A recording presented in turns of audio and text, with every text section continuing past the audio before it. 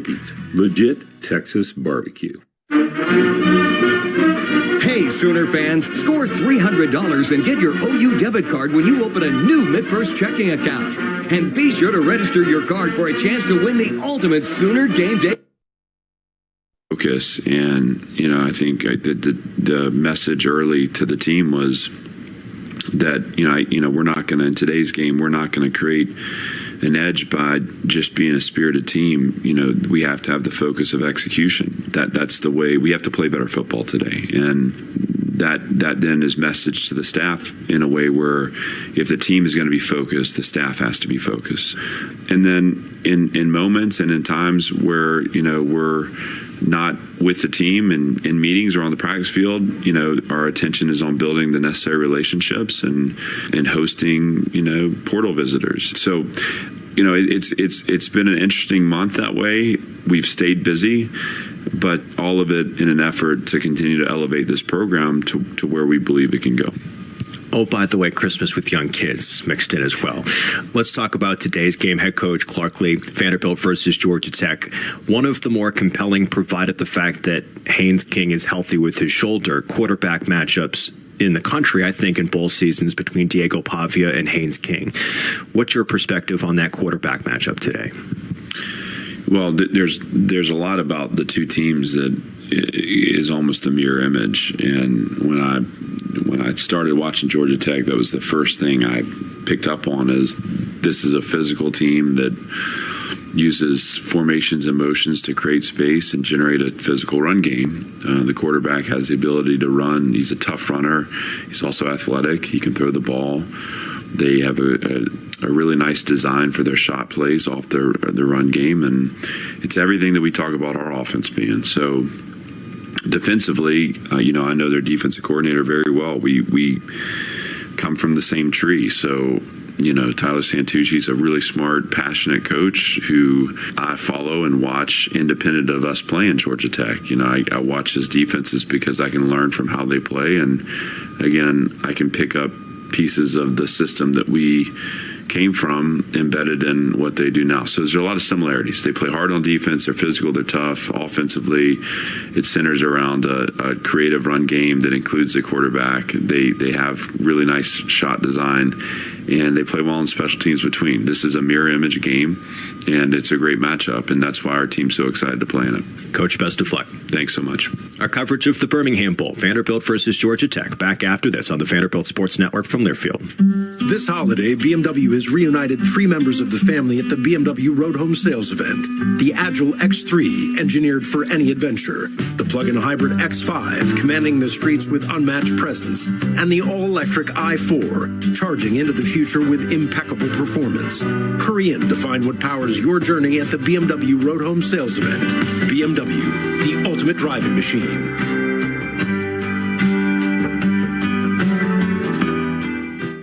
Hutton Hotel, Nashville's original boutique hotel, is in the vibrant West End, just steps away from the iconic Music Row. Enjoy a stylish stay in the modern guest rooms and suites, featuring luxurious amenities, contemporary design, and thoughtful touches that reflect the spirit of Nashville. After a day of exploring Music City, unwind in your room before heading to the on-site music venue, Analog, to catch a performance or savor a meal at Evelyn's, the hotel's classic Americana-inspired restaurant. Experience the essence of Nashville and find your Nashville state of mind at Hutton Hotel.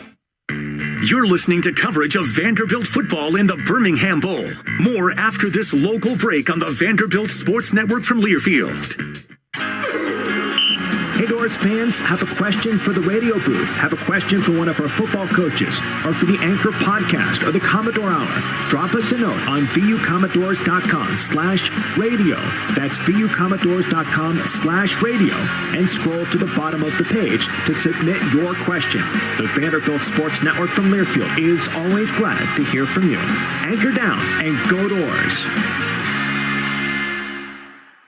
Which schools will take home the prestigious Learfield Directors Cup as the top college athletic programs for the 2024-25 college athletics season? You can follow the standings of your favorite team or alma mater at L Directors Cup on Twitter and online at thedirectorscup.com. Trophies will be awarded in June 2025 to the winning institutions in all college sports divisions. Learfield Directors Cup, the crowning achievement in college athletics.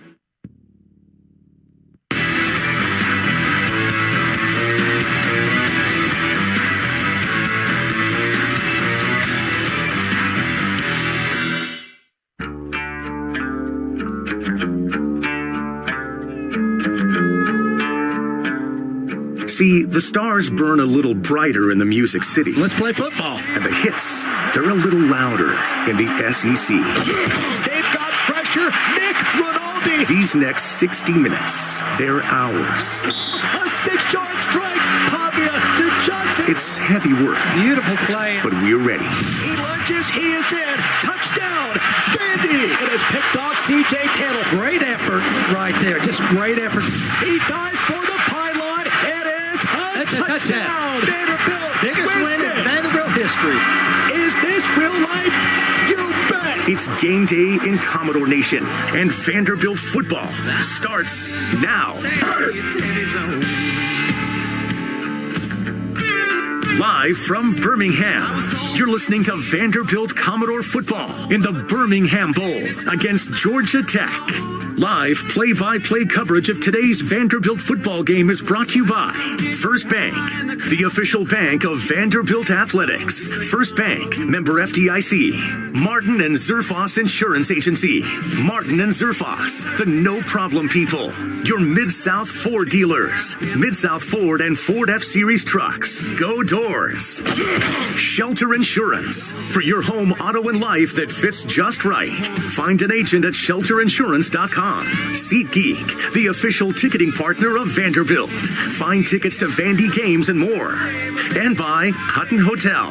Stay at Hutton Hotel, Nashville's original boutique hotel in the West End. Now from Protective Stadium in Birmingham, Alabama, with Kevin Ingram and former Vanderbilt running back Norman Jordan. Here's the voice of Vanderbilt football, Andrew Allegretta. Kevin Ingram here at Protective Stadium in Birmingham, the Birmingham Bowl, the Vanderbilt Commodores and the Georgia Tech Yellow Jackets on this final Friday of 2024. One last chance for some magic for Vanderbilt here in the Magic City.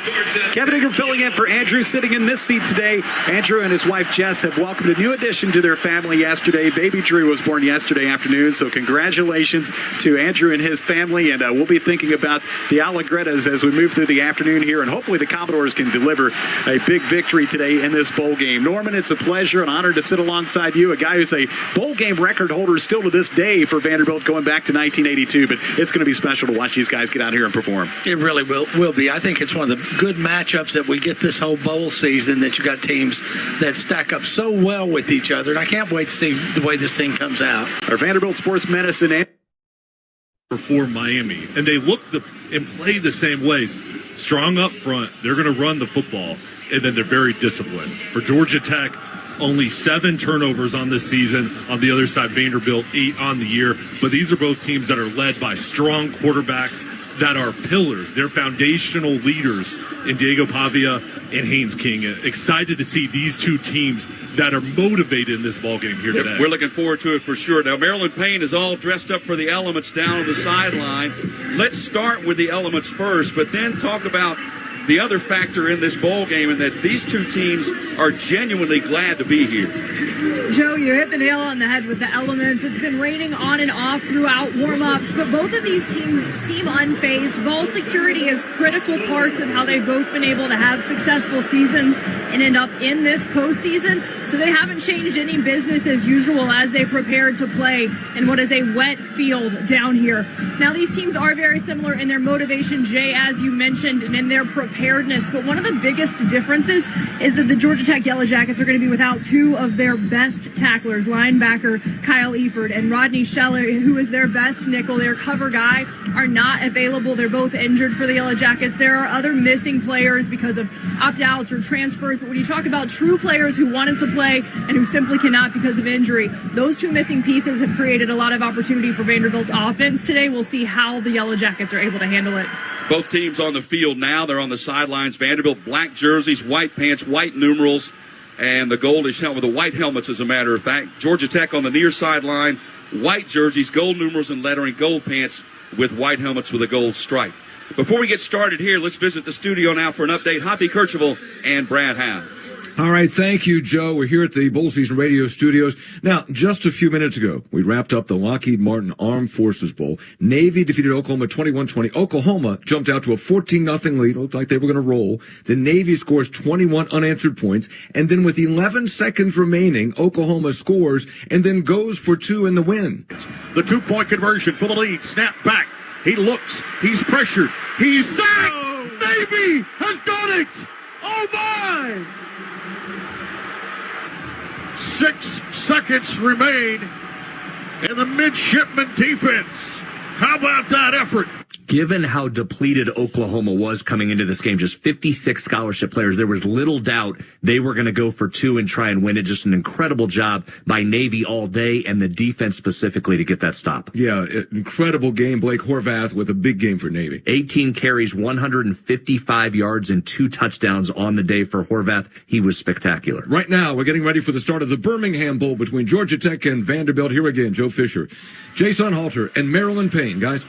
Thank you very much. As we get set for this, and toss of the coin just executed. Vanderbilt won the toss.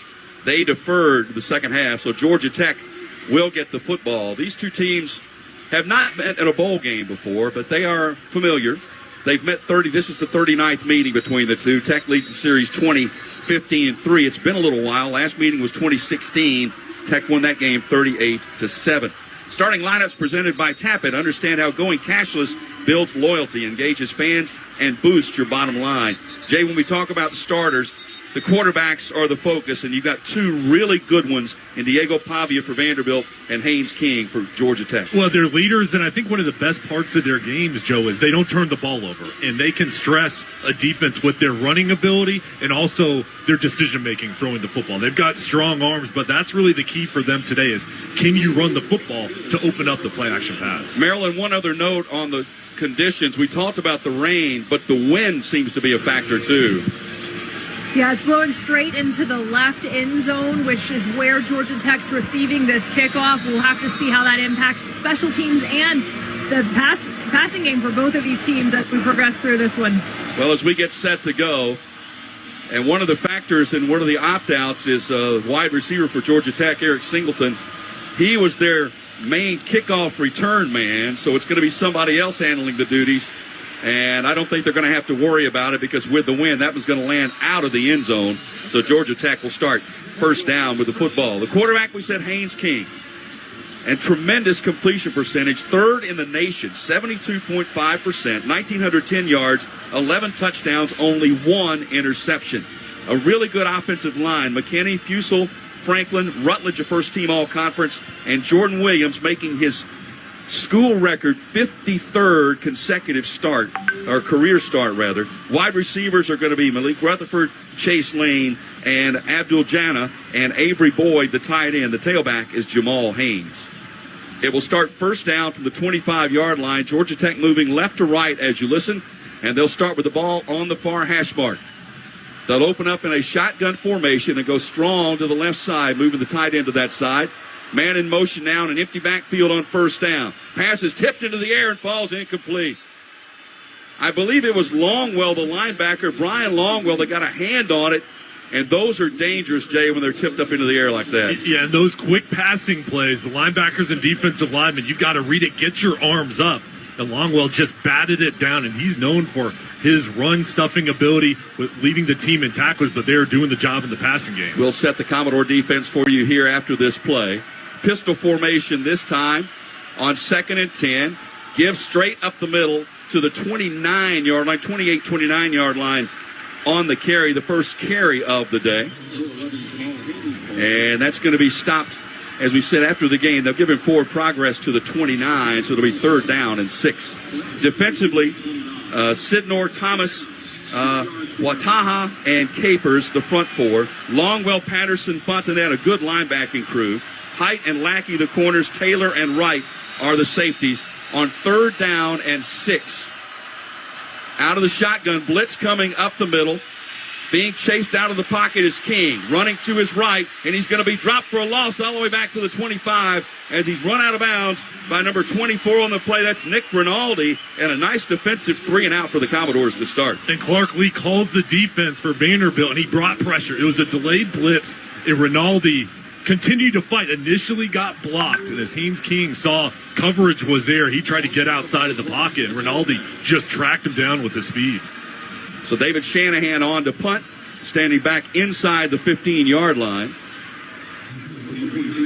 And back to receive is Martell Height, who led the SEC in punt return average at just over 16 yards. This is going to angle to the near sideline and going to go out of bounds. And it will land out of bounds. They'll mark it out, let's see, 36-yard line. And that's where the Commodores will have their first offensive possession.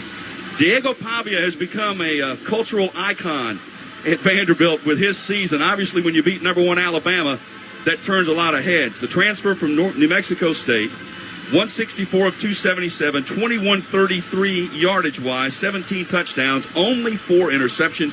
He was named the Southeastern Conference Newcomer of the Year.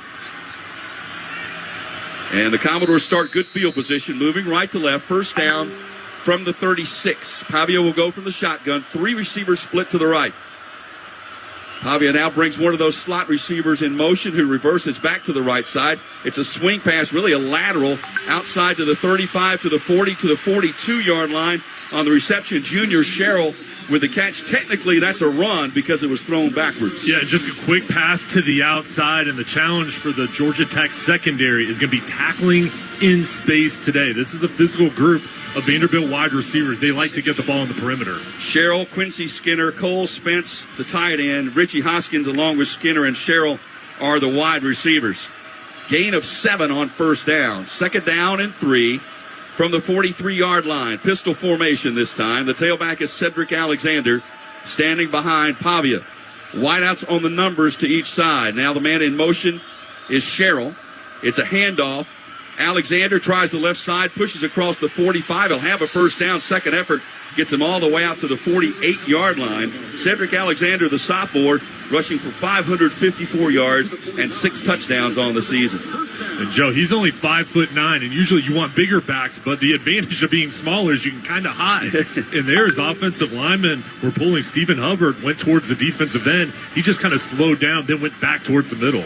So first down for the Commodores, their first one of the contest, and the ball just shy of midfield. Pistol formation once again. Receivers split to the right side. Now they bring one in motion against Sherrill. It's a handoff to Alexander. No, it's a keeper. Pavia with the fake, and he's hit at the 49-yard line, so a gain of a couple. That was a designed, I guess, read option for him, and he decided to keep the football, got a couple of yards. For Georgia Tech in preparation for this ball game, the number one thing you have to stop is the quarterback run with Diego Pavia, and you can tell during bowl practice that's been a focus for Tyler Santucci, the defense coordinator, and Brent Key. If you can slow him down, force him into obvious passing downs, that's where you feel like you can have an advantage. 716 rushing yards this season. That is a school record for a quarterback at Vanderbilt. They gave him progress to midfield, so only a gain of 1. Hoskins in motion, reverses back to the left. This time the handoff to Alexander, tries the right side, not much. Down to the 48-yard line. Georgia Tech defensively on their front. Josh Robinson, Zach Biggers, Micaiah Scott, Kevin Harris, but you'll also see a couple of other names in there, among them Sylvain Youngjuan and Jordan Vandenberg. Linebackers, again, that's the big miss. Maryland mentioned that in our pregame. Kyle Eford, their leading tackler at middle linebacker. Rodney Shelley, who plays both linebacker and nickel, both out with injuries, and they will be certainly missed on this Tech defense. 3rd down and 7 for the Commodores from the Tech 48. 3 wide outs to the right. Pavia will go from the shotgun this time, one wide left. Tech brings the blitz from the safety, pass is incomplete. They brought the blitz from LaMiles Brooks, who came, and Pavia didn't have as much time as he wanted, and the pass was incomplete. In third and long situations, Georgia Tech likes to be exotic, bringing the blitz from different positions there. You said, Joe, from the safety position, trying to speed up the process for Pavia throwing the ball, and it pays off. Jesse Mirko, outstanding punter, graduate transfer from Ohio State, averaged 48 yards per punt this season with a long of 69. Bailey Stockton is the return man. Now, Shelley was also one of the punt return men, so they'll miss him as well. Good snap. Punt is away, just trying to pooch this one inside the 15. It bounces at the 10, and it's going to find its way to the end zone. Instead of taking the high hop, it scooted straight into the end zone.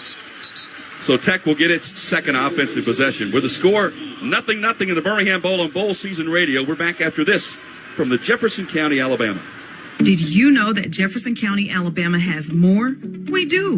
We have more business opportunities, more educational opportunities, and more housing opportunities. We also have more outdoor spaces, whether it's urban or suburban. There's a trail to connect you to biking, hiking, climbing, or just plain exploring. Visit us today at birminghamhasmore.com to find out just how much more we have to offer you. Brought to you by the Jefferson County Commission, proud to be a part of the Birmingham metropolitan community. Morning. I'm starting my health journey with my new blender. I got 2% cash back on it with the new Cash Rewards Plus card from Navy Federal Credit Union. I got unlimited 2% cash back on these carrots, apples, bananas. It's 6 in the morning. Oh, I also got 2% back on these smoothie glasses. I'm going back to bed. Oh yeah, I got 2% back on the mattress. Sleep tight. You could earn unlimited 2% cash back on all purchases with the new Cash Rewards Plus card. Learn more at NavyFederal.org. Navy Federal Credit Union. Our members are the mission. Navy Federal is insured by NCUA. It takes a different breed to be the first to respond. The first on the scene. The first to tackle disaster head on. At ServPro, we witness the bravery of first responders almost every day. So to all those who never give a second thought to being the first ones in, this game's for you. ServPro. Proud supporter of our nation's first responders.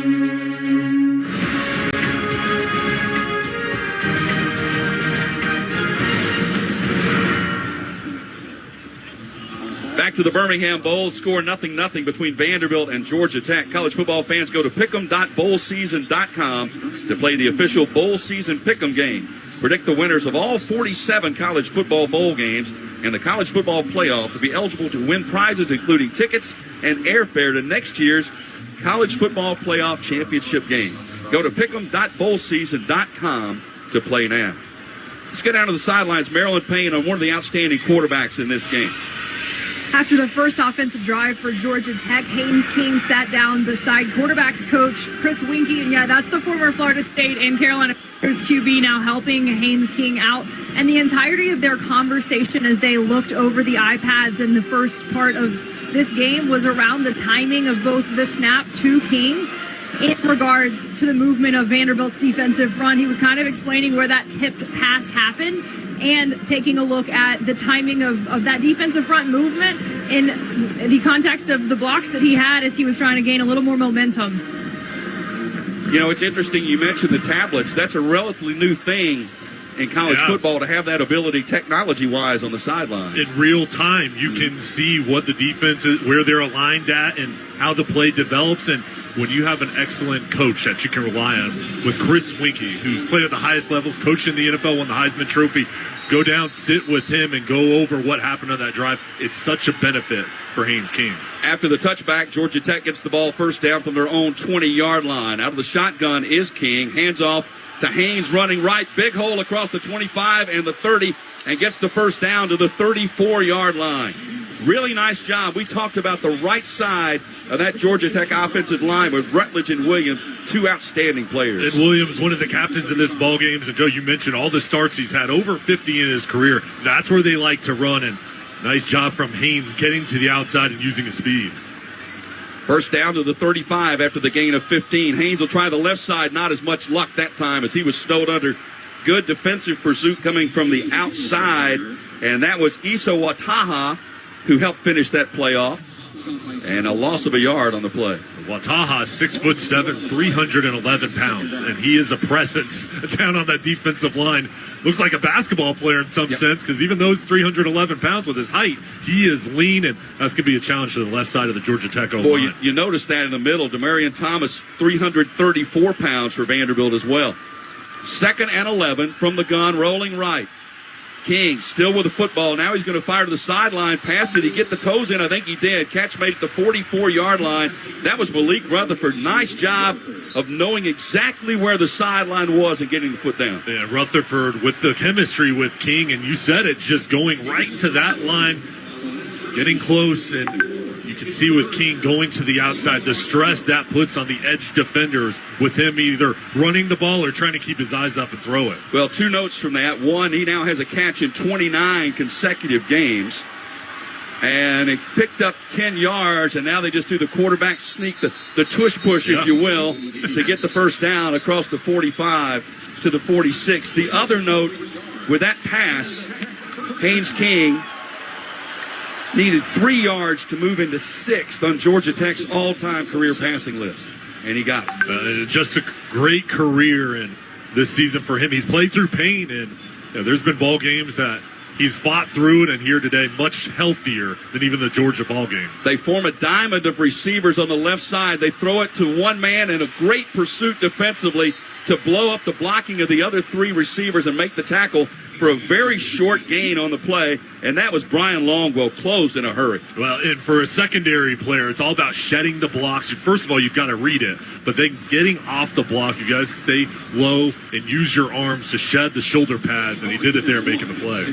Gain of only 1, 2nd down and 9 from the 48-yard line. Pistol formation, handoff, Haynes running right across midfield into Commodore territory, out close to the 48-yard line.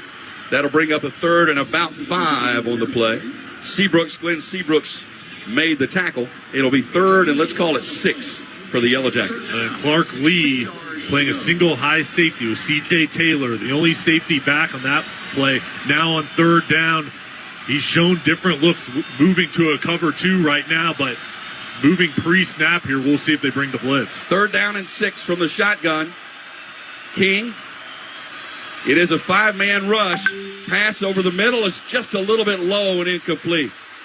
Had the pass been elevated a little bit and King took a shot right after he delivered that football, it's incomplete, brings up 4th down. He was looking for Rutherford. And only the 5-man rush, so they did not bring the extra defender. And the goal for the defensive line today is, hey, we're going against a really good O-line, but we've got to manufacture pressure when we don't bring the extra defender. And they got that hit on King, forcing the timing off. Height drifts back inside the 10-yard line to receive the punt from Shanahan.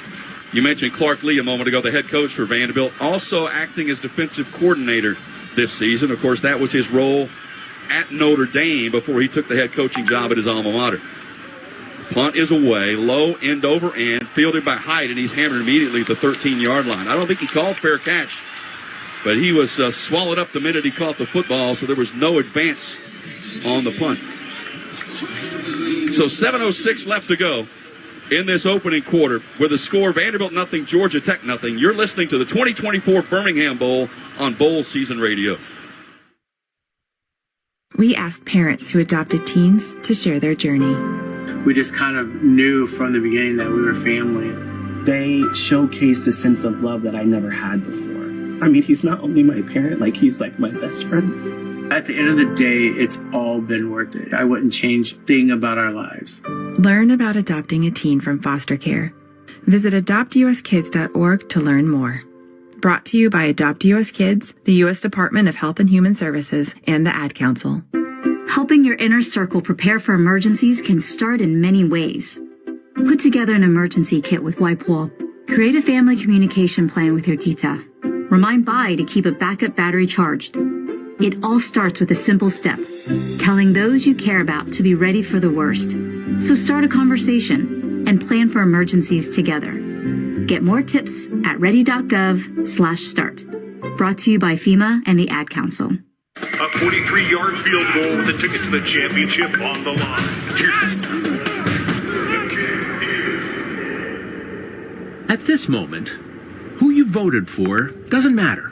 What kind of car you drive, how much money you make, what kind of music you listen to, or how many followers you have doesn't matter. At this moment, the only thing that does is football.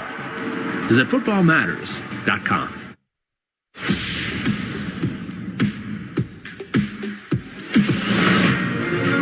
You're in bowl season. Now back to the 18th Birmingham Bowl. Hey, bowl season fans, huddle up because this is one play you won't want to miss. Download the Fuel Forward app now and score fuel savings every time you fill up at 76. Official partner of bowl season, 76. Fuel your go. Vanderbilt nothing, Georgia Tech nothing. This is the Commodores' third bowl appearance in Birmingham. First one was 1982 in what was then called the Hall of Fame Bowl when they took on Air Force. Then they were back here in the BBVA Compass Bowl in 2013. For Georgia Tech, their second bowl appearance in Birmingham. The first was back in 1985. Jay, one of the neat things about this, Birmingham's basically equidistant between Nashville and Atlanta. 2.5 hour drive for both fan bases from that home city. Yeah, I mean, this is the perfect location for both fan bases. And I'll tell you what, it matters so much when, as a player, you look up in the stands, you know your fans can travel. And they have traveled well to this ballgame. The atmosphere here today is awesome. And in the rain, these players feel the support from their crowds. And the whole bowl, Birmingham Bowl, the setup, the organization of the bowl has been first class all week. Very nice stadium here, and it's a good crowd on hand. There's some room in the upper deck, but for the most part, seats are full and fans enduring the elements. You talk about the bowl and all the... It's the first time I think that the media meal included beef Wellington, cordon bleu. I mean... We had a lot of shrimp options. tempura, come on. Yeah. I mean... Serious. I picked away a few times back there. First down for Vanderbilt from its own 13-yard line. Diego Pavia in the shotgun at quarterback. He'll bring a receiver in motion. That's Skinner. Comes across the formation. Pavia's going long. He has a man, and just off his fingertips and incomplete. Oh, the receiver had a step on the defender, and that's Boski Barrett, the freshman out of Knoxville. He got his hands on it, but couldn't bring it home. He had no catches, and that would have been his first on the season. It was almost a home run. And in order to go on those deep passing plays, you have to have the protection up front. The O-line held up for Pavia. The ball just sailed a little bit too far, but I like how they're aggressive. The O-line, you mentioned Mitchell, Lasoya, Xavier Castillo, Wesley, and Hubbard. One transfer from Mississippi State, another from UTEP. Pistol formation on second down and 10. Pavia brings Sherrill in motion, fakes the give. Pavia keeps across the 15, hammered down at about the 17-yard line. First contact there by Kevin Harris, the senior rush in, the transfer from Alabama at 6'4" and 250, brings up third at about 5. And Pavia is only 207 pounds, 6 feet tall. He looks bigger than that, though, the way he runs the football. He is physical, and he's looking to run through you when he's got the ball in his hands. 3rd and 5. Both these teams have been good on third down this season, both converting at over a 40% clip. Vanderbilt 44% on the season. This is 3rd and 5. Shotgun formation for Pavia. 3 receivers to the left. Pass dump right, has a man wide open, 20, 25, 30, hammered down close to the 35-yard line on the reception. Cedric Alexander out of the backfield. Vanderbilt was strong left, and Alexander just floated out to the right all by himself. 21st catch on the year, and Alexander, you're right, just a swing route. It was Richie Hoskins, the lone wide receiver, running a slant. That cleared things out for Alexander. So the first down moves the ball to the 32-yard line. This is a diverse offense, and as you mentioned in the pregame, when you have quarterbacks that have the ability to run, it adds an element that the defense has to always take into account. Ball on the far hash mark, moving right to left. First down for the Commodores. I thought there was early movement. I do not see a flag. Pavia pump fake, now going to keep it. across the 35, running left, breaks a tackle to the 40, 45, and finally dragged down at the 48-yard line. There's the element. Pavia wanted to go long on the pass. Pressure came. He took off and moves the chains again. Well, you can win with the blitz, but you can also get hurt with it. And Georgia Tech bringing the extra defender. It was the Miles Brooks, the safety, coming up late, and with Pavia, he read it, didn't like it, and then once the pocket collapsed, he just snuck through. There wasn't that safety help over the top. That's what allowed him to get the big gain. So Pavia already 3 carries, 22 yards. That was a gain of 16. First down from the 48-yard line. Pistol formation. Brown in motion. Handoff, tailback across midfield. Pushes it to the 48-yard line. That's the first carry for Monty Jones, a graduate transfer from New Mexico State. There are a lot of ties on this team with New Mexico State. Obviously, Pavia, Jerry Kill, and offensive coordinator Tim Beck. Yeah, and they all came over together, and there's a camaraderie with that group transferring over. They played a lot of football together, and they know the playbook from those coaches. Gain of 4, second down and 6. They're going to shift the strong side to the right now. Pistol formation. Tech makes the adjustments defensively. Pavia one look back to the tailback. Brings Brown back in motion. Pavia keeps. Throws down the far sideline. Has a man. Pass is caught inside the 15. Down close to the 10-yard line. That's Loic Fungi with the reception. It was a one-man route, and he was there down the sideline. And Fungi in a one-on-one situation, he's got the high advantage at 6'4". It was a straight go route. And I'll tell you what, pre-snap, a lot of motions, and then also realignment, just trying to slow down the eyes of the defense and see, okay, this is going to be man coverage. It gives Pavia an idea where to go with the ball. You know, Fungi has a chance to score a touchdown in 3 different bowl games if he scores here today. First and goal for the Commodores from the Georgia Tech 8-yard line. Scoreless, but Vanderbilt threatening in the red zone. Pistol formation. Pavia hands off. Alexander maybe a yard to the 7. Fungi scored touchdowns when he was playing for Texas Tech in the 2022 and 2023 bowl appearances. And I'm thinking as he was streaking down the sideline, he had an idea he was going to get a third one. He knows that stat, let me tell you. Second and goal for the Commodores from the 7. 2:42 to go, first quarter scoreless. 2 wide left, 1 right. Pistol formation, Alexander the tailback. Pavia brings a man in motion. And the little dump into the end zone, wide open touchdown. It was a play fake on the handoff and not quite a jump pass, but a little soft lob into the end zone for the reception for the touchdown, and that is Cole Spence, his second touchdown catch of the year. This was a great play design by Tim Beck. It looked like it was going to be a running play. Emmanuel Adibi, the tight end, was lined up in the slot, went across formation. It looked like he was going to cough the defensive end. You have the fake handoff, and then over the top was Spence. Just kind of glides in, hides behind the linebackers. He just threw a jump ball to him. So Vanderbilt strikes first. Brock Taylor, outstanding field goal man, on for the extra point. And his kick is up, and it is good. So the Commodores strike first in the Birmingham Bowl with 2:26 left. This is the 2024 Birmingham Bowl with a score in the first quarter. Vanderbilt 7, Georgia Tech nothing. Back after this message from Shriners Children's Charities. America's oldest college football all-star game runs through the Lone Star State. Be a part of history in the making at the 100th East-West Shrine Bowl. Thursday, January 30th, 2025 at AT&T Stadium. Visit shrinebowl.com for a chance to see the nation's top college football players ahead of the NFL Draft. Tickets start at just $20.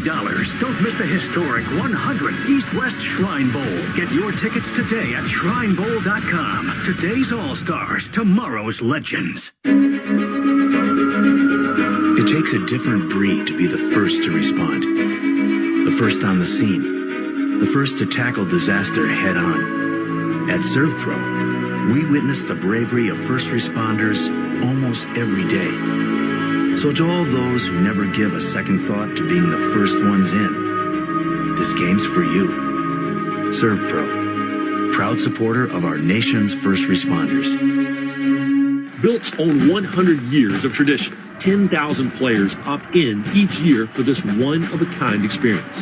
1.5 million fans join them in person, while over 95 million fans watch the most interesting celebrations, from the mountains to the desert, the city to the beach, distributing over $100 million to the participating institutions and positively impacting communities across the country.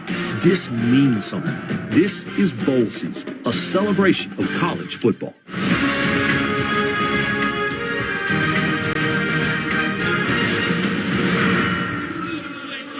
The Vanderbilt scoring drive, 8 plays, 87 yards, took 4 minutes and 40 seconds off the clock. The touchdown pass from Pavia to Cole Spence, getting Vanderbilt on the board and leading 7-0. Let's pause 10 seconds now. This is the 2024 Birmingham Bowl on Bowl Season Radio from First Team.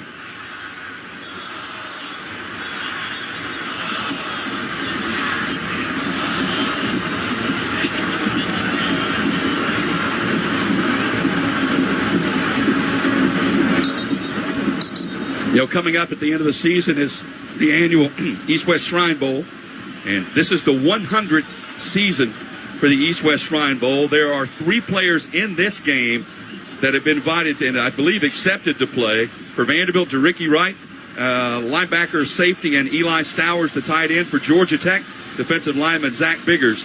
And the 100th East-West Shrine Bowl takes place January 30th, 2025. AT&T Stadium, he said, in Arlington, live on Bowl Season Radio. Outstanding drive for Vanderbilt. A little bit of everything, Jay, and capped off with a very nice play design for the touchdown pass. Well, they started to open things up and threw the deep ball down the field and then mixed in the run. But on the ground so far, they've been running the ball against a good Georgia Tech defensive line that created balance in their offense. Again, Tech without 2 real key defensive players for them because of injury. And there's a reasonably good chance that with the win, this kickoff is going to go out of the end zone. And you could tell right after it left his foot it would, and it landed past the uprights. So Georgia Tech will try it again on offense.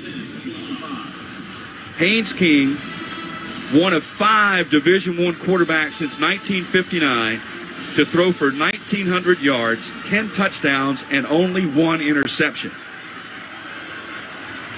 If he gets over 2,000 yards passing, he needs 90 yards today, he would join a couple of pretty good quarterbacks on that list. Jalen Hurts and Connor Shaw as the only ones to throw for 2,000, 10 touchdowns, and 1 interception.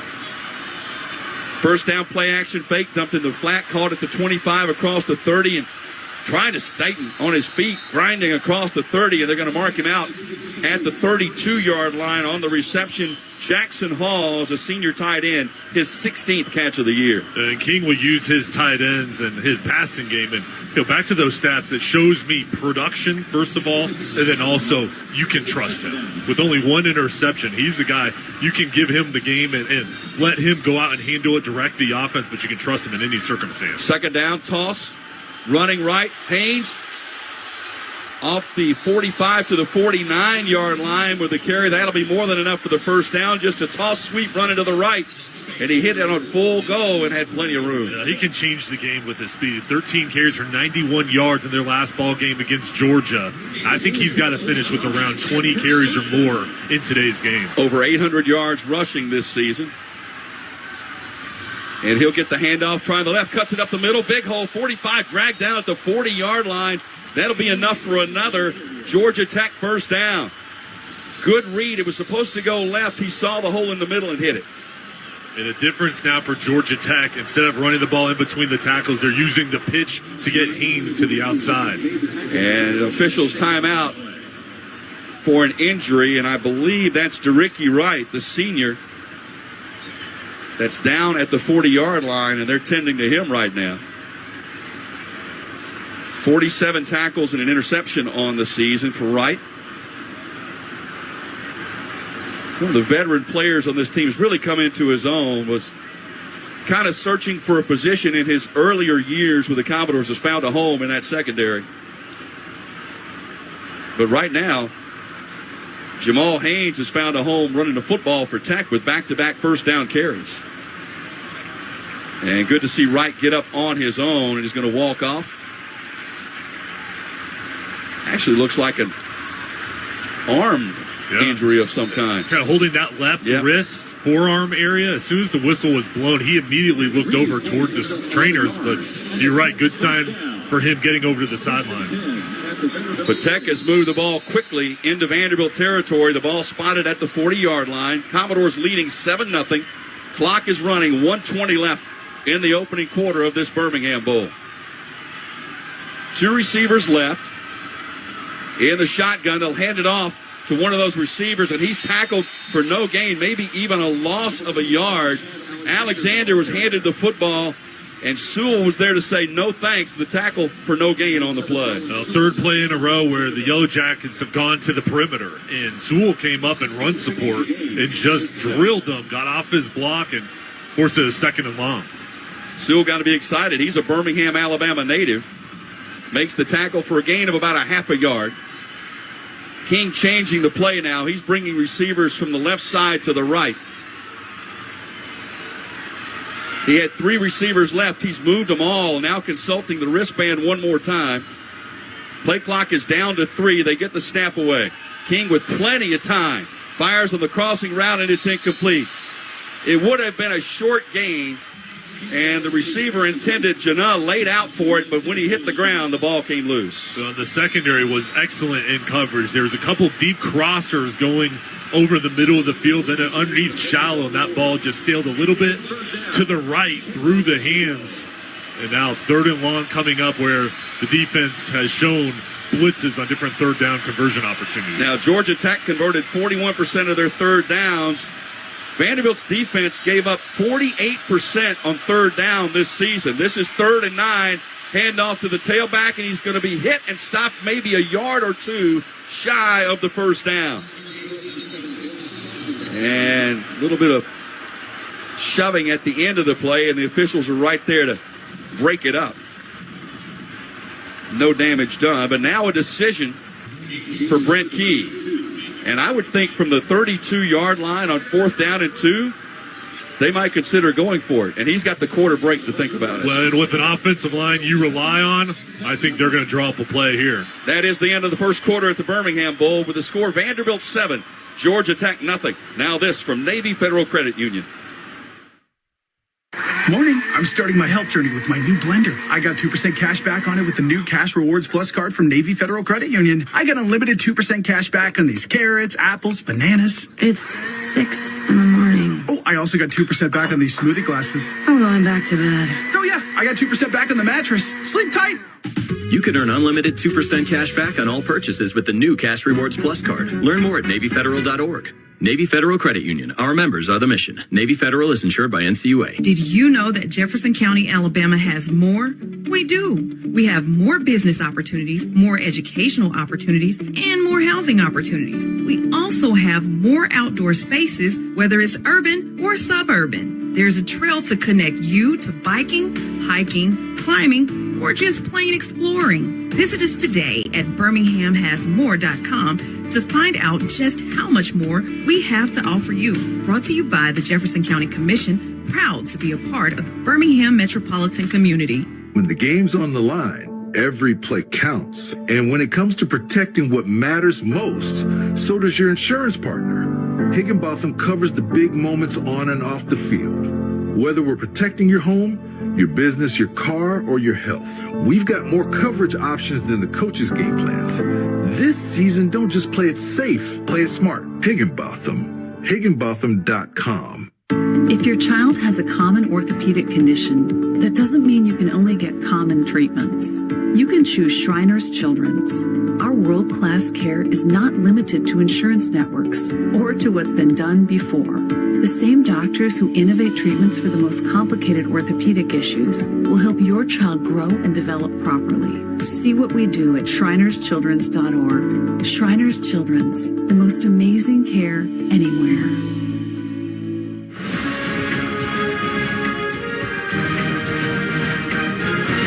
Back Back here at the Bowl Season Radio Studios, Hoppy Kercheval with Brad Howe coming up at halftime. Highlights from the first half and highlights of Navy's 21-20 win over Oklahoma earlier today, Brad, in the Lockheed Martin Armed Forces Bowl. What an entertaining game, Hoppy, and no surprise, Navy was resilient. Yeah. Imagine that, right? Down 14-0 to Oklahoma. They came storming all the way back behind Blake Horvath, who had 155 yards on the ground. Just a wildly entertaining game to get it started today. Oklahoma scored with 11 seconds left to make it 21-20. What'd they do, Brad? Went for 2 to try and win it. Navy stepped up with the stop and the win. Yeah. Now let's rejoin Joe, Jay, and Maryland in Birmingham. Thank you very much. As we get set for the second quarter, Vanderbilt leading Georgia Tech 7-0. Let's get a quick update from the sidelines and Maryland Payne. Starting safety DeRicky Wright just walked out of Vanderbilt's injury tent without his jersey or his shoulder pads on. The training staff was tending to him for about 7 minutes, real time. Grabbed a few different items out of a box labeled shoulder, including a wrap and what looked like maybe some ibuprofen or medicine. And his teammates and members of his coaching staff are tapping him on the back, kind of patting him on the shoulder. His head is not hung, but it definitely does not look like he is prepared to return now. I'll give you more information as I have it. Thank you, Marilyn. That's a big loss. The senior at free safety. Now, Brent Key had the option here for time to decide whether to go for it on 4th and 2 from the 32, and they will. They're going to count on that big, talented offensive line. Empty backfield for the quarterback. King takes the snap. Passes far side, caught at the 35, and fighting his way, I believe, enough for a first down just across the 30. If he got it by about 1.5 foot, and he did. Boy, that was just second effort and fighting through the tackle and got literally a football length enough to move the chains. Just a late surge. And Brent Key, a former offensive lineman, you figure 2 tight end set, you're going to run the ball. No, he likes to go through the air, and they just get it by the nose of the ball. So Malik Rutherford on 4th and 2 moves the chains for the first down. They'll hand it to the tailback, running left, trying to get the corner, and will to the 20. There's a penalty flag thrown behind the play. Probably a hold on Georgia Tech. That's the first penalty flag thrown today.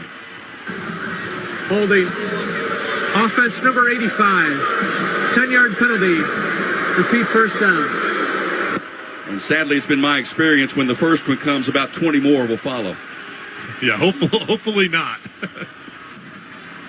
And that was on Jackson Hawes, the tight end, behind the play. That's one of those that's got to be frustrating, too, because the run was already ahead of him. Well, and Haynes is the speed back, and you want to get him to the outside. And you understand if you're that blocker on the outside, you want to try to allow him to get outside. But he was already past Hawes. They just held on a little too long.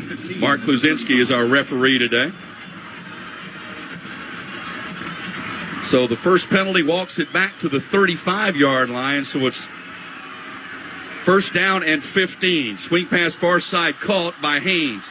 Moves outside, nice spin move to get inside the 25, down to about the 23-yard line, so a gain of 12 on the play before the tackle made by the middle linebacker Langston Patterson. So that brings up second down and 4. Let's call it an 11-yard gain. First quarter, Vanderbilt 103 yards of offense, 76 for Georgia Tech. Second down and 4. Handoff, Alexander, and across the 20 to the 19-yard line, Chad Alexander, his first carry. He was a walk-on player until October. And he was granted a scholarship in October. Yeah, earned his opportunity, and all that hard work pays off, and now an opportunity here in this ball game to be the number 2 back behind Jamal Haynes. So Georgia Tech moves into the red zone. They've been very successful there. They've scored on 88% of their trips into the zone. Handoff to Alexander. That football popped loose, but I think Tech took it out of the air at the 16-yard line. That was the left tackle, Ethan McKinney, who caught it in the air and saved the turnover. Wow. Good hands. Good hands. I mean, McKinney looked like a wide receiver. The ball just popped right up in the air, and McKinney sees it, kind of tucks it in. Now, there's a late penalty flag, and the officials are talking about it. Maryland, what do you have on the sideline? Ethan McKinney splitting time at left tackle with offensive lineman Corey Robinson, who's actually out as he's transferring to Arkansas. A huge play made by the sophomore Ethan McKinney to get hands on that ball. Pretty slick for an O-lineman, huh, guys? It was, he looked very comfortable with it, I know that. But at the discussion, I wondered if he took it out of the air, could he advance it? Advance it, yeah. And that's probably where the discussion is being led right now. I think they finally come to There is no foul for illegal touching. The ball was fumbled to the ineligible player. Second down. I guess they were discussing whether or not he had actually thrown the ball forward. It was clear it was just batted away and flew up into the air. But they confirmed that. So technically a 3-yard gain. Well, and to Maryland's point, with Corey Robinson out, he's already committed to Arkansas. McKinney, who was a freshman All-American last year and has played in 10 of 12 games this season, he's got a big spot, meaning the left tackle position. So after the 3-yard gain, 2nd down and 7, empty backfield. King with time, fires, has a man caught inside the 10, dragged down at the 6-yard line. The reception by Abdul Jannah, his 5th catch of the year, and that'll set up a 1st and goal for the Yellow Jackets. And Haynes King starting to look comfortable throwing the football. And it's really, I think, because of Haynes, his ability to run it, to kind of get this offense, a couple 1st downs they're able to pick up, and now starting to mix in the run and the pass. King 6 of 9 passing for 41 yards. As we said, coming into the game, a 72.5% completion percentage, number 3 in the nation. 1st and goal for Tech from the 6. King in the shotgun. Will keep inside the 5 and grinds down to about the 2-yard line. He faked the handoff to Alexander, a design run over the right side of the offensive line on the fake, and he moves it down to the 3-yard line. And he just falls forward, and he is physical when he runs the football in a key area here for Georgia Tech. We already saw the ball pop up once. Again, with this weather, slick field, the ball slick. You've got to have ball security at any point, but especially inside the red zone. Came into the game 578 yards rushing and 11 touchdowns. 2nd and goal for Tech from the 3. Pistol formation this time. Straight give. Nowhere to go. Good job at the middle of that Vanderbilt defensive front. He got maybe a yard on the play and was stood up before they pushed him back. I think he'll get forward progress to the 2. That was Jamal Haynes. That defensive line just swarmed. I mean, there was nowhere to go. Vanderbilt's front 7 read that all the way, just playing the run, now setting up a 3rd down. And Joe, you figure this is probably 4-down territory unless there's a loss. Georgia Tech probably is going to take 2 chances to get this in the end zone. 3rd and goal for the Yellow Jackets from the 2. Pistol formation. Play action fake. Pass dumped in the flat. Caught. Touchdown, Georgia Tech. The reception by number 86, Ryland Goad. The senior, his 1st touchdown catch of the year. And Georgia Tech an extra point from tying this up. Well, I love how Georgia Tech uses their tight ends in the run game, but they have confidence with them in the passing game. And Goad looked like he was going to block the defensive end, slid out into the flat, and it looked like a running play. And that forced the linebackers up, which allowed an easy pass from King. Kind of similar in some ways to Vanderbilt's touchdown play, except Vanderbilt went over the middle and Tech came to the left. Aiden Burr on for the extra point. And he spins it up, and it's good. And we are all even with 10:06 left in the first half. With Vanderbilt 7, Georgia Tech 7. Hoppy Kercheval and Brad Howe join us at halftime in the bowl season radio studio. This is the 2024 Birmingham Bowl with the score 7-7. Now this word from ServPro. When you dedicate your life to saving others, don't you deserve something dedicated to you? AT&T and FirstNet think so. That's why the government chose AT&T to build FirstNet, a one-of-a-kind nationwide network for first responders. Because their connection changes everything. FirstNet, built with AT&T. America's oldest college football all-star game runs through the Lone Star State. Be a part of history in the making at the 100th East-West Shrine Bowl. Thursday, January 30th, 2025 at AT&T Stadium. Visit shrinebowl.com for a chance to see the nation's top college football players ahead of the NFL Draft. Tickets start at just $20. Don't miss the historic 100th East-West Shrine Bowl. Get your tickets today at shrinebowl.com. Today's all-stars, tomorrow's legends. Morning. I'm starting my health journey with my new blender. I got 2% cash back on it with the new Cash Rewards Plus card from Navy Federal Credit Union. I got unlimited 2% cash back on these carrots, apples, bananas. It's 6 in the morning. Oh, I also got 2% back on these smoothie glasses. I'm going back to bed. Oh yeah, I got 2% back on the mattress. Sleep tight. You can earn unlimited 2% cash back on all purchases with the new Cash Rewards Plus card. Learn more at NavyFederal.org. Navy Federal Credit Union. Our members are the mission. Navy Federal is insured by NCUA.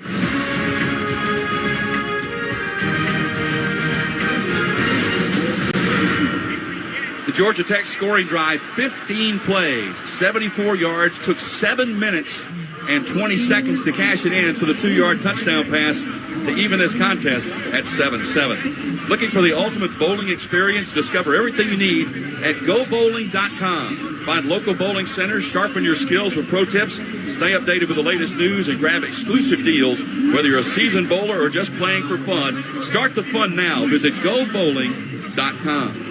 Vanderbilt about to get the football back in a 7-7 game. Maryland down on the sidelines. Diego Pavia has become quite the character and quite the story for Vanderbilt. As you might expect, the Vandy quarterback was fired up after his team took the lead thanks to the TD in the same end zone Georgia Tech just scored in back in the first quarter. He came straight over to wide receivers Alex Bailey, and Pavia said, I like the pace, baby, and he kind of made this motion with his hands, seeming to indicate let's go a little bit faster. Meanwhile, offensive line coach Chris Klinakis was encouraging the O-line to play with better pad level. He said, I really like the movement we're getting up front. You got to keep that going, but we need to be better with pad level, baby. Well, let's see what they do on their next possession here. It's interesting, a very good response from Tech on that drive. Well, and to that pad level comment, isn't that the saying for every O-line coach? Absolutely. Pad level, stay low. There are catchphrases for sure. Yeah. But it's fun watching Diego Pavia from the booth. To Maryland's point, he's just bouncing around on the sideline, motivating his guys, and he's a fiery leader. Junior Sherrill back deep to receive the kickoff along with Chase Gillespie. It's fielded 2 yards deep. Sherrill's going to bring it out to the 15, to the 19-yard line. You may have asked why bring it out when it was 2 yards deep in the end zone, where Sherrill had a 100-yard kickoff return on the opening play against Tennessee. Yeah, that really lit up the home crowd, and he has elite speed, and they have the green light with him returning the ball and trust that he's going to make the right decision. And if he doesn't, he'll make a big play. Well, Maryland talked about Diego Pavia. I had the opportunity. I did an ESPN Plus game for Western Kentucky last year when New Mexico State came to Bowling Green and beat the Hilltoppers there. And I got a sense of what this was all about. Different energy, right? Yeah, he has total command of the team. They all really listen to him and rally around him. First down, Commodores from the 19-yard line. Pavia from the shotgun. Quick pass right side, caught at the 25, dragged out of bounds at about the 26-yard line. That's Eli Stowers with his first catch of the game. You wondered when they're going to go to Stowers. He's the first-team All-SEC tight end. That's his first catch, and he's kind of been going in and out of the ballgame. They've been rotating their tight ends, but they highlighted him on first down. He's got 46 catches on the year now. Second down and 4. Sherrill and Skinner split wide to the left. Pavia in the gun. Alexander standing off his left shoulder on second down and 4 from the 25. Pavia, quarterback draw. Maybe to the line of scrimmage, and that's about all. Georgia Tech was not fooled at all defensively. Had 3 players right there to close the deal. And Jacob Cruz, a sophomore, was one of those first on the scene. He crashed down from his defensive end position. Now the crowd's starting to get into it. The Georgia Tech fans that have come from Atlanta on this third down coming up as Vanderbilt huddles. Vanderbilt 1 for 2 on third downs in this contest. This is 3rd and 4. Ball needs to get to the 29. 3 receivers split to the right. Now Sherrill goes in motion to the left. He'll set up in a slot position to the left. Pavia from the gun. Tech rushes 3. Pavia passes crossing route. Caught at the 30. That will be enough for the first down on the reception by number 16, Cole Spence, his second catch of the game. He had the previous touchdown, and this was man-to-man coverage from Georgia Tech, and the 3 crossing routes, and Pavia just stood strong in the pocket. He was patient, and then led Spence out in front. So first down for the Commodores at the 30-yard line. Clock running, 8:10 to go in the opening half. Georgia Tech and Vanderbilt knotted at 7. Pistol formation on 1st and 10. 2 wideouts to each side. And straight give. Tailback bounces left. Across the 30, Alexander. I think they're going to mark him down at the 34. A gain of 4 on the play. And that was Clayton Powell-Lee, the strong safety, coming up to make the tackle. Last note on that Pavia story from the Western Kentucky game. I remember the following week I was doing an SEC radio kind of hit, and they were glossing over games where played their non-conference games. And I said, guys, you better pay attention to the Auburn game because New Mexico State's pretty good. They went to Auburn and won. Special player. 2nd and 6. Man in motion is Sherrill. He's going to take the handoff at a jet sweep. Explode across the 35, break a tackle to the 41. That'll be enough for the first down. Burrell had a shot at him short of the first down. Now a little bit of a scuffle here after the play. Hey, don't tell me this game doesn't mean something to these guys. And now penalty flag is thrown. And Brent Key down in there mixing it up. Yeah, he's in the face of one of the officials. I think the one that ended up throwing the flag. Yeah, Key's dragging his headset behind him as he walks back to the sideline.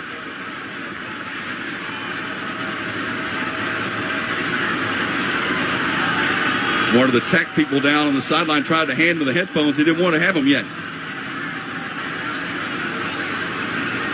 If the play stands, and it should, it was enough for the first down to the 41. It's an after the play was over penalty.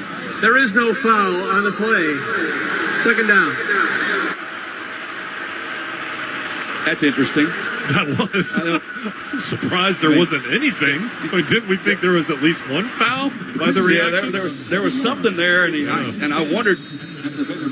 Key was out to the numbers on the field, and sometimes officials will take offense to that, but nonetheless, no penalty. First down for Vanderbilt from the 41. Alexander is the tailback. They're going to shift now to the shotgun. Tech showing blitz. They do blitz from the corner, and Alexander's going to get maybe a yard, and that's about all. Not a lot of movement on the left side of that defensive line. I believe that was the freshman, Amontre Bradford, with the stop. Gain of 1, 2nd down and 9. The goal for defensive coordinators are to guess right many times and guess that it's going to be a run. They brought the extra defender down along the line of scrimmage, and there was just nowhere to run. Tyler Santucci, the defensive coordinator for the Yellow Jackets. 2nd down and 9 for the Commodores. Ball spotted at the 42-yard line. Pavia from the shotgun. Tech brings the blitz up the middle. Pavia has to get rid of it, incomplete. Blitz came late up the middle, and that was E.J. Lightsey who put the heat on Pavia and made him get rid of the football. Yes, cover 0. Lightsey coming through, and then another defender behind him, and they just said, okay, it's probably going to be a pass. Let's light them up and see if Pavia can handle the pressure. Let's go down to Maryland Payne on the sideline. We mentioned E.J. Lightsey. He's one of the 2 linebackers filling in today for starter Kyle Eford, and coaching staff members went over to him after the first Vandy drive and just told him, calm down and settle in. You've got this, and you see it paying off in his play as he's owning himself. 3rd and 9. Crowd making some noise here at the Birmingham Bowl. Ball spotted at the 42. Tech rushes 4. Pavia steps up. Flush now going to run across the 45. He'll have the first down. Hit hard at the 48-yard line of Georgia Tech, but it's enough to move the chains. Great job by Pavia. Now, Georgia Tech, you said, did not bring the pressure. I'm surprised. They are having success with the blitz. They played back cover 2, only 4 rushers. Pavia kind of read the coverage. It wasn't there, and then immediately took off and then just plowed his way through the defense. Pavia is not one of those guys that likes to slide. No. He wants to put the contact on. He wants to hurt you. First down from the Tech 48. It was an empty backfield. Now Alexander's going to move to the right shoulder of Pavia in the shotgun. Tech brings the blitz. It was timed well. Pavia reverses, gets away from it. Now looking downfield, he's going to throw that ball away. He's out of the tackle box. He's near the sideline. There was no receiver in the area. Tech timed the blitz perfectly and put the pressure on. It was Miles Brooks coming off the edge and almost got to him in the weather conditions. He slipped down in the field. Otherwise, it could have been a sack. But tell you what, most quarterbacks, that would have been a sack. That would have been a loss. But not with Pavia. Just throws it out of bounds, but helps out his team by his decision-making, getting outside and throwing it away. Georgia Tech, 17 sacks on the season. Second down and 10. 4:50 to go in this first half. Tech and Vanderbilt tied at 7-7. In the pistol formation. Pavia with a long count. Now takes the snap. Play action fake. Streak route down the sideline. Had a man and overthrew him, but there's the penalty flag. And the reason he probably couldn't get to the football was either defensive holding or interference. The pass was intended for Loic Fungi. And 2 flags came in immediately.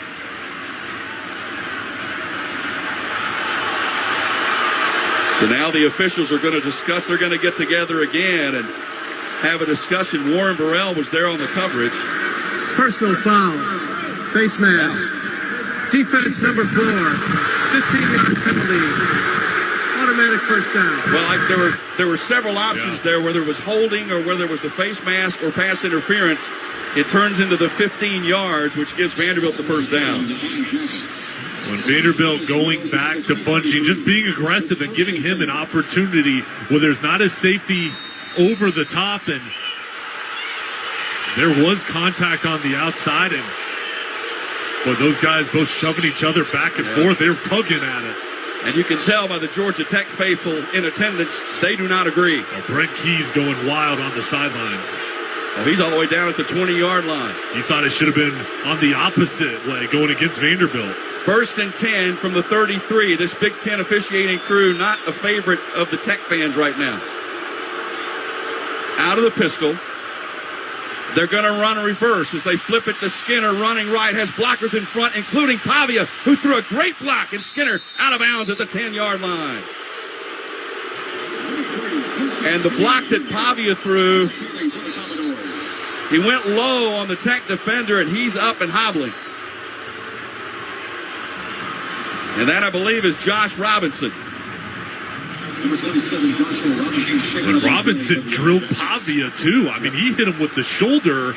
Pavia bounces back up and kind of celebrates after the big play. But what a time for the reverse. Your opponent is upset at the call. You kind of try to lull him to sleep. They're bringing the ball back to the other side. I don't think the Boo Birds are going away for a while. First down in the red zone at the 11-yard line. Commodores can get a first down without scoring. Strong right. 2 fullbacks in the game on the right side of the formation. Now they're going to send Fisher, one of the fullbacks, to the left, and now back to the right. Handoff, tailback, nothing. Alexander stopped for a loss back at the 14-yard line, and there's a scrap going on in the end zone right now. Yeah, these officials are going to have to step in. Junior Sherrill was tangled up with one of the Tech defensive backs in the end zone, and they got into some pushing and shoving. Yeah, Mari Harvey was in a wrestling match with Sherrill down there, and they elected not to throw a flag, letting him play through, but both sides getting heated. Oh, here come the Tech fans. Loss of 3, second down and 13. 3 receivers left. Now they're going to bring one of them in motion. He circles back behind the formation to the left. They fake the swing pass. Pavia dumps it to the right, caught at the 15, hard hit at the 10, down to the 9 on the reception.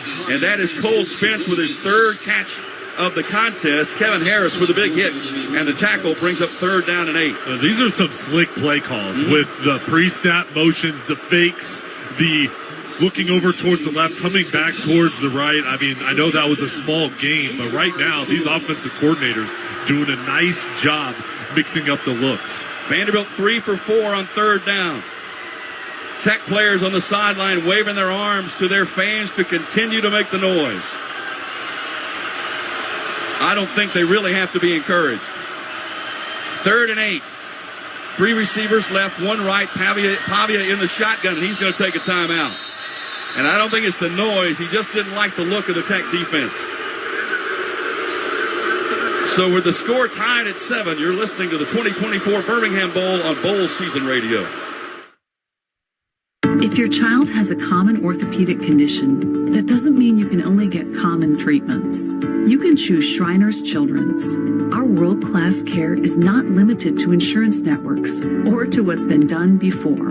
The same doctors who innovate treatments for the most complicated orthopedic issues will help your child grow and develop properly. See what we do at shrinerschildrens.org. Shriners Children's, the most amazing care anywhere.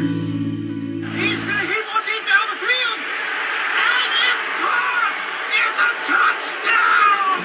There's nothing like that moment when your team clinches a win. The Friday night lights, all those Saturday tailgate traditions, hours in front of the TV on Sunday. Football means tradition. Whether you played or cheered along, the feeling of game day never ends. Join the community and celebrate the game. Follow us on Facebook, Twitter, and Instagram at Football Matters. We asked parents who adopted teens to share their journey. If you build a relationship, then it becomes easier. If you build trust, it becomes easier. As a parent, you want what's best for your child. To give them the love that a child needs. It's probably the best you can do for a teenager. Learn about adopting a teen from foster care. Visit adoptuskids.org to learn more. A message brought to you by Adopt US Kids, the U.S. Department of Health and Human Services, and the Ad Council.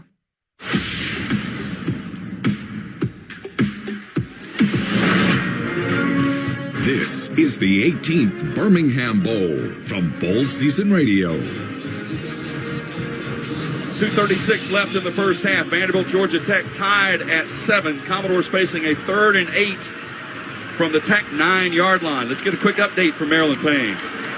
Short amount of yardage to the goal line for the Commodores, and they'll be up against a thin Georgia Tech defensive line as starting D-end Joshua Robinson left with a right ankle injury and is still not returned to the field. He looks extremely uncomfortable, squirming around in pain on the Tech bench, and then getting up to walk around trying to put weight on that right ankle, then walking back over to the bench and sitting back down. He did just walk out to his teammates huddled during this timeout, just to show some moral support, and Brent Key walked over, put his hand on his shoulder, then walked away. Just a really uncomfortable scene for Joshua Robinson as he's still trying to put enough weight on his right ankle to return to play. Boy, in a tough position for Tech to suffer an injury because they're already way thin, with Corey Robinson in the transfer portal, Jordan Brown in the transfer portal, Horace Lockett in the portal, all defensive linemen, Romello Height, who is an edge rusher. I mean, they're really down in numbers up front. And thin, and if you're Vanderbilt, you're recognizing their personnel and saying, hey, listen, let's try to wear down this front four, and I would expect them to see it and continue to try to put pressure on the defensive line. Well, if you're just joining us and you're hearing the Boo Birds here, they are the Georgia Tech fans who are still upset over a face mask call earlier in this drive that they believe has given Vanderbilt the opportunity to be in this position. 3rd and 8 from the 9. Empty backfield. Alexander actually bluff motion. Now goes back into the shotgun to the right shoulder of Pavia. Tech showing that they're going to rush 4. And they do. Pavia looking left all the way. Quick slant caught. Tackle made. Close to a first down. It's shy of the goal line, but it's near the 1 on the reception. And I believe it's going to be just shy and be 4th and less than a yard. That was Stowers with the reception. Well, Tech went for it on a 4th and short in their scoring drive. What's Vanderbilt do here? Clark Lee with a decision to make. Pavia standing over getting some instruction. And they're waiting for the clock to get down to the 2-minute timeout, so that's going to buy them a little time to make the 4th down decision. I think they're going for it. I do too. I think they're going to be aggressive. From Protective Stadium in Birmingham, the score Vanderbilt 7, Georgia Tech 7. You're listening to Bowl Season Radio. We asked parents who adopted teens to share their journey. When I met both of them, it was like my missing pieces were found. Like it was just like an instant, these are my kids. If you're considering adopting a teen, just do it. Kids need families. I don't care the age. Everybody deserves a family. Learn about adopting a teen from foster care. Visit adoptuskids.org to learn more. A message brought to you by Adopt US Kids, the U.S. Department of Health and Human Services, and the Ad Council. For 75 years, the National Football Foundation and College Hall of Fame, through programs and initiatives like the College Football Hall of Fame, Campbell Trophy, and National Scholar Athlete Awards, has strengthened communities, promoted education, preserved opportunities, and protected the game.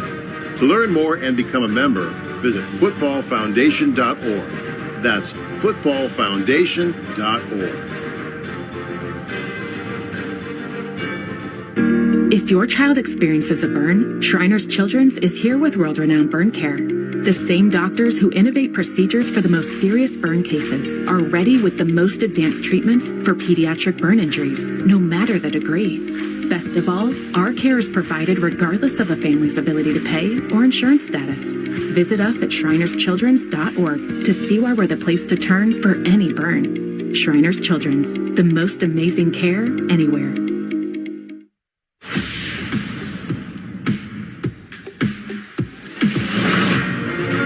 You're in bowl season. Now back to the 18th Birmingham Bowl.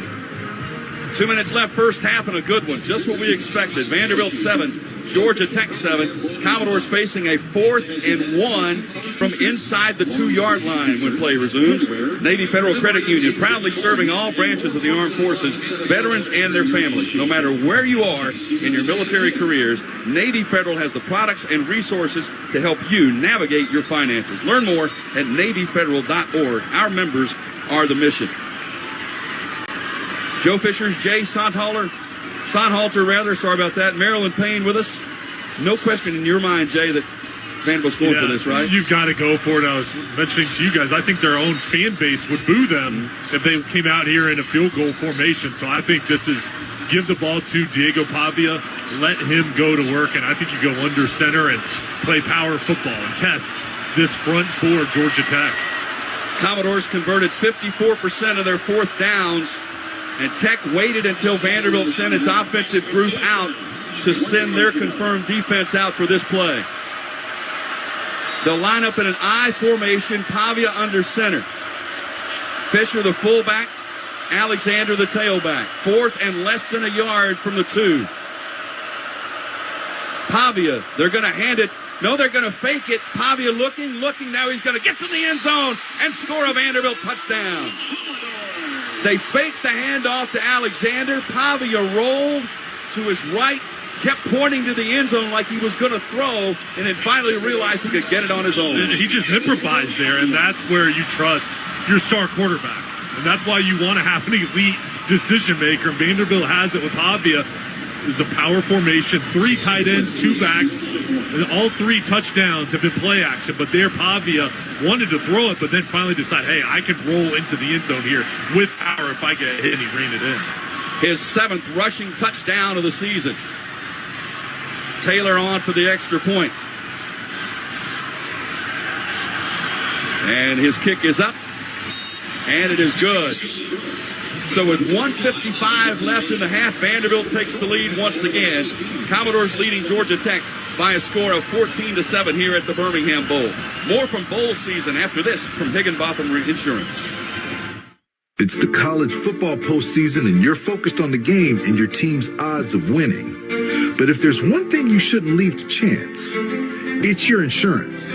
At Higginbotham, we've got more coverage options than the coach's game plan. From business insurance and employee health benefits to home and auto, We've got innovative solutions that are tailored to your needs and your budget. Higginbotham can ensure everything but the outcome of today's game. Higginbotham. Higginbotham.com. Did you know that Jefferson County, Alabama has more? We do. We have more business opportunities, more educational opportunities, and more housing opportunities. We also have more outdoor spaces, whether it's urban or suburban. There's a trail to connect you to biking, hiking, climbing, or just plain exploring. Visit us today at birminghamhasmore.com to find out just how much more we have to offer you. Brought to you by the Jefferson County Commission, proud to be a part of the Birmingham metropolitan community. A 43-yard field goal with a ticket to the championship on the line. Here's the At this moment, who you voted for doesn't matter.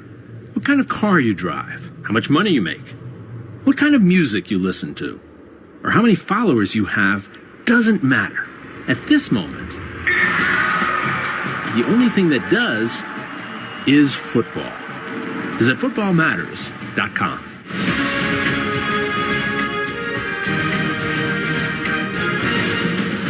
Kercheval with Brad Howe in the Bowl Season Radio Studios. And Brad, this game in the first half. And we'll have highlights coming up at halftime, by the way, in this bowl game. But once again, we have a bowl game like we've seen for the last couple of days. Entertaining, competitive, good game. Well, you're right, Hop. This is as good as advertised between Georgia Tech and Vanderbilt. And it goes back to these last 6 bowl games we've seen, Hop.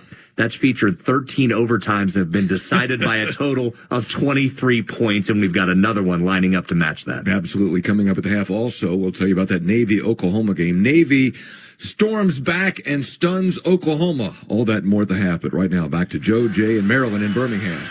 Thank you very much, guys. Well, these recent bowl games have certainly been more entertaining than the college playoffs have been so far. This has been just outstanding, Joe. I mean, with the fan bases here, the level of play, and you can tell how much this game means. Everybody sees the portal and guys opting out, but for the players here, this means so much to them. You know, these two teams were originally charter members of the Southeastern Conference. Georgia Tech opened as a charter member before they opted to go independent in 1963 and eventually landing now in the ACC.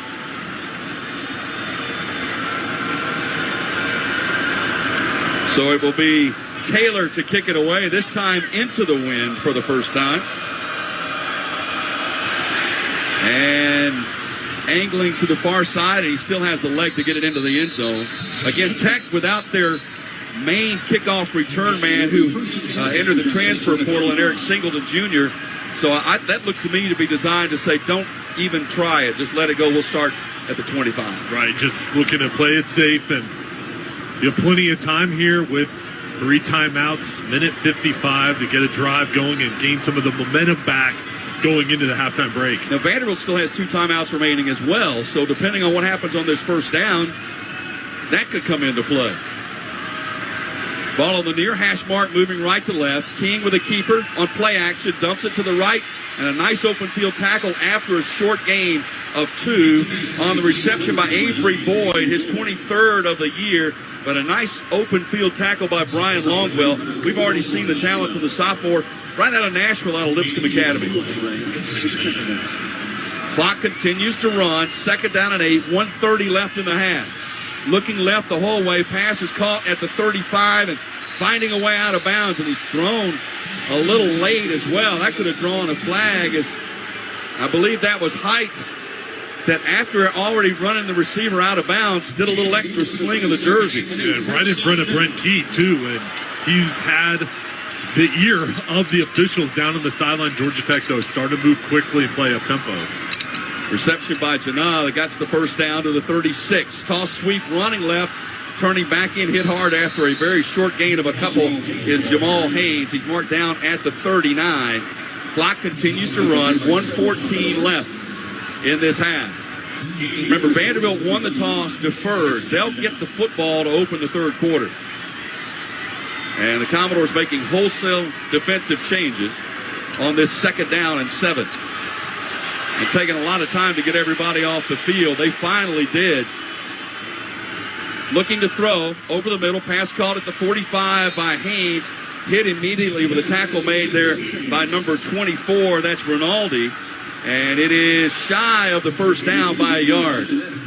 Tech on the football quickly. Quarterback sneak pushing for the first down and much more close to midfield. They'll stop the clock, move the chains. 35 seconds left in the half. The Yellow Jackets still have their timeouts, and they'll use one here, but just moving the ball methodically down the field, taking the underneath routes of Vanderbilt, playing the cover two and playing back, giving them everything in front.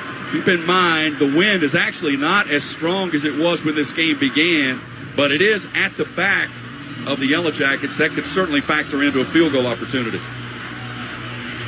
35 seconds left. Tech still has all 3 timeouts remaining. An entertaining first half, a couple of long, sustained scoring drives. Commodores 169 yards of total offense. Georgia Tech with 142. Commodores have had it for almost 16 minutes. Tech's going to end up with it for about 13 and a half or 14 minutes. And Vanderbilt did rotate out their whole defensive line. Their starting 4 after the timeout. They put them back in to get this final pass rush here to close out the half. First down just shy of midfield. Ball sitting right in the middle of that Birmingham Bowl logo. Here at Protective Stadium. King looking to throw, being rushed. He finally shovels it forward, pass caught at the 49-yard line. King is still on his back, finally being helped up by a teammate. Well, that was a heads-up play. And timeout, I believe, now taken. Oh, there's a flag down. Downfield at the 39.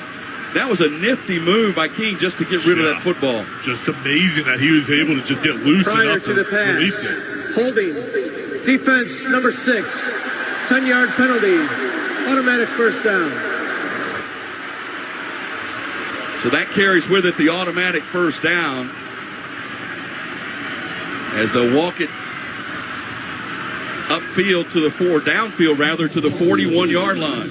Colby Taylor, the defensive back, heading out of the ball game, and that's where the flag was called on him. And he was saying throwing his hand up at the referee. He just gets another flag as the ref said enough is enough. Well, that's going to drive a coach crazy right there. In a situation where Tech trying to get in scoring range and you're helping them out. Dead ball. Unsportsmanlike conduct. Defense number 6. 15-yard penalty. First down. This is number 6's first unsportsmanlike of the game. That's a senior now, transfer from Wyoming, and let his temper get away and cost him a lot of yardage. Tech's now in field goal range at the 26, and got to be thinking they got a couple of shots at the end zone. Undisciplined, and now that really does change the play calling and the thought process for the Yellow Jackets. 29 seconds left in the half. Vanderbilt leading 14-7. Tech driving to the 26. Early movement, and they're going to blow the whistle as that was unabated to the quarterback, and whenever that happens, they will stop the play immediately, even though there was no contact. That's going to be another penalty on Vanderbilt. Offside. Defense number 96, unabated to the quarterback. 5-yard penalty. Remains first down. It was Corday Sidnor, the transfer from Purdue. So back-to-back penalties. And Tech's down to the 21. Well, these Georgia Tech fans were so upset about the calls going against them. Now, kind of the optimism here with 3 calls going their way and giving the extra cheer from the side. They had to reset the clock back to 29 seconds as that play technically did not happen. 1st and 5. King going to keep, and he's going to be dropped for a loss back to the 23-yard line. And that was number 29 coming through, Miles Capers, the senior. Well, he wasn't blocked at all and made a great tackle for loss. He's been a force on the edge, just blowing plays up, and that was a big one. And that forces forces Tech to call the timeout. With 25 seconds left, they've got 1 remaining. So, Jay, that factors in now. If you only have 1 left, when will you use it? Yeah, in the middle of the field, still wide open, but you also have to keep that in case you need a field goal opportunity. So that was a huge play, forcing them to use it. And Now the defensive line gets another break. This starting unit coming back out on the field for Vanderbilt where they've really made an impact. Now they have rotated players rather liberally all season on the defensive side of the ball. And again, Clark Lee, the head coach, is acting as the defensive coordinator this season as well. So 2nd down and 7 after the 2-yard loss. Ball back to the 23. Pistol formation. King looking to throw against the 3-man rush. Now Flush. He's going to try to get the ball away and cannot. It pops loose. It's recovered at the 29. Let's see if they're going to rule it an incomplete pass or a fumble. It was recovered at the 29. Timeout. Georgia Tech. And obviously they're ruling it. Final charge timeout. It looks like a sack. They're marking it at the 26-yard line. Yeah, I think his knee did hit as he tried to release that ball, and he was trying to make a play, trying to get rid of it because he knew if you get rid of it, throw it into the grass, you don't have to use the timeout. But that was, again, the pass rush of Vanderbilt beating the offensive line, who is one of the best in the ACC. They win again. So Miles Capers was the one that pounced on the football, but it was already ruled down. Well, now Tech has burned its final timeout. You've got 18 seconds left, ball at the 26 on 3rd down and 10. Is it one shot to the end zone, or do you try to get a little closer for a shorter field goal? I think you read the coverage here, and if you have a sideline opening and you feel like, hey, I can get the first down, get it going towards the sideline, get out of bounds, but you've got to be careful here because if the clock is not stopped, you're not going to have time for a field goal. And absolutely cannot take a sack. No sacks. 3rd and 10 from the 26. Vanderbilt rushing 3. Pass lob to the far right corner of the end zone. Incomplete. It was overthrown. It was intended out there for number 13, the receiver Isaiah Canyon, the freshman. And that will force Tech to bring on the field goal unit and Aiden Burr. So the sack was a big factor in forcing Tech to burn a timeout they really would like to have kept. Well, after the 3 penalties against Vanderbilt, they really regrouped with those sacks and forcing the Yellow Jackets to burn their timeouts. This is a 43-yard attempt inside the near hash mark, kicking with the wind, and I believe Vanderbilt's going to utilize a timeout just to make him think about it a little bit longer. Aiden Burr, sophomore, 13 of 20 in field goals this season. His season long is 51. That came against Virginia Tech. You would have to figure the combination of the distance and the wind. This should be well in his range. He's getting away from the huddle, just kind of giving him some time, clearing his thoughts, getting loosened up around the 40-yard line. And for Georgia Tech, it felt like, all right, this drive, we're getting going. We have all these penalties going against the defense. And for them, they want to come up with 3 here, but you got to feel a little disappointed you weren't able to convert with a touchdown. Now, Vanderbilt does still have 1 timeout remaining. And it's interesting, kickers react differently. Some just stand in the huddle. Some walk away like they're going to another planet.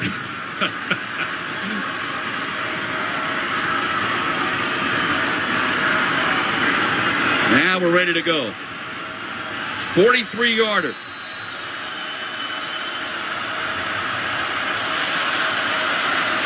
Bird paces it off.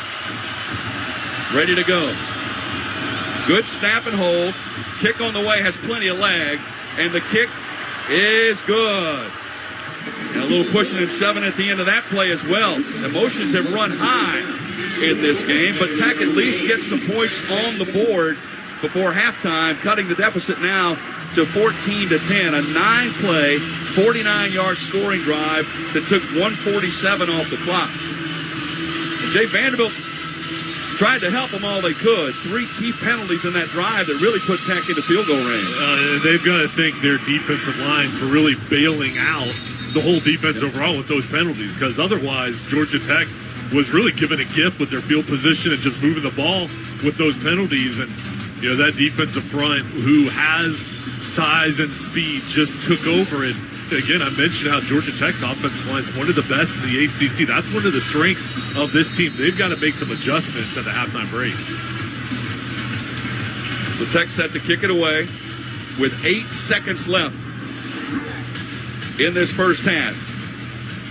Entertaining first half, exactly what we thought it would be. And Burr's kick is away. And they're going to let it go into the end zone.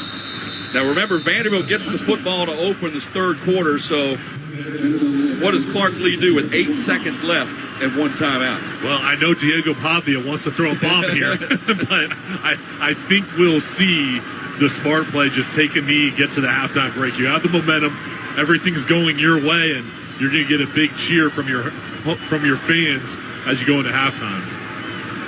Yeah, I think they're going to line up in the victory formation just to Pavia take the snap and take a knee and head to the locker room. And that's exactly what they'll do. As the clock counts down the final seconds, fans have gotten exactly what they wanted in this first half. Entertainment, a little controversy, a little emotion, and a close game. And Vanderbilt leads Georgia Tech 14-10. Let's go down to the sidelines. Maryland Payne with head coach Brent Key. Coach, what has to happen to get your quarterback run game going a little better for Haynes King in the second half?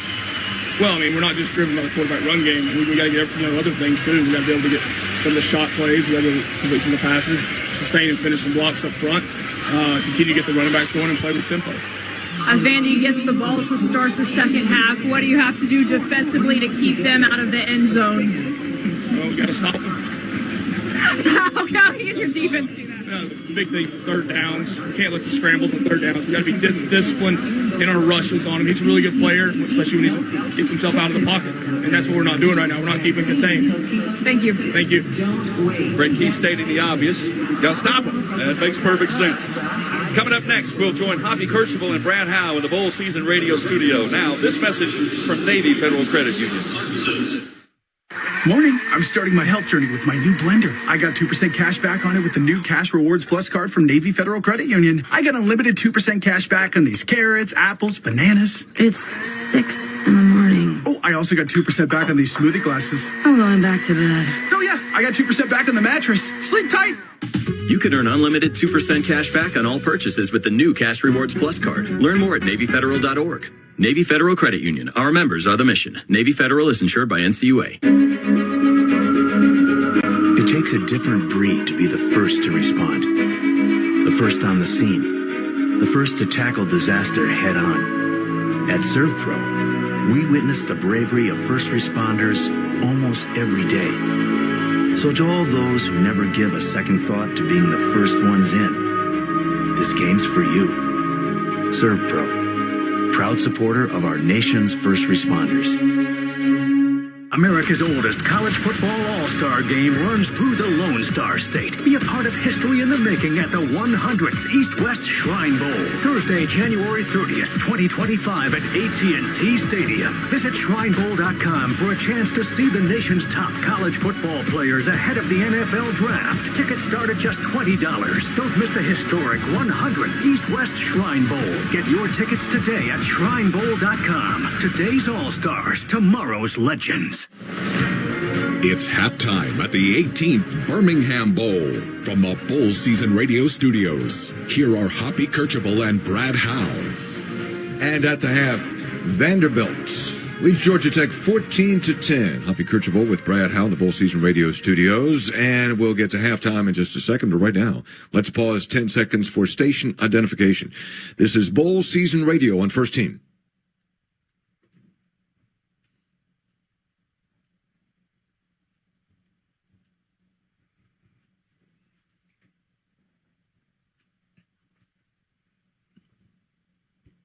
Georgia Tech gets a field goal near the end of the half to narrow the gap. 14-10 is our score with the Commodores in the lead. Brad, your take so far? Well, just like we thought. We figured this would be a really good game, hotly contested, and it is. 4 points separate these two teams. Just 30 yards separate the teams, so sets up for a really good second half coming up.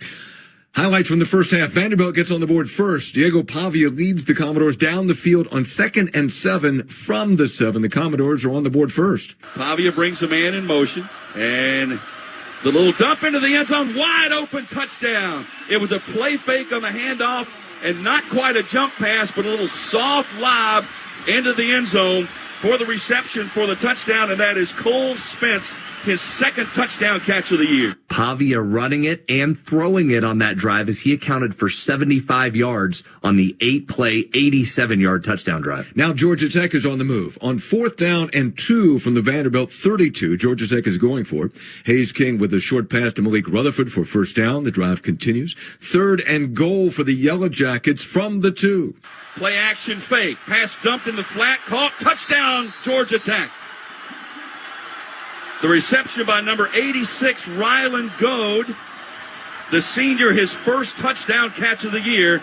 And Georgia Tech an extra point from tying this up. A good answer there from Georgia Tech as they methodically marched down the field hop. A 15-play, 74-yard drive that chewed up 7 minutes and 20 seconds on the clock. Tied up at 7 still in the first quarter. Now later in the half, Vanderbilt with 4th and 1 from the Georgia Tech 2-yard line. They're going to go for it. 4th and less than a yard from the 2. Pavia, they're going to hand it. No, they're going to fake it. Pavia looking. Now he's going to get to the end zone and score a Vanderbilt touchdown. They faked the handoff to Alexander. Pavia rolled to his right, kept pointing to the end zone like he was going to throw, and then finally realized he could get it on his own. Yeah, that was a great description. Pavia out there with the ball in his right hand, pumping it, and just walks into the end zone. 118 total yards and 2 touchdowns in the first half for the quarterback from Vanderbilt. Time running out in the half as Georgia Tech drives into Vanderbilt territory. Drive stops, gets stopped, and they have to go for 3. Good snap and hold. Kick on the way, has plenty of leg, and the kick is good. And a little pushing and shoving at the end of that play as well. Emotions have run high in this game, but Tech at least gets some points on the board. Yeah, that was the key there. Tech got the points, but credit that Vandy defense. They stepped up there. That has to feel like a win, holding the Rambling Wreck in check right there. The score at the half, Vanderbilt 14, Georgia Tech 10 as halftime continues. This is the 2024 Birmingham Bowl on Bowl Season Radio. Aisleseats.com is your source for tickets to all types of events, sports, concerts, theater, and virtually anything else that takes a ticket. If your event is sold out or you can't get the quality of seats that you're looking for, that is what we specialize in. Great seats to the hottest events. We can also help if you're on a budget. Many tickets are priced below face value. Best of all, Aisleseats.com has none of the service charges that other sites are famous for. The price you see is what you get. Visit Aisleseats.com. That's aisle with an A. AISLESCATS.com. Morning. I'm starting my health journey with my new blender. I got 2% cash back on it with the new Cash Rewards Plus card from Navy Federal Credit Union. I got unlimited 2% cash back on these carrots, apples, bananas. It's 6 in the morning. Oh, I also got 2% back on these smoothie glasses. I'm going back to bed. Oh, yeah. I got 2% back on the mattress. Sleep tight. You could earn unlimited 2% cash back on all purchases with the new Cash Rewards Plus card. Learn more at NavyFederal.org. Navy Federal Credit Union. Our members are the mission. Navy Federal is insured by NCUA. It takes a different breed to be the first to respond. The first on the scene. The first to tackle disaster head on. At ServPro, we witness the bravery of first responders almost every day. So to all those who never give a second thought to being the first ones in, this game's for you. ServPro, proud supporter of our nation's first responders. Our timeout continues on Bowl Season Radio. If your child has a common orthopedic condition, that doesn't mean you can only get common treatments. You can choose Shriners Children's. Our world-class care is not limited to insurance networks or to what's been done before. The same doctors who innovate treatments for the most complicated orthopedic issues will help your child grow and develop properly. See what we do at shrinerschildrens.org. Shriners Children's, the most amazing care anywhere. He's going to keep looking down the field, and it's caught! It's a touchdown! There's nothing like that moment when your team clinches a win. The Friday night lights, all those Saturday tailgate traditions, hours in front of the TV on Sunday. Football means tradition. Whether you played or cheered along, the feeling of game day never ends. Join the community and celebrate the game. Follow us on Facebook, Twitter, and Instagram at Football Matters. We asked parents who adopted teens to share their journey. If you build a relationship, then it becomes easier. If you build trust, it becomes easier. as a parent, you want what's best for your child. To give them the love that a child needs is probably the best thing to do for a teenager. Learn about adopting a teen from foster care. Visit adoptuskids.org to learn more. A message brought to you by Adopt US Kids, the U.S. Department of Health and Human Services, and the Ad Council.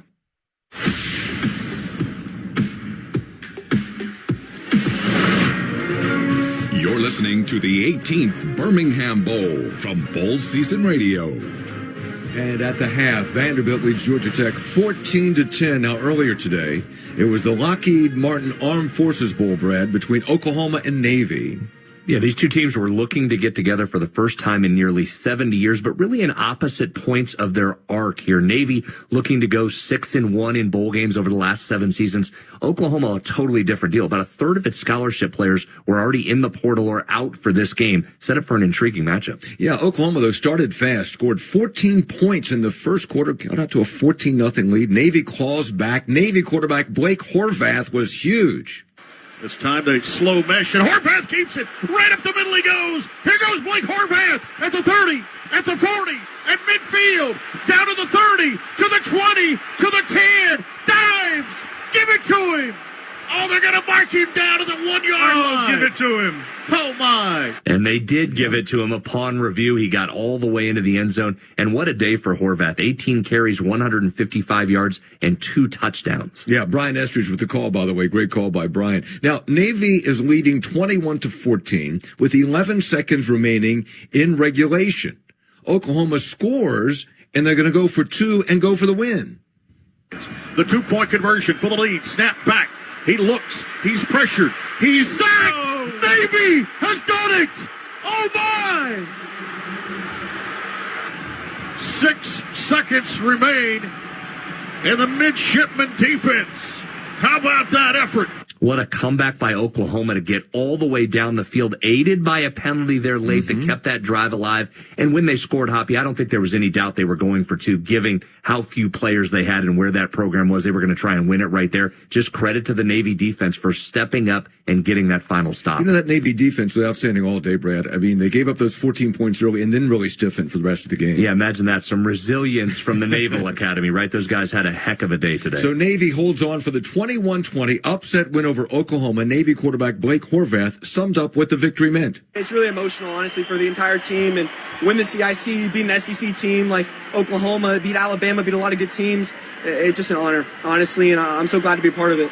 Horvath said it there. How about this season? Win over Army. They get that bowl win over Oklahoma. Oh, by the way, their coach from just right outside of Norman added a little bit of specialness to that game. That gives Navy the 6th 10-win season in school history. Just a remarkable season for the midshipmen. And a continuation of great bowl games over the last couple days. It's amazing. 6 games, 13 overtimes, combined 23 total points in those 6 games. Fantastic. More from our halftime show after this from Scooter's Coffee, the official coffee of bowl season. Today's cup of Scooter's Coffee was hard-earned in the trenches of school zone triumph. That pickup line is always a crawling mess of SUVs and minivans. But you timed it perfectly, getting there precisely between long-waiting early arrivers and last-minute moms. Even got a nice job from the oldest. Sure, he called your bruh, but you'll take it. So enjoy that Scooter's Coffee, you pickup line prodigy. You earned it. Scooter's Coffee. You earned it. Built on 100 years of tradition. 10,000 players opt in each year for this one-of-a-kind experience. 1.5 million fans join them in person, while over 95 million fans watch the most interesting celebrations, from the mountains to the desert, the city to the beach, distributing over $100 million to the participating institutions and positively impacting communities across the country. This means something. This is bowl season, a celebration of college football. If your child experiences a burn, Shriners Children's is here with world-renowned burn care. The same doctors who innovate procedures for the most serious burn cases are ready with the most advanced treatments for pediatric burn injuries, no matter the degree. Best of all, our care is provided regardless of a family's ability to pay or insurance status. Visit us at shrinerschildrens.org to see why we're the place to turn for any burn. Shriners Children's, the most amazing care anywhere. A 23-yard field goal with a ticket to the championship on the line. Here's At this moment, who you voted for doesn't matter. What kind of car you drive, how much money you make, what kind of music you listen to, or how many followers you have doesn't matter. At this moment, the only thing that does is football. Visit footballmatters.com.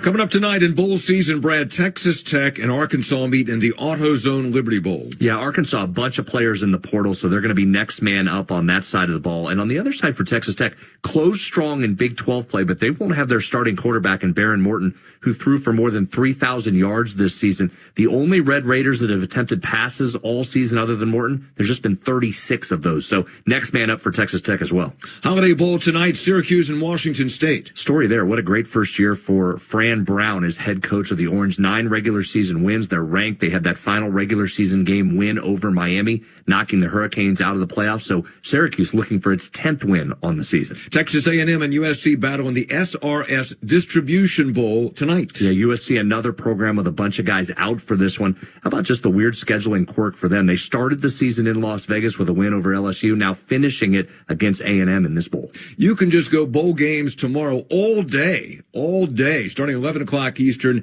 and 8 o'clock Pacific time. And it starts with UConn and North Carolina in the Wasabi Fenway Bowl. But let's jump ahead to the 3:30 Eastern game tomorrow, Eastern time, between Iowa State and Miami. Yeah, that's going to be a really fun one. Two teams that had legitimate shots at the college football playoff up until the final week of the season, and two really talented quarterbacks. Rocco Beck for Iowa State, Cam Ward for Miami, assuming Ward still plays. Tomorrow night, it's the Valero Alamo Bowl with BYU and Colorado. BYU is a great story this season, a real surprise, tremendous defense. Over on the Colorado side, word is Shedeur Sanders going to play. Heisman Trophy winner Travis Hunter going to play at this point. So if those Buffaloes play with that offense going against a BYU defense, that should be a lot of fun as well. The late game, Army is taking on Louisiana Tech, and that's a story there because Marshall was going to play in that game, but they had so many players opt out that Marshall decided they would not go and play in the bowl game. So Louisiana Tech at 5-7 is filling in. Yeah, they had to call those Louisiana Tech players, get them back to campus, assemble, practice, and get ready for this game. So credit to them for being in this one. Army looking to cap off what was a wonderful season for Jeff Monken and crew. Halftime of our game, Vanderbilt 14, Georgia Tech 10. We'll return to Protective Stadium in Birmingham, Alabama in 3 minutes to rejoin Joe Fisher, Jason Halter, and Marilyn Payne. This is the Birmingham Bowl on Bowl Season Radio. Morning. I'm starting my health journey with my new blender. I got 2% cash back on it with the new Cash Rewards Plus card from Navy Federal Credit Union. I got unlimited 2% cash back on these carrots, apples, bananas. It's 6 in the morning. Oh, I also got 2% back on these smoothie glasses. I'm going back to bed. Oh yeah, I got 2% back on the mattress. Sleep tight. You could earn unlimited 2% cash back on all purchases with the new Cash Rewards Plus card. Learn more at NavyFederal.org. Navy Federal Credit Union. Our members are the mission. Navy Federal is insured by NCUA. When you dedicate your life to saving others, don't you deserve something dedicated to you? AT&T and FirstNet think so. That's why the government chose AT&T to build FirstNet, a one-of-a-kind nationwide network for first responders. Because their connection changes everything. FirstNet, built with AT&T. He's going to hit one deep down the field, and it's caught! It's a touchdown! There's nothing like that moment when your team clinches a win. The Friday night lights, all those Saturday tailgate traditions, hours in front of the TV on Sunday. Football means tradition. Whether you played or cheered along, the feeling of game day never ends. Join the community and celebrate the game. Follow us on Facebook, Twitter, and Instagram at Football Matters. Our timeout continues on Bowl Season Radio. We asked parents who adopted teens to share their journey. We just kind of knew from the beginning that we were family. They showcased a sense of love that I never had before. I mean, he's not only my parent, he's like my best friend. At the end of the day, it's all been worth it. I wouldn't change a thing about our lives. Learn about adopting a teen from foster care. Visit adoptuskids.org to learn more. Brought to you by Adopt US Kids, the U.S. Department of Health and Human Services, and the Ad Council. Helping your inner circle prepare for emergencies can start in many ways. Put together an emergency kit with YPOL. Create a family communication plan with your tita. Remind Bai to keep a backup battery charged. It all starts with a simple step, telling those you care about to be ready for the worst. So start a conversation and plan for emergencies together. Get more tips at ready.gov/start. Brought to you by FEMA and the Ad Council. A 43-yard field goal that took it to the championship on the line. Here's the At this moment, who you voted for doesn't matter. What kind of car you drive, how much money you make, what kind of music you listen to, or how many followers you have doesn't matter. At this moment, the only thing that does is football. Visit footballmatters.com.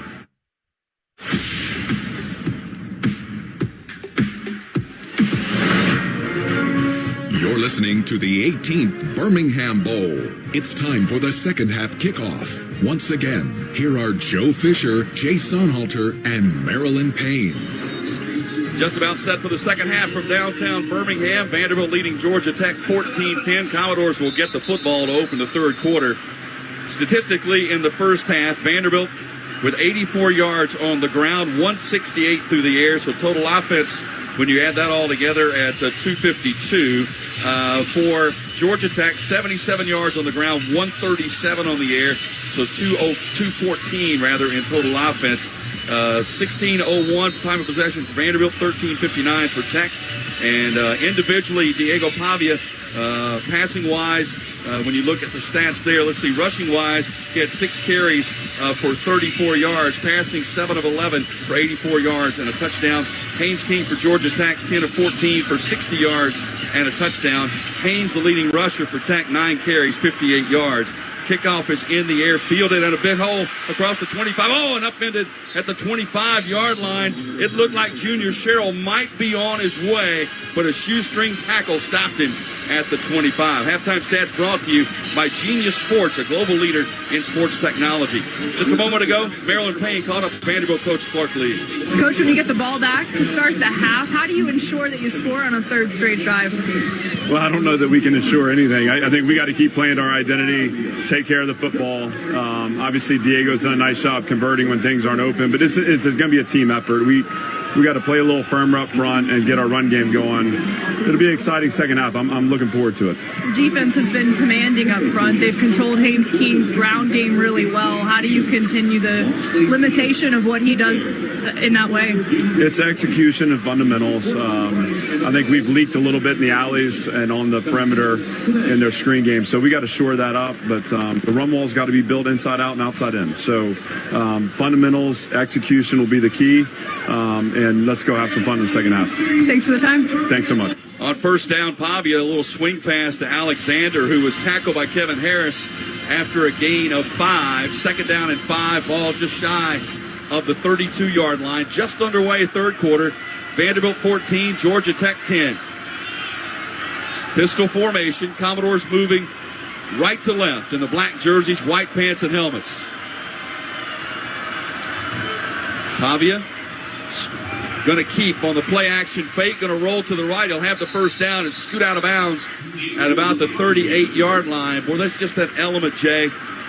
When you have a quarterback, and both these quarterbacks are good at this, it makes it tough on the defense. It's a different dimension, and with his ability to put stress on that edge, it makes it so difficult for those defenders outside. And what Vanderbilt did there was in the pistol pre-snap, they moved the 2 tight ends from the left to the right. That way, when the handoff was faked, it allowed Pavia to get to the outside, and he was going behind his 2 big tight ends, clearing the path. Each team now with 11 first downs in the game. First down, Commodores from their 38-yard line.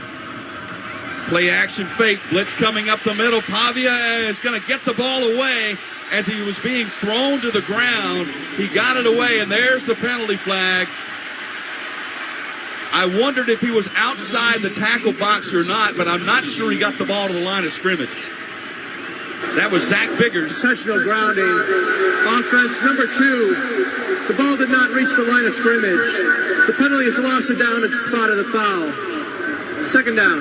Yeah, that was Biggers, the big man in the middle, who's headed for the East-West Shrine Bowl this year. And he got him by the collar and wouldn't let him go. Yeah, he's a house. 6'6", 320 pounds with quickness. A house with wheels. Yeah, that can move. And he just beat the O-lineman, and then Pavia could feel him breathing down his neck. Tried to get outside, but couldn't get away. So the penalty will walk it back all the way to the 29-yard line. Loss of down is big in that as well. So second down and 19. Pavia being chased again by the same man. Oh, they try a late screen to the near side of Alexander. He's going to leap over a defender and be brought down at the 42-yard line. He just vaulted straight up in the air. He still got tackled, but it was impressive. And Joe, Pavia just went off script there. Again, most quarterbacks, that's probably a sack or you throw it away. Pavia, when the pass rush comes, he just kind of kept backing up. It was almost like a step back in basketball, and it found Alexander to the outside. And he got about half of the yardage they needed. It sets up third down and a long 7 from the 41. Ball needs to get to the 48 for the first down. Commodores 3 of 5 on third downs in the first half. Pavia from the shotgun. Tech brings the blitz. Pavia being chased again. Scrambles all the way back near the 20 and throws the ball away. He was being hit as he turned it loose. He'll be ruled an incomplete pass. Tech has turned up the heat defensively on this first drive. The ball was deflected when it was thrown. And I believe that was number 21 putting on the pressure. That was Omar Daniels. But that's 3 straight plays where Pavia felt the heat. Yeah, and Tyler Santucci, the defensive coordinator, you could tell the halftime break said, all right, I'm going to test out Pavia, test out the O-line, bring extra defenders, and it pays off with his defense getting off the field. Bailey Stockton back to receive the punt from Mirko. It's away, wobbling. Bounces inside the 20, picked up on the one hop at the 11, to the 20, to the 25, still on his feet to the 30, across the 35 to the 37-yard line. Outstanding return and an excellent decision by Stockton to field that on the hop instead of maybe taking a chance of getting that down inside the 10. A lot of returners get away from that ball or maybe scared to pick it up, and he timed it right and then made a big gain picking it up, and you just kind of feel the energy, the momentum, even though just one drive from the defense, but the Georgia Tech sideline lighting up here as they get the ball back. Well, Tech scored on that last drive of the first half to cut the deficit to 4, and now it will be Haynes King running the show here for the Yellow Jackets on first down. Handoff, a drop for no gain, maybe even a loss on the play, on the carry, and great pursuit.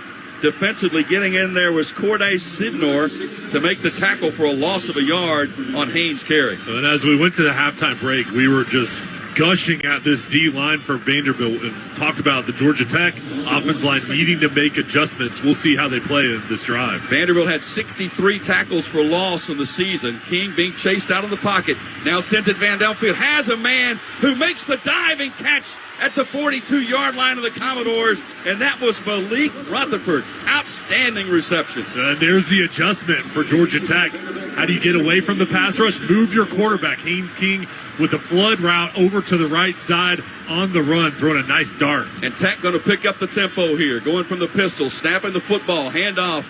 Haynes breaks the tackle and finally dropped at the 41. Frustrated he didn't get more out of that after the spin move. And the tackle made by number 34 for Vanderbilt. Defensively, that was Maurice Hampton. And a gain of 3 on the play. And Haynes, with 11 carries in the first half, he really had a big second quarter and thought he needs to be at 20 or more and on track for that. But they've really got to highlight him, giving him the ball in different areas. Second down and 7 for the Yellow Jackets. Ball at the Vanderbilt 40-yard line. Empty backfield. King to throw. Dumps it, crossing route, caught 40. 35-30 down the sideline and out of bounds near the 20-yard line. That was Rutherford again with the catch. He was wide open crossing to the right. Well, when the blitz comes, you beat it with man-to-man pressure by crossing routes. And Georgia Tech timing it up perfectly with Rutherford going across the formation on a short cross. And again, up-tempo with no huddle. This time, quick pass to the left side, and maybe breaking one tackle, getting it inside the 20 to the 18-yard line on the reception. That was Chase Lane, the senior receiver, has 20 catches during the regular season, gain of 3. Tech's got the Vanderbilt defense on its heels a little bit right now. Yeah, and mixing in the run and the pass, just keeping them off balance and also going sideline to sideline. They haven't taken a vertical shot, but they're putting a lot of pressure on them, moving the ball in different areas. In the red zone, pistol formation, 2nd down and 7. Handoff, tailback Alexander's going to get to the 16-yard line. And that's about all. Tackle made by Nick Rinaldi. And it brings up a 3rd down and about 6 for the Yellow Jackets. And you'd have to imagine a run-pass option here for Haynes King. He's at his best when he's moving to the outside and can make good decisions. Tech 3 of 7 on 3rd down. Again, both these teams converted better than 40% of their 3rd downs during the regular season. Empty backfield for King. 2 wide right. Now they're going to bring a man in motion across the formation. That's Haynes. Looking to throw. Has time. Now being dropped as he got that ball loose. And it was picked up by a lineman and taken forward to the 16-yard line.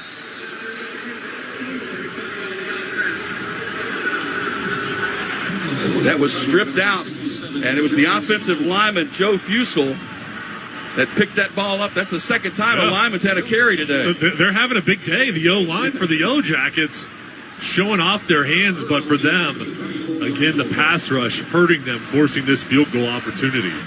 So it brings up a 4th down and 6. This will be a 34-yard attempt. Aiden Burr hit from 43 at the end of the first half. Good snap and hold. And the kick on the way. And the kick is good. So Tech back-to-back field goals on their last 2 possessions. And they have cut the lead down to 1. With the score, Vanderbilt 14, Georgia Tech 13. We'll return to the 2024 Birmingham Bowl after this from Higginbotham Insurance. When the game's on the line, every play counts. And when it comes to protecting what matters most, so does your insurance partner. Higginbotham covers the big moments on and off the field.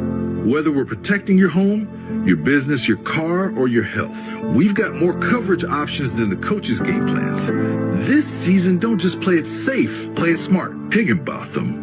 Higginbotham.com. America's oldest college football all-star game runs through the Lone Star State. Be a part of history in the making at the 100th East-West Shrine Bowl. Thursday, January 30th, 2025 at AT&T Stadium. Visit shrinebowl.com for a chance to see the nation's top college football players ahead of the NFL Draft. Tickets start at just $20. Don't miss the historic 100th East-West Shrine Bowl. Get your tickets today at shrinebowl.com. Today's all-stars, tomorrow's legends. Did you know that Jefferson County, Alabama has more? We do. We have more business opportunities, more educational opportunities, and more housing opportunities. We also have more outdoor spaces, whether it's urban or suburban. There's a trail to connect you to biking, hiking, climbing, or just plain exploring. Visit us today at birminghamhasmore.com to find out just how much more we have to offer you. Brought to you by the Jefferson County Commission, proud to be a part of the Birmingham metropolitan community.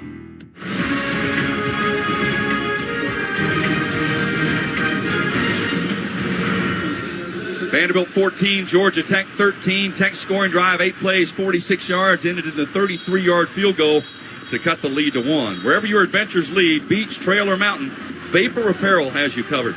Designed sun protection activewear for your active lifestyle. Endorsed by the Skin Cancer Foundation, it's performance gear for every season and any challenge. Shop vaporapparel.com today. Let's go down to the field. Marilyn Payne with an update from the sideline.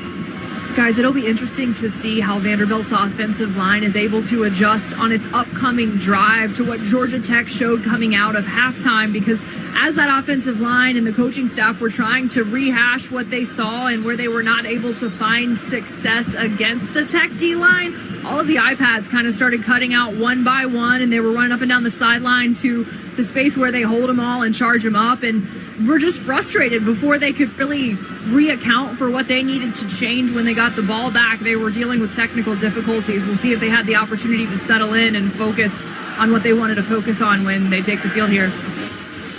Worst time possible for a technical glitch, right? I mean, you give up a couple sacks and then the iPads go out. And here come the conspiracy theorists. Right. It's like those times when the headphones mysteriously just stop working. Just at the perfect timing, i.e. the worst time. So Vanderbilt's lead down to 1, 14-13, 8:34 left in the third quarter here at the 18th Birmingham Bowl. Tech to kick away into the wind. Interesting to see if they even kick it in Sherrill's direction. And it looks like they're just going to let this one be fielded at the 2. It will be Sherrill to the 10 and upended at the 15. Boy, excellent coverage. And 50 yards downfield, 2 Vanderbilt players kind of ganged up on one Georgia Tech player and literally rode him all the way back to the 35. Yeah, right in front of the official, but it was a clean play. They're just being physical, and with that kickoff, there's a lot of hang time on it too, which didn't allow Sherrill much time to run. So let's see what Diego Pavia can do. Of course, he's been in the headlines a lot with the lawsuit, which he is, at least for the time being, won, which could buy him another year of eligibility and quite possibly a lot of players around the country. First down. Handoff, not much. Alexander really stopped by the right side of that, the left side rather, of the Georgia Tech defense. Tech's defense has stepped it up a notch here in this third quarter. I believe there was a stern message at the halftime break because this defense looks completely different. The way they're coming off the ball, how physical they've been, in just the aggressive mindset with the blitzes Tyler Santucci is called. And, the challenge is for Vanderbilt, all right, what adjustments can we make? If we can shore things up, we're going to have one-on-one coverage on the outside. Zachary Tobey's been very active recently defensively at that corner spot. Second down and 10. Pistol formation, man in motion. I thought they had 2 men moving at the same time. Handoff on a little jet sweep to Sherrill. He got a couple of yards. I thought they had a man in motion, and then the back moved a little early. Yeah, it looked like 2 guys going in. Did not get the flag. The Georgia Tech again creeping another safety down into the box, just not even hiding it and saying, hey, listen, we dare you to run the ball, and third and long, you expect another blitz coming. Well, you may consider it unusual in some of these bowl games, but the crowd has been in this. And the Tech fans, encouraged by their players on the sideline, making a lot of noise. Third down and 8 for the Commodores from their own 17. In the pistol, Pavia. Tech brings a blitz again. Pavia rolling right, looking downfield to the sideline. Pass is going to be caught. Enough for a first down out of bounds at the 27, and that is Junior Sherrill. Both offensive coordinators have called great games, especially in big moments. I mean, right now, you're having problems with the blitz. What do? Get your quarterback outside of the pocket so he's just not sitting there as a lame duck. Pavia goes to the outside, throws a beautiful ball on the run, and Tim Beck, the offensive coordinator, perfect time with that play call. So Junior Sherrill with the reception and the first down. First down from the 27. Vanderbilt strong left side. 2 tight ends, both on the left side. Pavia keeps, runs the right side and hit at the 29-yard line. Didn't get a lot. Got a couple of yards on the tackle there for Georgia Tech, and that was Tajay Butler, a freshman out of New Orleans. For Vanderbilt, all right, so you see Georgia Tech is selling out to stop the run, bringing blitzes. Why are they doing that? Well, A, it's an aggressive mindset, but B, they're thin on the defensive line. So they're trying to help out their D-line, stop the run. There are opportunities on the outside with no safety help. Second and 8, 5:45 left third quarter. Vanderbilt leading Georgia Tech 14-13. Pavia out of the pistol, play action fake to Alexander. Rush coming. Pavia sends it to the near sideline, incomplete. Sherrill got a hand on it near midfield, but a combination of double coverage and the fact I'm sure he was thinking about where the sideline was, he couldn't make the catch. Pavio just tried to needle that in, and the ball sailed a little too far, but the coverage was good in the secondary. And now the crowd for Georgia Tech, recognizing the moment, played really well here to start the third quarter, trying to help out their defense. Trying to carry over the momentum from the end of the first half. 3rd and 8. Commodores are 4 of 7 on third downs today. 3 receivers left, 1 right. Pavia in the shotgun. Here comes the blitz from Tech once again. It's picked up. Pavia fires incomplete. Had a man enough for a first down. Was looking there for number 11, Loic Fungi, and it was just off his fingertips and incomplete. It was cover 0, full out blitz, and Clark Lee going wild on the sideline. Thought there was contact on Fungi at the top of the route. The defender just kind of stuck him. Took him a second to get off, and that's what forced the incompletion, but not happy with that no call. Both coaches have had animated discussions today. They're moments. Yes. 4th down. Mirko back to punt. This is a nice one. High. Spiraling. And contact made before the ball ever got to the receiver. And the flag came as it's recovered as it went all the way back to the 2-yard line. But he had absolutely no chance to field it. And I believe that was McVeigh that was there early. Real early.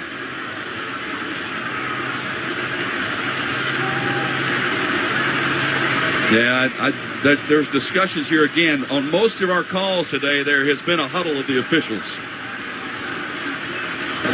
There is no foul for kick catch interference.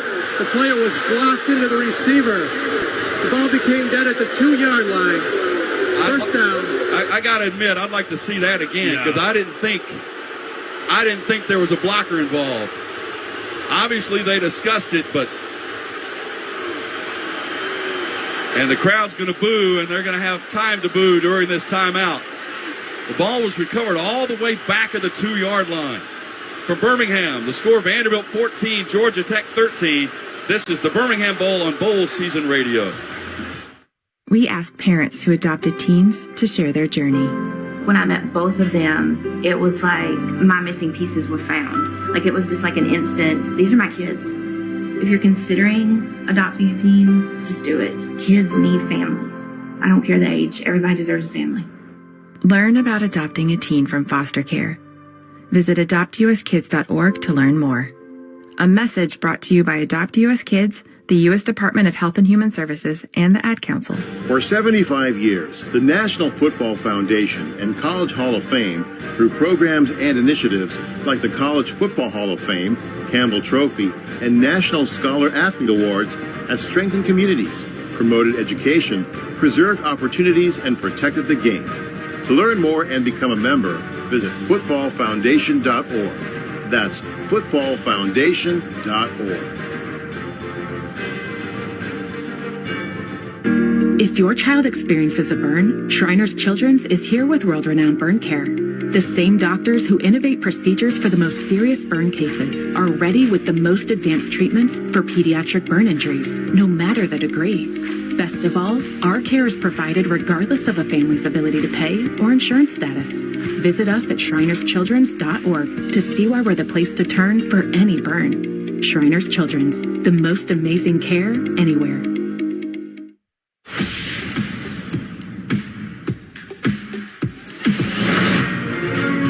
This is the 18th Birmingham Bowl from Bowl Season Radio. Well, the crowd's still a little fired up here in Birmingham after that last call from this Big Ten officiating crew ruling that it was not catch interference on the punt by Vanderbilt, that the Commodore defender was blocked into the punt receiver. And they got fired up over a couple of calls in the first half, and that has not calmed down. Yeah, the fans have had opportunities to be both. Oh, yes. And they have let their opinion be known. And the ball was recovered back at the 2-yard line, so Tech will start backed up near their own end zone. And this is where the Tech fans, and you can tell The offense telling the fans, okay, we get it, but we need you to be quiet now. They'll catch on about the time the Yellow Jackets come to the line of scrimmage. Probably. In the end zone, pretty close to the field, not even 10 yards. The first throw is right near the line of scrimmage. First down, Yellow Jackets from their own 2-yard line. And remember, this Vanderbilt defensive front has a couple of tackles for loss in this game already. Man in motion. Now sets up in the slot to the left. King walks up to the line of scrimmage, maybe making a play call change here. Takes the snap out of the gun in the end zone. Hands off, tackle made maybe for a loss of a half a yard back near the 1-yard line. They handed it off to Chad Alexander, and he got swallowed up immediately by number 10. That was Langston Patterson, that middle linebacker. Another Nashville product out of Christ Presbyterian Academy. He came in, just swallowed it up, and Corday Sidnor just blew up the blockers in front. They were just going to knock someone's head off. And all the way back to the 1-yard line. King looking to throw, sends it far side pass, caught and shy of the first down to the 9-yard line on the reception. And that was Isaiah Canyon, the freshman, with his 5th catch of the year. It'll bring up a 3rd down and 3. Sometimes you get weary of throwing in the end zone. I think Georgia Tech, after that first down running attempt, thought, all right, we got to try to loosen things up because our offensive line is getting pushed back. Yeah, another 1-yard loss would have been a safety. 3rd and 3 from their own 9. Tech 3 of 8 on 3rd downs tonight. Ball in the far hash. They fake the toss. King looking to run, finds a little room, but I believe he's going to be stopped shy of the first down. He faked left, cut back to the right, and the Commodore defense, led by Patterson again in the middle, made the tackle, and that's going to bring up 4th down.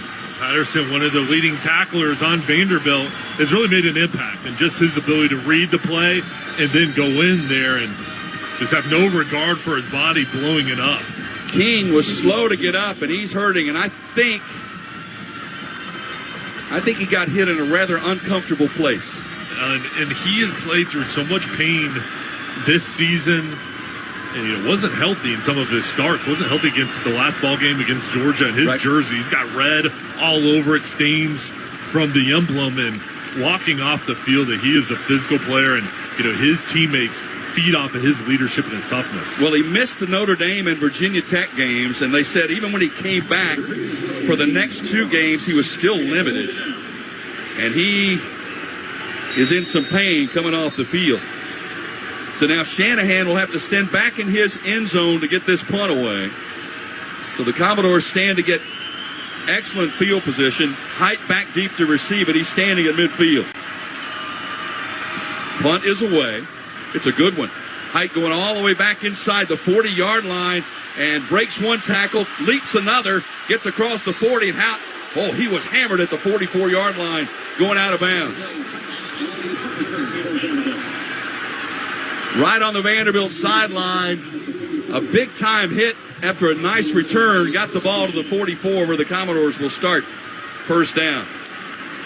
An outstanding punt there that didn't quite flip the field, but a lot better than I think most figured it would be.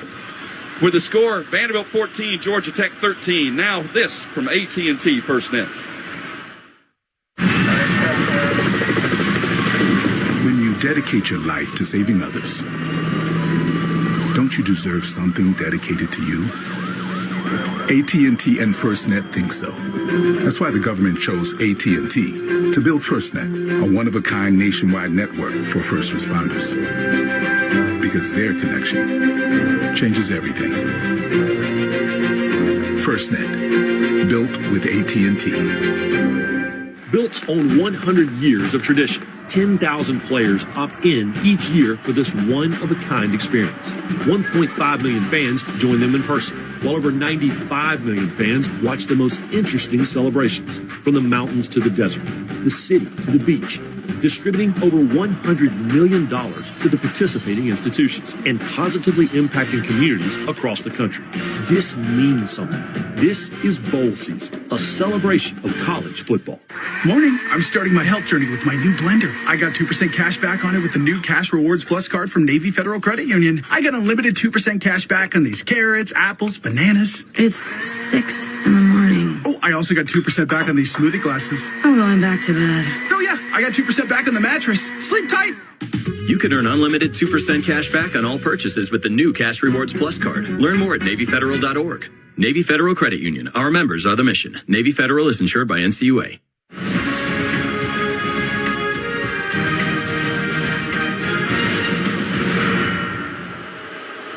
Vanderbilt 14, Georgia Tech 13. 3:16 left in this third quarter from the 18th Birmingham Bowl.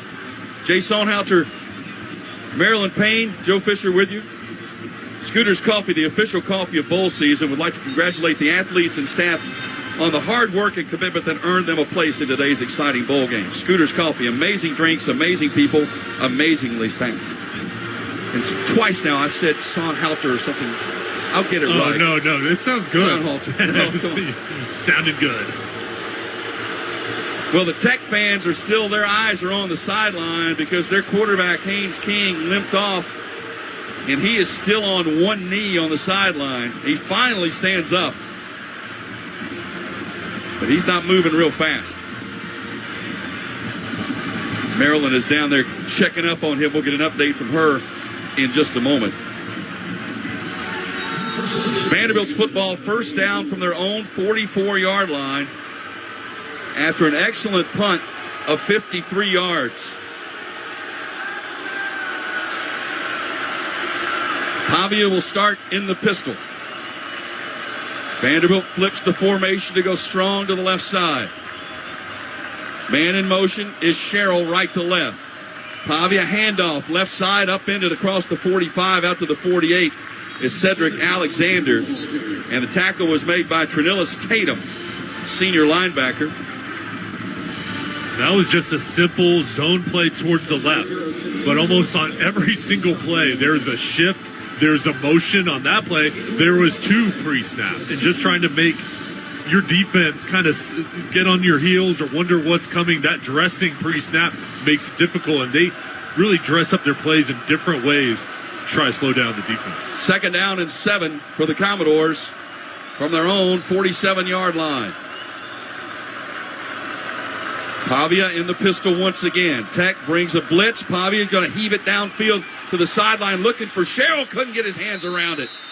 He was covered well defensively. I believe that was Toby defensively that was there on the coverage, and it brings up third down. Let's go down to Maryland on the sideline. The energy that this Georgia Tech defense is bringing on the field is palpable on its sideline when they're not playing.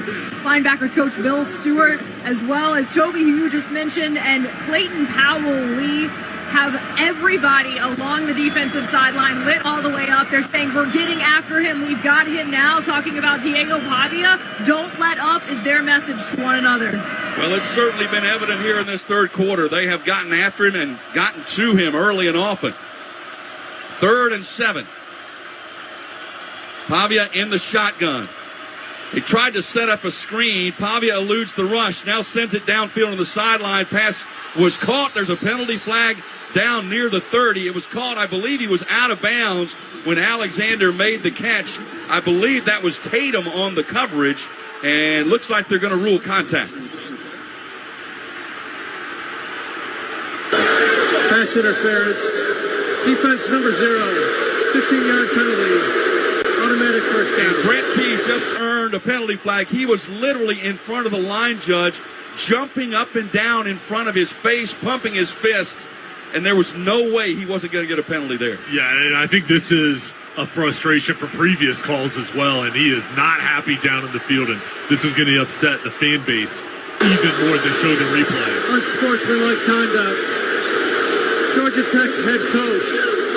15-yard penalty. Automatic first down. Well, there were a couple of calls in the first half that drew the ire of Key and the Georgia Tech fans.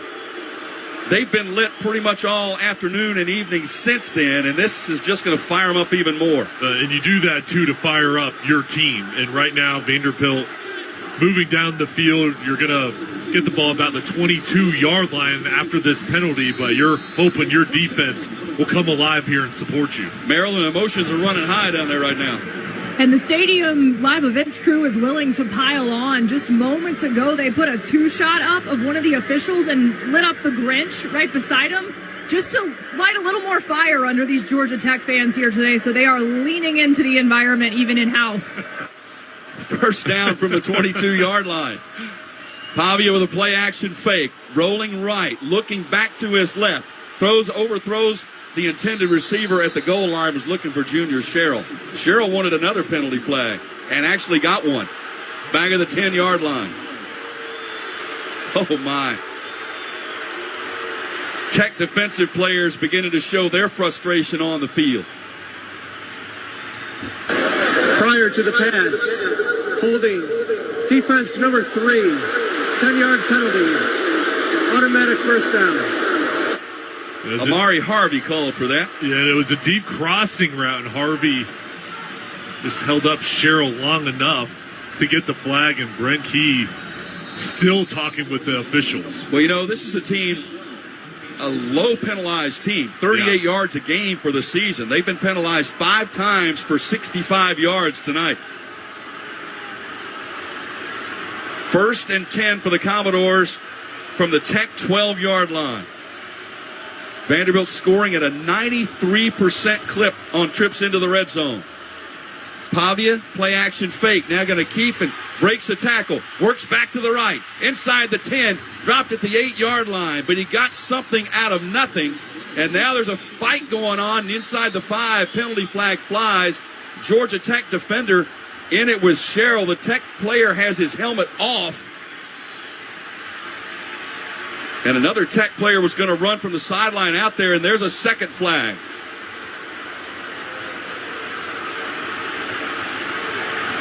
So that was Amari Harvey that was in it, I believe, with, was it with Fungi? I believe so. Those two were kind of tangled up. There's a lot to kind of decipher down in the field. Another player is down with injury. Yeah, it's a Tech player on the far side laying inside the 10-yard line, being tended to. Brent Key's going to call his defensive players over and going to take the opportunity to walk out of the field, put his arms behind his back, and have a conversation with an official. Well, the arms behind his back didn't last very long. And, Joe, I know that you're upset and you're frustrated, but the Georgia Tech defense kind of unraveling right now, and we'll see what the results are of these flags, but you can tell the momentum over on Vanderbilt's sideline right now and just kind of feeling good about how this drive is going for them, seeing the frustration on the defense. Well, and they're still discussing. The officials have huddled in the middle of the field away from both teams at the 10-yard line, talking about the 2 flags that were thrown at 2 different times that are on the near side right now. And the player down is number 5, Clayton Powell Lee, who's being helped up, not putting a lot of weight, looks like on his right leg, as he's being helped off the field. And we're still waiting for what the official's decision is here. This is a Big Ten officiating crew.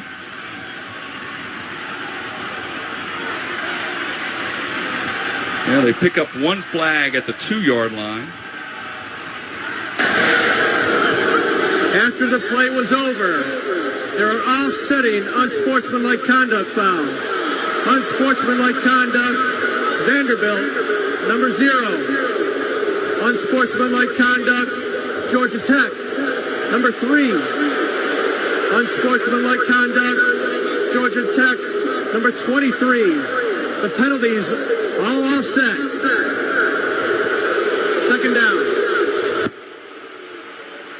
So what I didn't realize, when you see a player with his helmet off, obviously it was probably yanked off of his head. You wonder how that factors into all this, but nonetheless, all those penalties offset. And a lot of times you wonder why officials make a call when they offset. Well, if a player gets 2 unsportsmanlike penalties like that, then they're ejected from the game. Second down and 6 for the Commodores from the Tech 8-yard line. Pavia in the shotgun. Tight formation, bunch to the right. Pavia's going to run right behind Alexander, breaks a couple of tackles, and finally hit out of bounds at the 3, about a yard shy of the first down.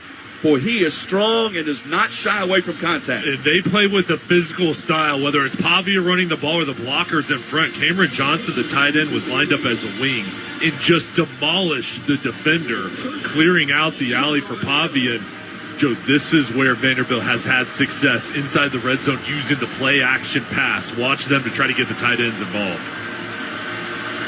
Commodores 4 of 8 on third down in this game. This is 3rd and 1 from the Yellow Jackets 3. Tightly bunched formation. In the pistol.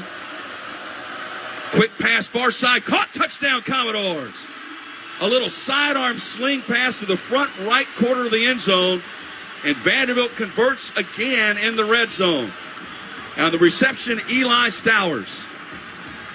Now the all-SEC tight end was lined up in the slot, and Pavia, that quick little arm action, rifled it out to his tight end out in the alley, and this Vanderbilt offense really clicking on 3rd and 4th down as well. But that was the 3rd down there, executing at a high level. Boy, Pavia just fired it sidearm, right on target. Just across the line. Taylor on for the extra point, and he was hit and dropped after the extra point, which was good, but he's down at the 11-yard line. And I believe if that was Harvey, and I believe it was Harvey. Personal foul, roughing the kicker, defense number 3. That 15-yard penalty will be enforced on the ensuing kickoff. The try is good. Timeout. I thought that would be his second personal foul. They've signaled 2 on him. It's got to be 2 unsportsmanlike conducts, I believe, but that was a risk. Yeah. To get that personal foul immediately after the previous play. But a big drive aided by a couple of penalties once again, and the Commodores convert to build the advantage to 21-13. It was a running into the kicker. It was not roughing. And Harvey came off the field, and I saw one of the assistants grab him the second he got to the sideline. I don't think Brent Key initially saw the penalty, and then the assistant coach grabbed him and kind of walked him over towards the sideline to calm him down to make sure he was on the same page as far as what they want. Because right now the defense kind of getting out of control with the penalty. Lost their composure there for a minute. Now, with the penalty, the kickoff will come from midfield. In the old days, this would be a good time for an onside kick to try to seal a possession. And they're just going to kick a squib right here. It's going to be fielded at the 7, running outside and hit at the 19-yard line. That's where Tech will start 1st and 10. Let's pause 10 seconds now. This is the 2024 Birmingham Bowl on Bowl Season Radio from First Team. To the 19.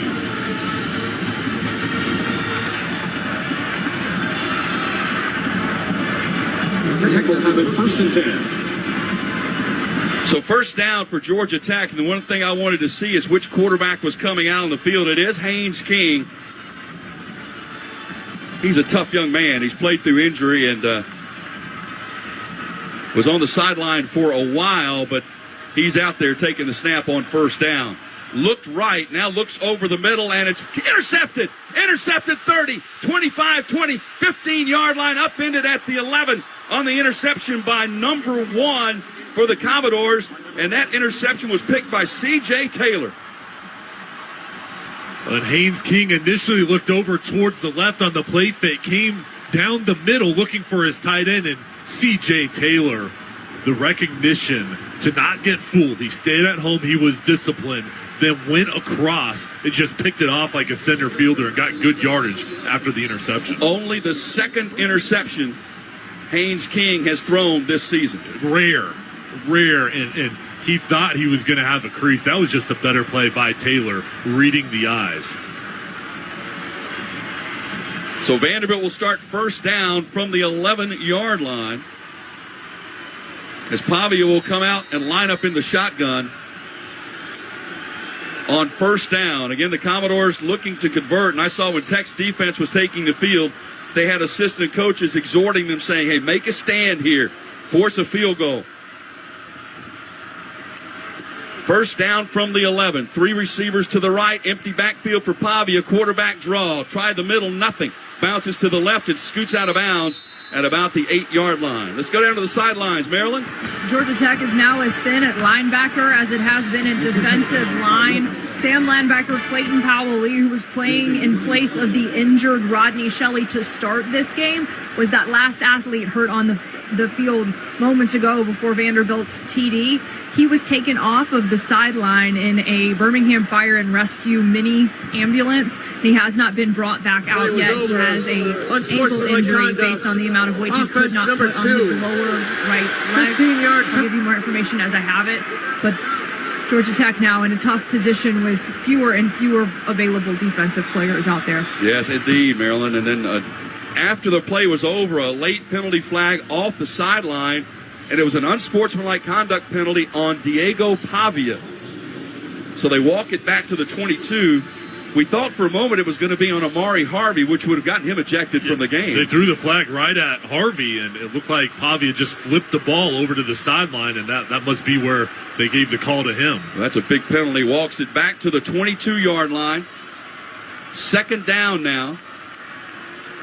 And 21. Pavia in the shotgun, 4-man Tech rush. Going to keep it, runs across the 20, breaks a tackle 15, still on his feet 10, and pushes it down to the 7-yard line. And again, there's a scuffle as they're trying to unpile players. And after every play, Jay, Amari Harvey is just demonstrative to the line judge and to any official that'll listen. He's got to be careful. And I mean, he's still talking, and I think the coaching staff's got to bring him over and settle him down. Well, he is fired up, and he's already got one unsportsmanlike conduct penalty in this game. After 3 quarters, it's Vanderbilt 21, Georgia Tech 13 at the 2024 Birmingham Bowl. More after this from Jefferson County, Alabama. Did you know that Jefferson County, Alabama has more? We do. We have more business opportunities, more educational opportunities, and more housing opportunities. We also have more outdoor spaces, whether it's urban or suburban. There's a trail to connect you to biking, hiking, climbing, or just plain exploring. Visit us today at birminghamhasmore.com to find out just how much more we have to offer you. Brought to you by the Jefferson County Commission, proud to be a part of the Birmingham metropolitan community. For 75 years, the National Football Foundation and College Hall of Fame, through programs and initiatives like the College Football Hall of Fame, Campbell Trophy, and National Scholar Athlete Awards, has strengthened communities, promoted education, preserved opportunities, and protected the game. To learn more and become a member, visit footballfoundation.org. That's footballfoundation.org. Morning. I'm starting my health journey with my new blender. I got 2% cash back on it with the new Cash Rewards Plus card from Navy Federal Credit Union. I got unlimited 2% cash back on these carrots, apples, bananas. It's 6 in the morning. Oh, I also got 2% back on these smoothie glasses. I'm going back to bed. Oh yeah, I got 2% back on the mattress. Sleep tight. You could earn unlimited 2% cash back on all purchases with the new Cash Rewards Plus card. Learn more at NavyFederal.org. Navy Federal Credit Union. Our members are the mission. Navy Federal is insured by NCUA. Bilt's own 100 years of tradition. 10,000 players opt in each year for this one-of-a-kind experience. 1.5 million fans join them in person, while over 95 million fans watch the most interesting celebrations, from the mountains to the desert, the city to the beach, distributing over $100 million to the participating institutions and positively impacting communities across the country. This means something. This is bowl season, a celebration of college football.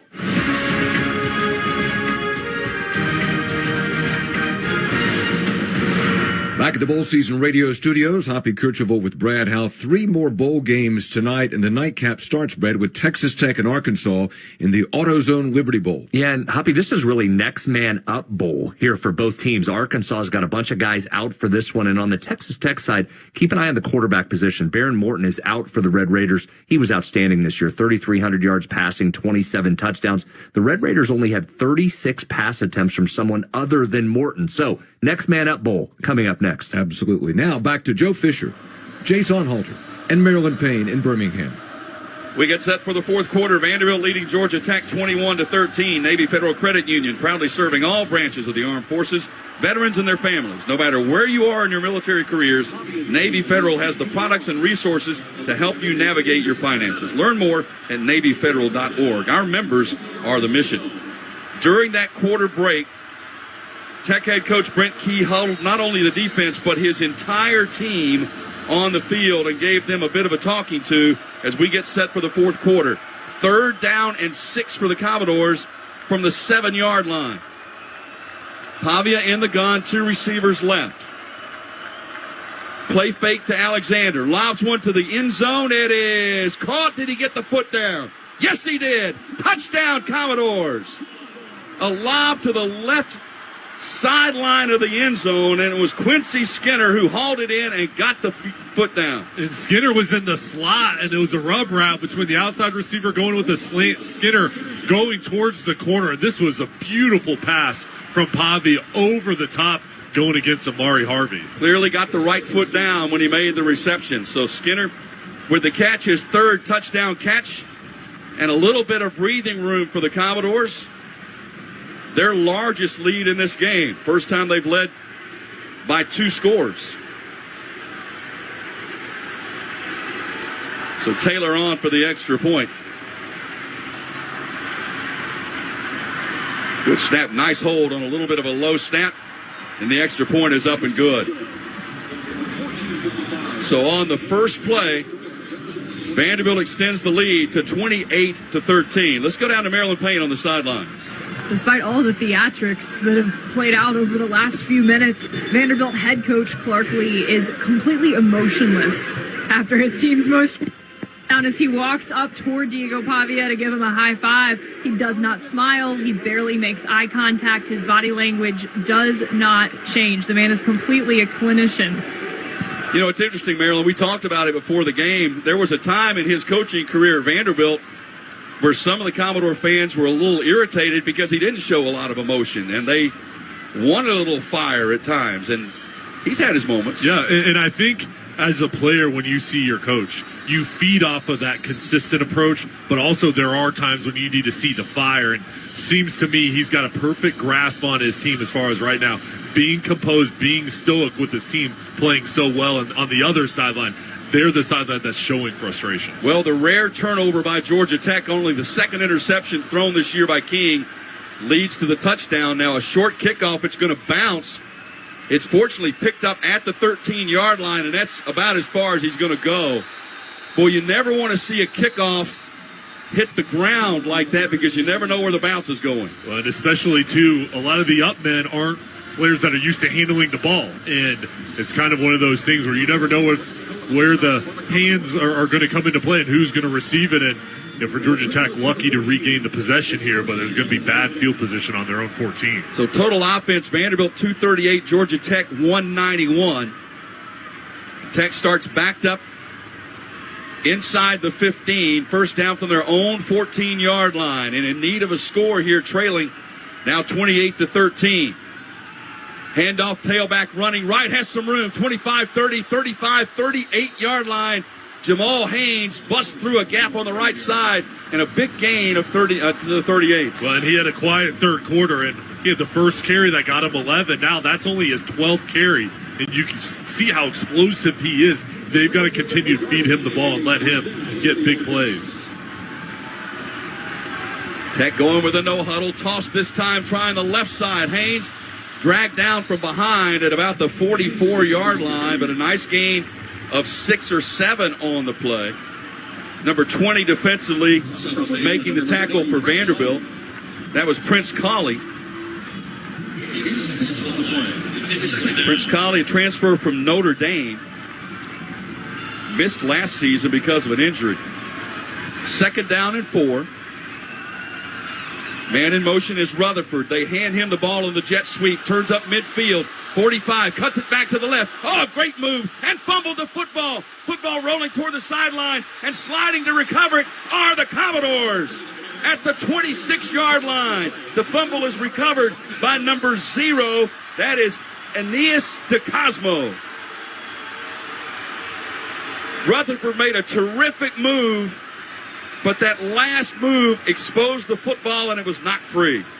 The pursuit of Vanderbilt, they did not give up. And as Rutherford was zigging and zagging, he was making a miraculous play, and then that hand just got hit, and the ball just went on the floor. And what hustle from DeCosmo going in, regaining possession before he went out of bounds. The player down, there's a player down for the Commodores defensively, and I believe it's number 1, C.J. Taylor. He's down at the 37-yard line. So the second Georgia Tech turnover, and Vanderbilt will take over 1st down from the 27-yard line. This is the 2024 Birmingham Bowl with a score Vanderbilt 28, Georgia Tech 13. Back after this from Shriners Children's Charities. America's oldest college football all-star game runs through the Lone Star State. Be a part of history in the making at the 100th East-West Shrine Bowl. Thursday, January 30th, 2025 at AT&T Stadium. Visit shrinebowl.com for a chance to see the nation's top college football players ahead of the NFL Draft. Tickets start at just $20. Don't miss the historic 100th East-West Shrine Bowl. Get your tickets today at shrinebowl.com. Today's all-stars, tomorrow's legends. It's the college football postseason, and you're focused on the game and your team's odds of winning. But if there's one thing you shouldn't leave to chance, it's your insurance. At Higginbotham, we've got more coverage options than the coach's game plan. From business insurance and employee health benefits to home and auto, we've got innovative solutions that are tailored to your needs and your budget. Higginbotham can insure everything but the outcome of today's game. Higginbotham.com. It takes a different breed to be the first to respond. The first on the scene. The first to tackle disaster head on. At ServPro, we witness the bravery of first responders almost every day. So to all those who never give a second thought to being the first ones in, this game's for you. ServPro, proud supporter of our nation's first responders.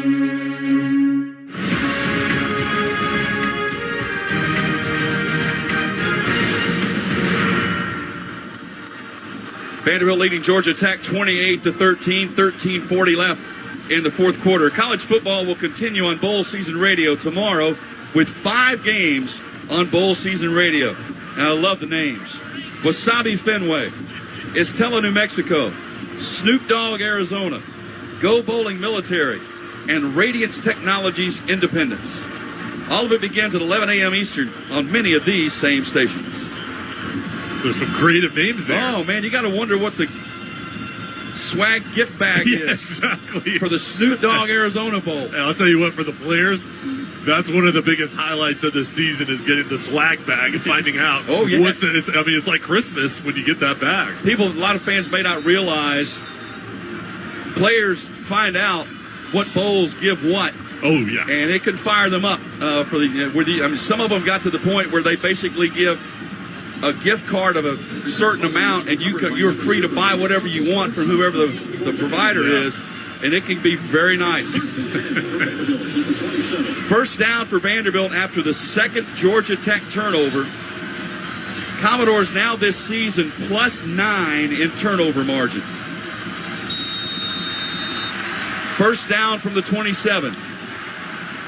Pavia in the pistol, Alexander behind him. 2 receivers right, 1 left. Looks like man coverage for Georgia Tech. Handoff Alexander. Hit hard, falls forward to the 29-yard line.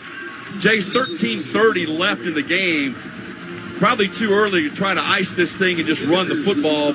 But there will come a time where you think about that. Well, and I think what we'll see is Vanderbilt going back to the huddle slow, run the football, and kind of get a feel for what the defense is going to do. But they brought that extra defender down the box, so We'll see if they elect to throw the ball and be aggressive. But I would take a shot, though, because with the amount of time left, if there's one-on-one coverage on the outside, the defense is giving you an opportunity. I would go ahead and be aggressive. Well, again, you talked about the trust that both of these coaches have in these quarterbacks. Pavia in the pistol. Play action fake, keeps, has room. 30, 35, 40, and angles down and slides down near the sideline at the 43-yard line. The read option for Diego Pavia, I think they're going to mark it down.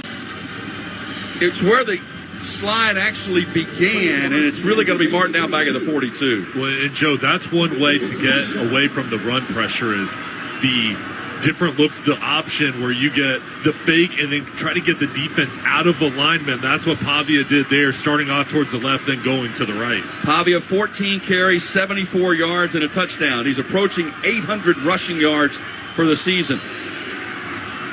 First down from the 42. Man in motion left to right. That's now set up in a two tight end set. High snap. Pavia hands off Alexander, nothing. Well, he was stopped at the line of scrimmage, and I believe that was Zach Biggers that made the first contact.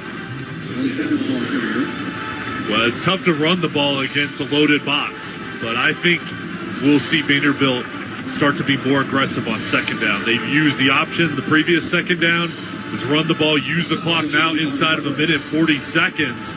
Again, moving slowly, but when you see there's opportunities on the outside and on the edges, I think we'll see Vanderbilt try to take it here. Actually, technically a tackle for loss. He lost a half a yard on the play. So second down and 11. Play clock is at 5. Pavia brings the man in motion, takes it down to 2, takes the snap.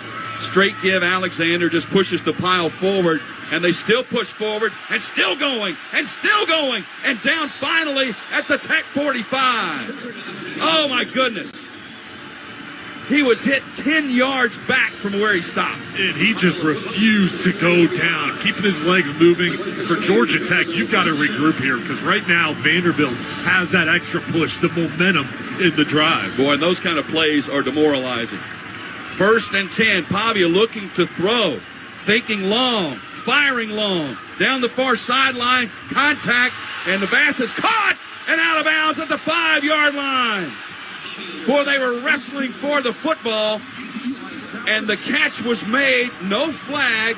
They're going to mark it down inside the 5. Well, and just a great throw from Pavia. There's the shot down the field. Vanderbilt coaching staff, Tim back saying, all right, let's go for it. Stowers, the tight end, his arms are being held down. He had to push through it just to get his arms up. Miraculous catch, and Vanderbilt's offense is rolling. I mean, that was a clear defensive hold. I can't believe it. There was no flag, and Stowers just fought through it and made the catch. Boy, and the Commodores got to be thinking they're looking to put the dagger in right here. Leading by 15, 10 minutes left to play. Pavia quarterback draw, up the middle, powers to the goal line. Touchdown, Vanderbilt. They got the Tech defense on their heels and drove it right down and scored. And Pavia danced with his teammates. Now he's going to the crowd to give some fans some hugs. And I'll tell you what, when he's in shotgun and there's a clear path for him, watch out if you're a defender. He's looking to hit you, and he just went through one Georgia Tech defender, plowed his way in the end zone. There's a reasonable chance Diego Pavia won't have to buy a meal in Nashville for the foreseeable future. He is beloved by Commodore fans.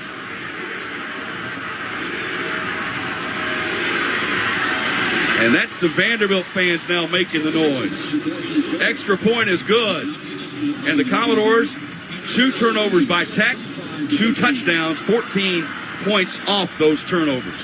From Protective Stadium in Birmingham, the score Vanderbilt 35, Georgia Tech 13. This is the Birmingham Bowl on Bowl Season Radio. We asked parents who adopted teens to share their journey. When I met both of them, it was like my missing pieces were found. Like it was just like an instant, these are my kids. If you're considering adopting a teen, just do it. Kids need families. I don't care the age, everybody deserves a family. Learn about adopting a teen from foster care. Visit adoptuskids.org to learn more. A message brought to you by Adopt US Kids, the U.S. Department of Health and Human Services, and the Ad Council. For 75 years, the National Football Foundation and College Hall of Fame, through programs and initiatives like the College Football Hall of Fame, Campbell Trophy, and National Scholar Athlete Awards, has strengthened communities, promoted education, preserved opportunities, and protected the game.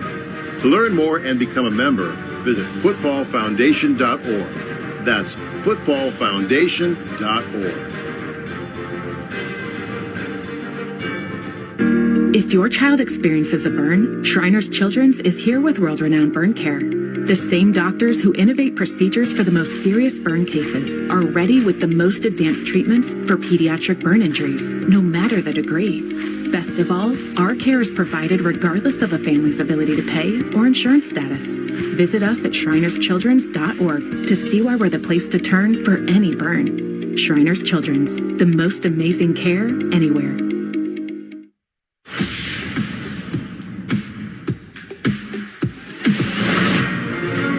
You're listening to the 18th Birmingham Bowl from Bowl Season Radio. The Vanderbilt scoring drive after the Tech fumble. 6 plays, 73 yards, 3 minutes, 41 seconds off the clock, building the lead to 35-13. This is the second most points Georgia Tech has given up this season. The most was the 8 overtime game to Georgia where they gave up 44. Tech has lost 10 consecutive games against Southeastern Conference opponents. And tell you what, they just kind of unraveled there at the end of the third quarter going into the fourth, and you have to give credit to Pavia. There's a magic to his game. It's something you can't coach. You can't really put your finger on. It's just a different energy to how he plays and the improv skills. And once the momentum gets going his way, it's tough to regain it. He is playing at a high level. Yeah, let's go down to the sideline. Maryland? Diego Pavia, 2 cuts, one on each side of his nose up toward the bridge of it, right between his. Those cuts were not here at the turn of the third quarter, guys. That's just how he's been over the last couple of minutes. An offensive line coach, Chris Knack, has just told his offensive line, that's what we've been looking for all night long. You guys block well, you do your job, and your player makes a play. That's why Diego, he's our guy. Pavia 13 for 21 passing, 160 yards, 3 touchdowns, 15 carries, 80 yards, and 2 more touchdowns.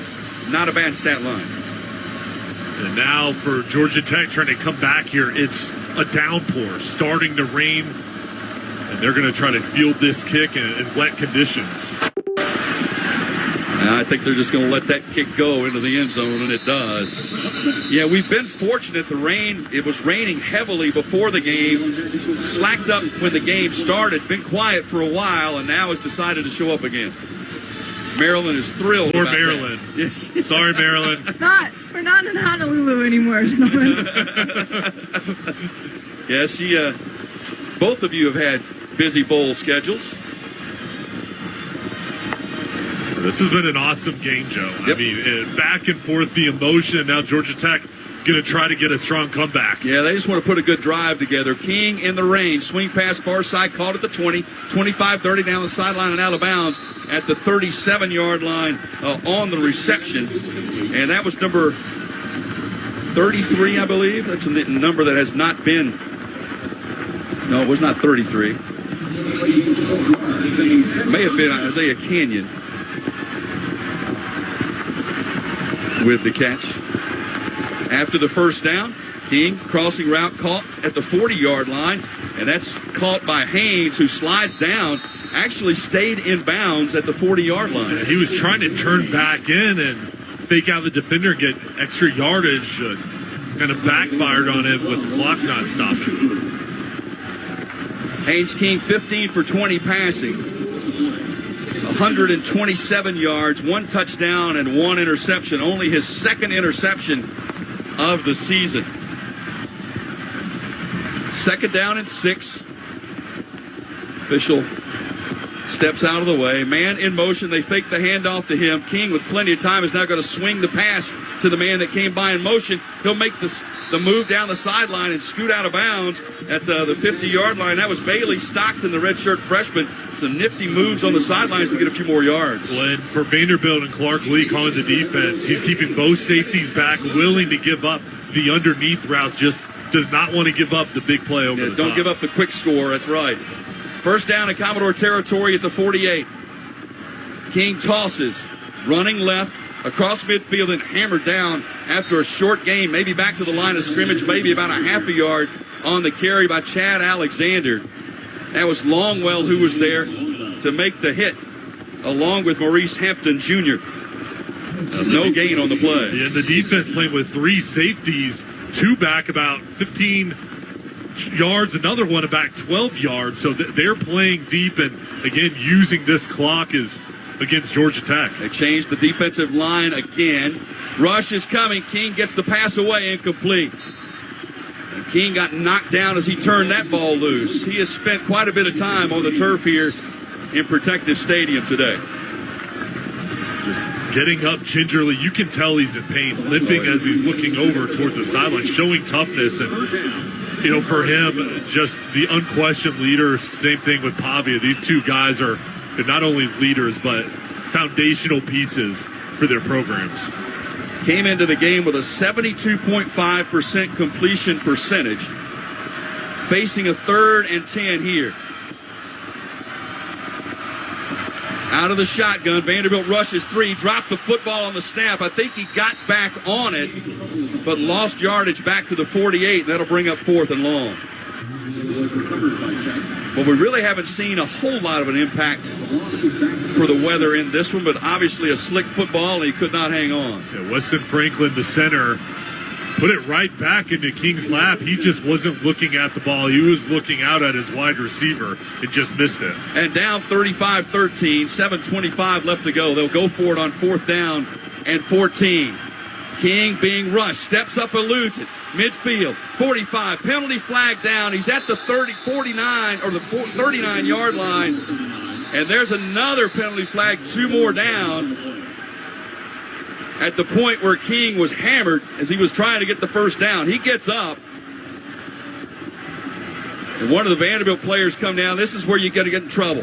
One of the Vanderbilt players walked over and started mouthing to the Georgia Tech sideline, and one of the Georgia Tech players reacted, walked up, hit him from behind, and now being restrained.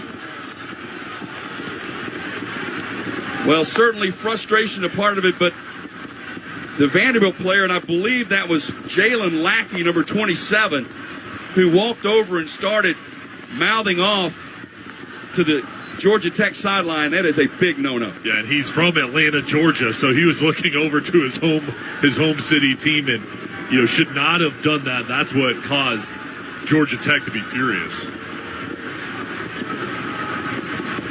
If this was the NFL, there would be fines after this game for a number of players. The league office would be busy. But the league office would have a letter. It would come out. There are 2 fouls on the play. Personal foul. Illegal blindside block. Defense. Number 1.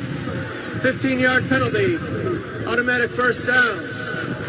After the play was over, personal foul. Targeting defense number 1. That penalty is under further review. So C.J. Taylor gets hit twice. One for a penalty during the play, one for the penalty after the play. And now they can review this and decide whether or not it is targeting.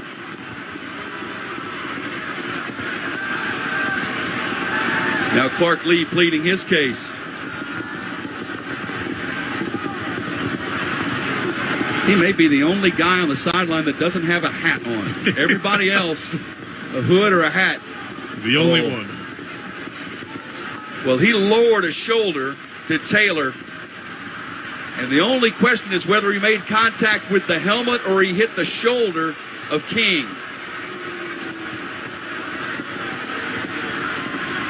I'm not so sure looking at that. I think the helmet got hit, but I believe it was by Taylor's basically his backside. Yeah, he turned his shoulder knowing that it was going to be close and kind of tried to protect himself from getting a penalty, turning and that shoulder hitting the head.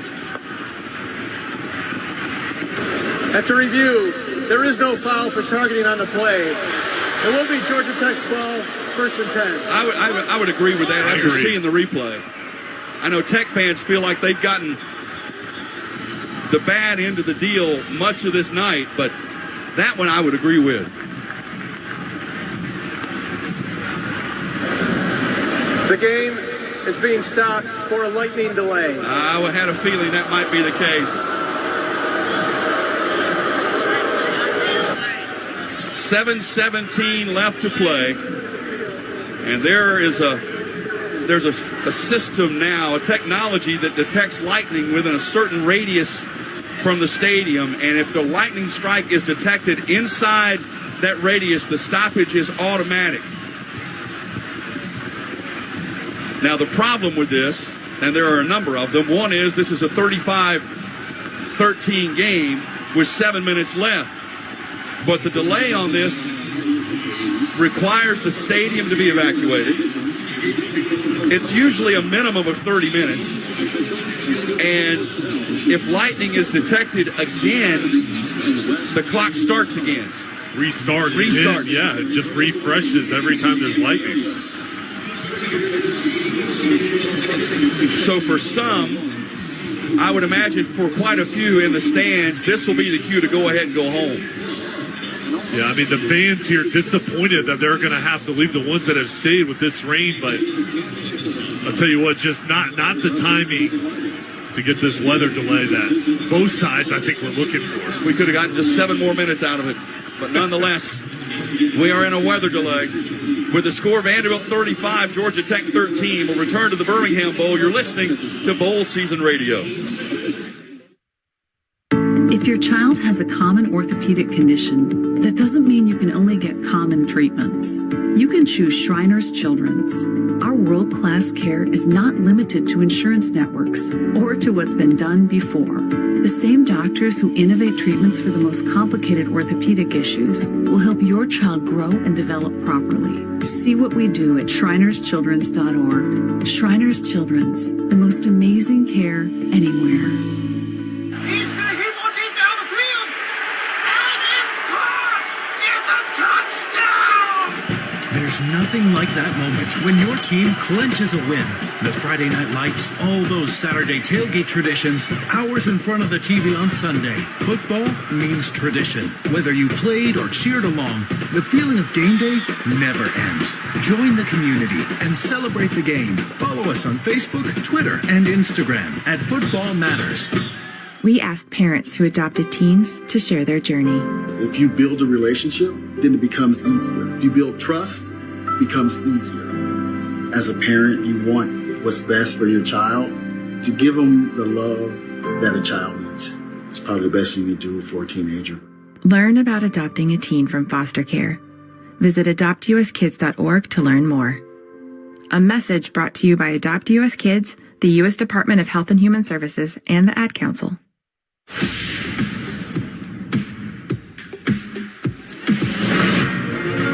You're in bowl season. Now, back to the 18th Birmingham Bowl. Well, unfortunately, we are in a lightning delay as the rain continues to fall here at the Birmingham Bowl. With 7:17 left to play, Vanderbilt leading Georgia Tech 35-13. So with the lightning delay, that prompts both teams to leave the field. Fans have to leave the stands. Fortunately, we can stay where we are. Maryland has to come off the sideline and into cover as well, but there's going to be a stoppage here for a while. Starting the way that this game began, Vanderbilt scored first on an 8-play, 87-yard drive, 7-yard touchdown pass to Cole Spence to take a 7-0 lead. Georgia Tech put together an outstanding 15-play, 75-yard drive, and a touchdown pass from Haynes King to Ryland Goad tied the game at 7. Vanderbilt responded, 1:55 left in that half, with a 2-yard touchdown run by Pavia to make it 14-7, but a big drive for Tech at the time. They answered, they took advantage of a couple of penalties by Vanderbilt and got a field goal to cut the deficit to 14-10 at the break. And, Jay, it seemed at that point Tech kind of had the momentum in this game. They had the momentum, and then coming out in the third quarter, the first drive, their defense was playing great too, but then things quickly changed over to Vanderbilt's side. Yep, Tech got it to 14-13 on a 33-yard field goal by Burr, but after that, since then, it's been all Commodores. There was a lot of emotion. There were penalties involved, heated penalties. One of them on the head coach, Brent Key, who got an unsportsmanlike conduct penalty for Georgia Tech, and turnovers factored in as well. The Commodores with a touchdown pass from Diego Pavia to Eli Stowers to make the lead 21-13. Then they answered with a 7-yard touchdown reception by Quincy Skinner on a drive to make it 28-13. And then Pavia, a 6-yard touchdown run, capping a 6-play, 73-yard drive to make it 35-13. Those last couple of scoring drives started by turnovers by the Yellow Jackets. Yeah, just mistakes that Georgia Tech is not accustomed to. Only 8 turnovers on the season. They've had 2 here today, and Pavia has made them pay. And I'll tell you another thing, Joe. It's the opportunities on third down from Vanderbilt to convert. 6 for 10 on third down, 1 for 1 on fourth down. That's stretched out drives. That's extended opportunities, put pressure on the defense, and they've capitalized. Well, in so many areas, statistically, the game is very even. You know, Vanderbilt 311 yards of total offense, Georgia Tech 286. Passing yardage 160 to 138 in favor of Vanderbilt. Rush yardage 151, 148 in favor of Vanderbilt. Penalties even at 6 each for a lot of yardage. Vanderbilt 6 for 60, Georgia Tech 6 for 80. But the 2 turnovers turned out to be key because it allowed Vanderbilt to capitalize and stretch this lead to this margin. Yeah, it has stretched out the lead, and then Vanderbilt was able to really put their foot on the gas pedal. And they were aggressive with their play calling. When we saw Georgia Tech trying to stop the run, Vanderbilt just went through the air. And one-on-one opportunities they highlighted. Pavia, who you can trust with the football. No interceptions, those 3 touchdowns. He's been very effective through the air. Yeah, he's responsible. 5 touchdowns today, 3 through the air, 2 on the ground. And well, the one they had when they had the lead and took a chance through the long ball downfield when they had a short lead, took the gamble, it paid off. They got them inside the 10, and they scored a couple of plays later. So we are in a weather delay. It's technically a lightning delay. It wasn't so long ago we never had these. You know, never. And now they are a common occurrence thanks to technology. We didn't know better. We just said, "Oh, it's lightning," but we'll close your eyes. We'll keep playing. It's all right. So when play resumes, first when they get the teams to come back on the field, whenever that is, they'll have to give them a warm-up period again before we get started. It's tough right now for the players because you're all warmed up. You have to go to the locker room, and you get cold. And obviously some guys are drenched, and they're going to have to change their jerseys and their pads to stay fresh. And you've got to mentally lock in because you still have over 7 minutes left in this game. So if you're on Vanderbilt's side, you feel good about where you're at, but you got to finish it for Georgia Tech. Huge deficit. You do not want to be sitting in the locker room right now, but you're going to have to find a way to stay mentally in it here and come out and finish strong as well. Yeah, there's a little pride involved here to try to finish strong. A lot of the fans, you don't necessarily have to leave the stadium, but you have to get up on the concourses that are underneath between the lower deck and the upper deck. And so that's where you can see a lot of the fans who've opted to stay and are being sheltered there. But hopefully this will not be a lengthy lightning delay. We expected rain. Frankly, I was surprised that there was any storm activity or lightning involved, and everybody else was as well.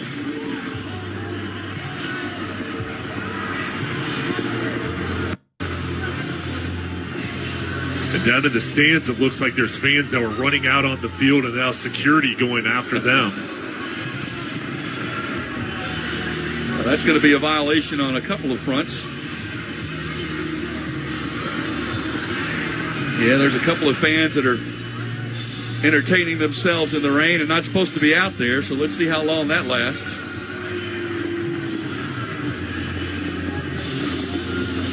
Vanderbilt leading 35-13. Diego Pavia, 13 of 21 passing, 160 yards, 3 touchdowns, no interceptions. Pavia also the leading rusher for Vanderbilt, 15 carries, 80 yards, and 2 touchdowns. For Georgia Tech, Haynes King, 17 of 23 passing for 138 yards, 1 touchdown, 1 interception. Barring a total collapse in the last 7 minutes, he is going to finish setting a new Georgia Tech record for completions on a season. And he needs 215 yards of total offense coming into the game. He needed 215 to pass the outstanding Joe Hamilton for Georgia Tech's single-season total offense record. Right now he's at 138, so he's going to need to come on. He's also got 13 yards rushing, so he's at 151 of total offense, so he needs about 65 yards to make that happen. And he's been banged up, too. The defense has been all over him. They've been trying to get a pass rush, and they've succeeded. And I'll tell you what, a couple times he's gotten up. You didn't know if he was going to be able to continue playing. Yeah, he needs to be the first one in the whirlpool after this game is over. We're back in 1 minute after this word from AT&T FirstNet. When you dedicate your life to saving others, don't you deserve something dedicated to you? AT&T and FirstNet think so. That's why the government chose AT&T to build FirstNet, a one-of-a-kind nationwide network for first responders.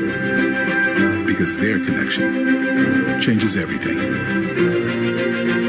FirstNet, built with AT&T. Bilt's own 100 years of tradition. 10,000 players opt in each year for this one-of-a-kind experience. 1.5 million fans join them in person, while over 95 million fans watch the most interesting celebrations, from the mountains to the desert, the city to the beach, distributing over $100 million to the participating institutions and positively impacting communities across the country. This means something. This is bowl season, a celebration of college football.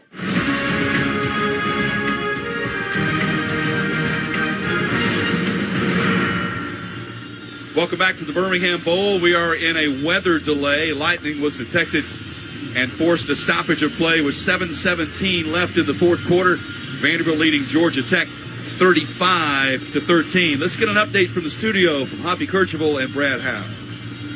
Back at the bowl season radio studios, Hoppy Kercheval with Brad Howe. 3 more bowl games tonight, and the nightcap starts, Brad, with Texas Tech and Arkansas in the AutoZone Liberty Bowl. Yeah, and Hoppy, this is really next man up bowl here for both teams. Arkansas's got a bunch of guys out for this one, and on the Texas Tech side, keep an eye on the quarterback position. Baron Morton is out for the Red Raiders. He was outstanding this year, 3,300 yards passing, 27 touchdowns. The Red Raiders only had 36 pass attempts from someone other than Morton. So, next man up bowl coming up next. Absolutely. Now back to Joe Fisher, Jay Sonhalter, and Marilyn Payne in Birmingham. Thank you very much, guys. It's interesting because they just put up a sign on the big Jumbotron that said, "The game is not canceled at this time." I didn't even know that was an option, but nonetheless, I'm sure they're planning to resume play with 7:17 left. But Vanderbilt leading 35-13, but I'm sure they'll try to get this game resumed as quickly as they possibly can. Yeah, and hopefully the storm will move out quickly. But I'll tell you what, for both teams, I mean, it was evident by how much this game meant to each side by the support from their fan bases and how hard each team has been playing throughout the game. Yeah, it's a little bit unusual in a bowl game of this type to see the emotion that we have seen, and it's been, now some of it was fueled by the fans and feeling there were calls that were not accurate, but both teams have had their moments emotionally. And they came ready to play. Oh, yes. I mean, these defenses have been physical, and I was just impressed with the play calling on both sides. You could tell they really prepared at the highest of level coming into the bowl game. Certainly the challenge for Georgia Tech, we alluded to it as the game began, missing a number of players, a couple of key linebackers to injury, had another defensive lineman injured in this game that they certainly miss, and that was a spot where they were already painfully thin because of losses to the transfer portal. Tech was hit pretty hard by the transfer portal before this game, as a lot of teams have been around the country. I think with Eric Singleton in the portal and going to Auburn, that's their one big guy on offense. They have missed the big playability over the top that he has shown throughout the year, and just for all these teams throughout college football, it's kind of how can you get your guys that are available ready to play in a bowl game, and how deep is your depth? And it's interesting, and I know it's become a business, and I get that, but I'm still a little bit surprised to see players in the playoffs getting ready for the chance to play for a national championship opting out. I'm shocked. Yeah.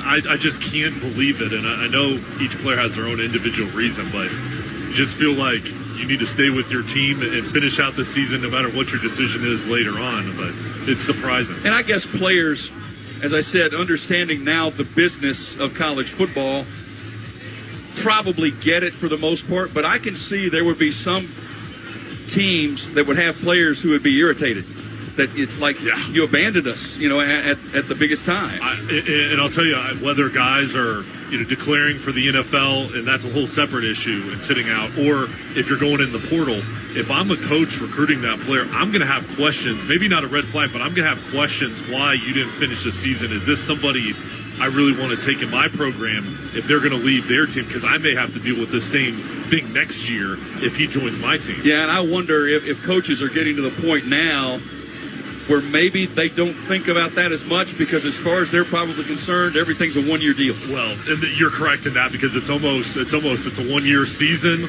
unless you're a program like Clemson where they don't really use the portal. Well, that's about to change. I'd be willing to bet. Yeah, but for a lot of these programs, you're correct. It really is like, all right, we've got 1 year to do it, then we'll regroup and field a new team the next year. Yeah, it's amazing. Coaching has changed so much in recent years because of the combination of NIL and the transfer portal. But nonetheless, the delay continues as the rain continues to fall. And once again, if lightning's detected within a certain distance from the stadium, it's an automatic stoppage. It's an automatic 30 minutes at least. And you have to go a full 30 minutes without another lightning strike in the area. And I can recall being around some games, especially baseball, where you can sit and stare at your computer screen and see the software program that has the map drawn and has the circle, and just praying that no strike comes in that circle, especially when you get like 25 minutes into the countdown. Yeah. It's like, don't give me another one. We all become meteorologists. Oh, absolutely. During weather delays. Like, I've been in situations where a strike would happen right on the edge of the line, and you could see the officials going, I didn't see that. Did you see that? I don't know. Because everybody, regardless of the situation in the game, which right now is relatively one-sided for the first time, with Vanderbilt leading at 35-13, they'd like to find a way to finish this. Coaches would like to find a way to finish it. From their standpoint, maybe at this point, to get some guys into the game, to give them a bowl experience that haven't been in yet. For sure, and just the opportunity to actually finish. I mean, for Vanderbilt right now, you want to go out there and give those guys an opportunity and get the trophy at the end of the ball game and be able to celebrate the right way. And for Georgia Tech, even though you're down, you want to make sure you play a full 4 quarters and give your guys that mindset. Hey, listen, no matter what, we're going to finish strong even if we're behind. Well, if anybody's prepared for a long game, it's Georgia Tech. Right. After playing an 8 overtime game against Georgia, that was a tremendous game. They lost at 44-42. And that's one of the formats, and I understand the reasoning to try to keep players from getting injured for the game going on and on, forcing teams to just do 2 points.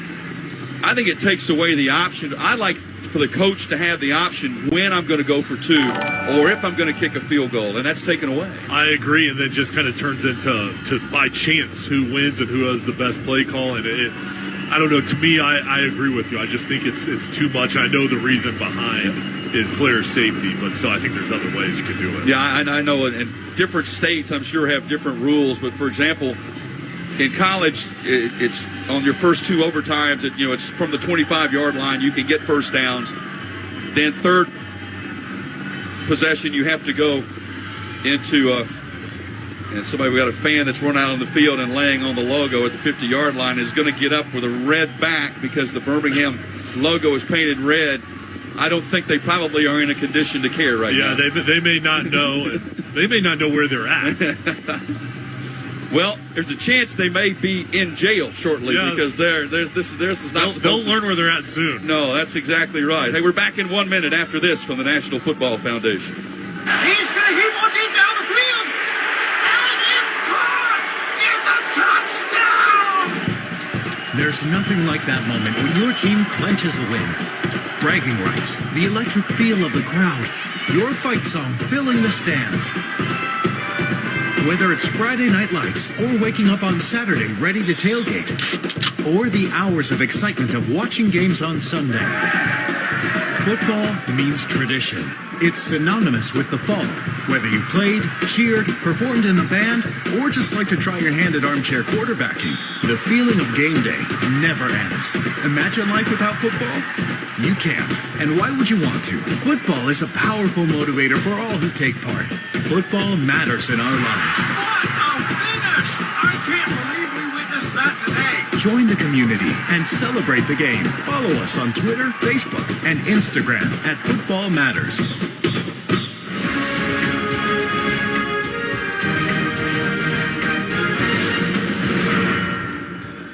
Well, if you're just joining us, where have you been? We are in a lightning delay here at the 18th Birmingham Bowl in Birmingham, Alabama, with 7:17 left in the contest, and Vanderbilt leading Georgia Tech 35-13. Hope you'll spend tomorrow with us as well. College football continues on Bowl Season Radio with 5 games on Bowl Season Radio. Wasabi Fenway, Estella, New Mexico, Snoop Dogg, Arizona, Go Bowling Military, and the Radiance Technologies Independence Bowl, all beginning at 11 a.m. Eastern on many of these same stations. And we appreciate you joining us however you're listening to the broadcast, whether it be through your local radio station, whether it be on Sirius Channel 84, Sirius XM Channel 84, whether it's through TuneIn or any of the other apps that we are fortunate to be broadcast on and be a part of. And hope you've enjoyed up till now.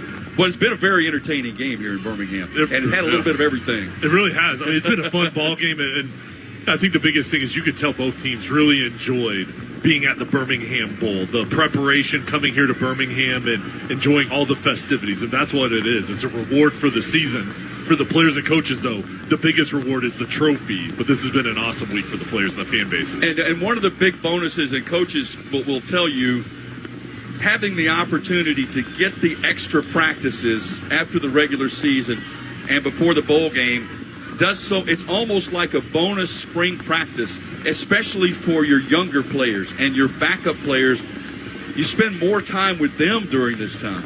And you get that practice time, but during that practice time, you give them an opportunity to scrimmage and really have physical practices where during the year, you really can't go and play that way with them. So you can't get the true sense of development. But when you get to bowl practices, you can kind of unleash them and see where they're at as far as their progress and kind of plan towards next year while you're getting improved development from the players. It's interesting. And I think one of the products of the physicality of the game now, and you've seen it evolve over time, teams put in tackling drills and contact work and everything until the season starts.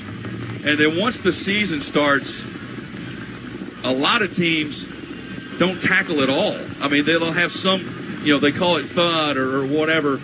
But and I think as the season goes on, some of the skill set erodes for some players just because they don't practice it anymore. They take the pads off. Yep. And we've seen that at the NFL level, and it's trickled down to the college level when you see teams that aren't finishing plays, especially on the defensive, and usually it's because they're not used to tackling. They're not used to physical practices. And during camp, of course, many times it's battle out there every day.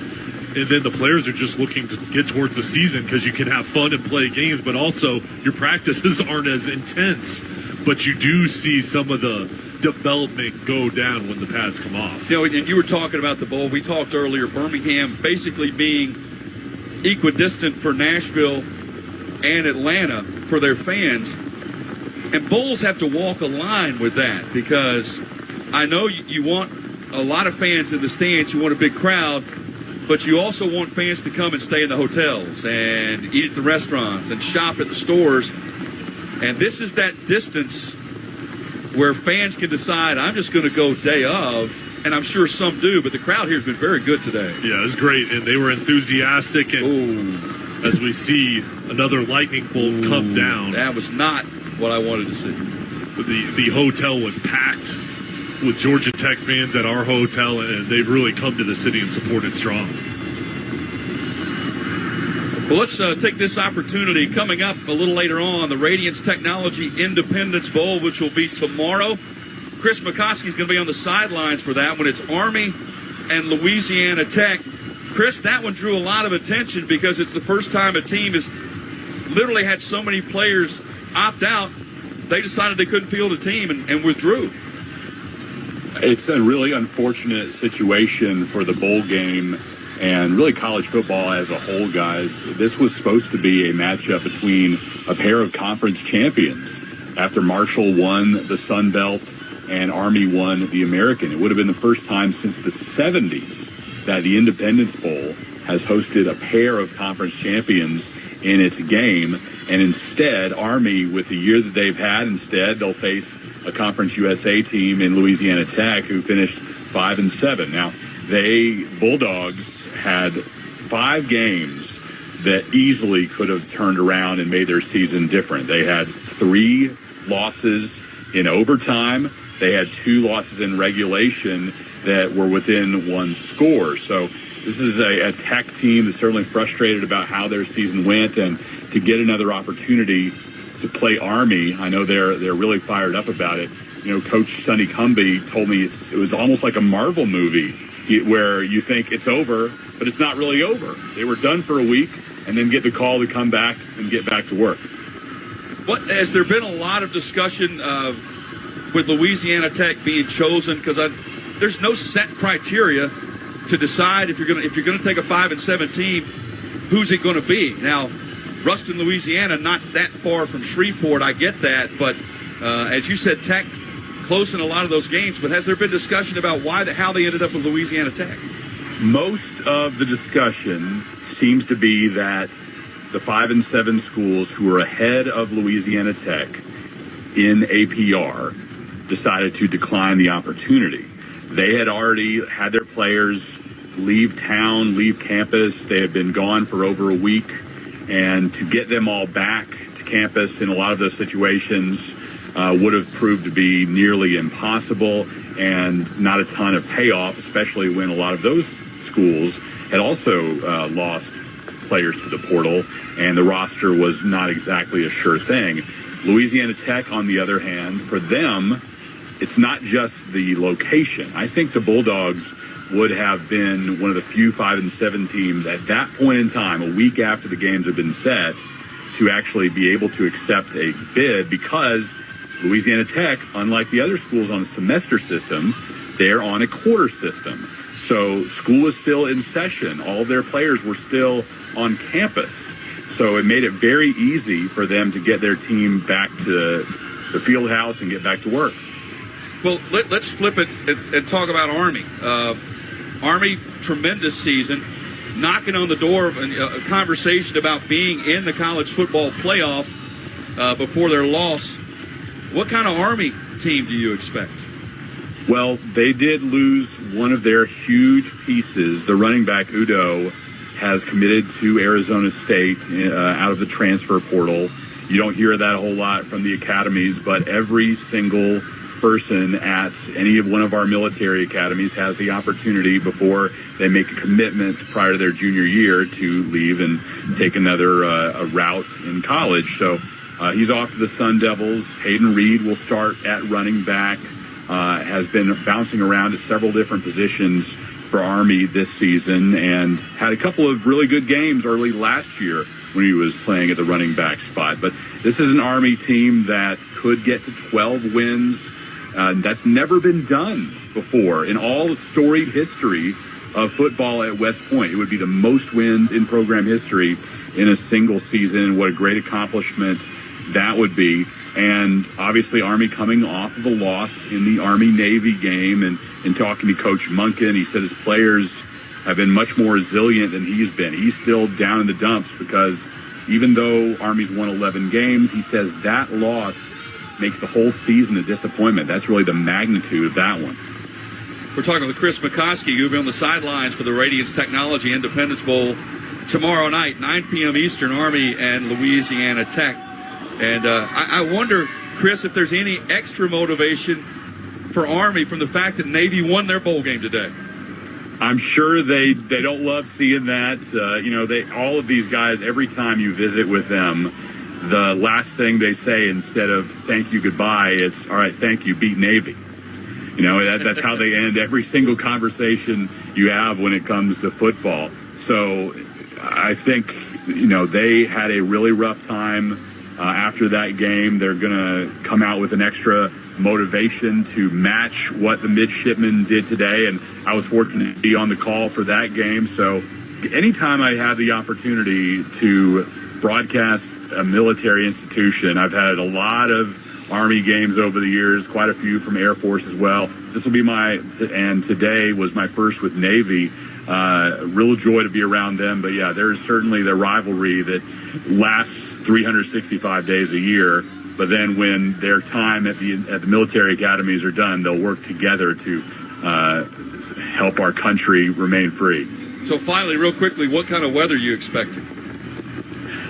I need to check the forecast again. Last I looked, I was in store for putting on the poncho and enjoying some wet times down on the sideline. Hopefully nothing to the amount of rain that you guys have got today. Hopefully the lightning strikes stay away. That's the last thing we need with an 8:15 Central kickoff tomorrow is lightning delays to make us play until 2, 3 in the morning. No question about that. Well, thank you for taking a few minutes to join us here during our weather delay. I appreciate it very much.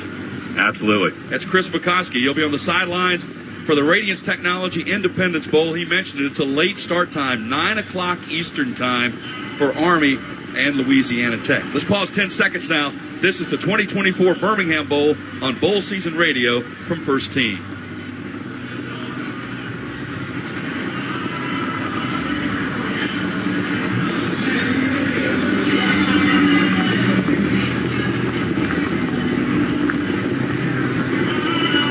From Birmingham, glad you're with us. Joe Fisher along with Jay Sonhalter, Marilyn Payne, our on-site producer, engineer, Colin Lacey, our studio hosts, Hoppy Kercheval, Brad Howe, and our board operator and master control, Harold Hamrick. And we're in the midst of a weather delay because of lightning in the area. Unfortunately, we saw a flash just a couple of minutes ago, which might push the clock back on the start time or the resume time even a little bit further. Let's take a break, come back in 1 minute after this from Shriners Children's Charities.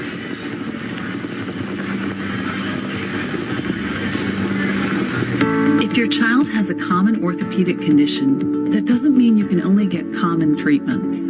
You can choose Shriners Children's. Our world-class care is not limited to insurance networks or to what's been done before.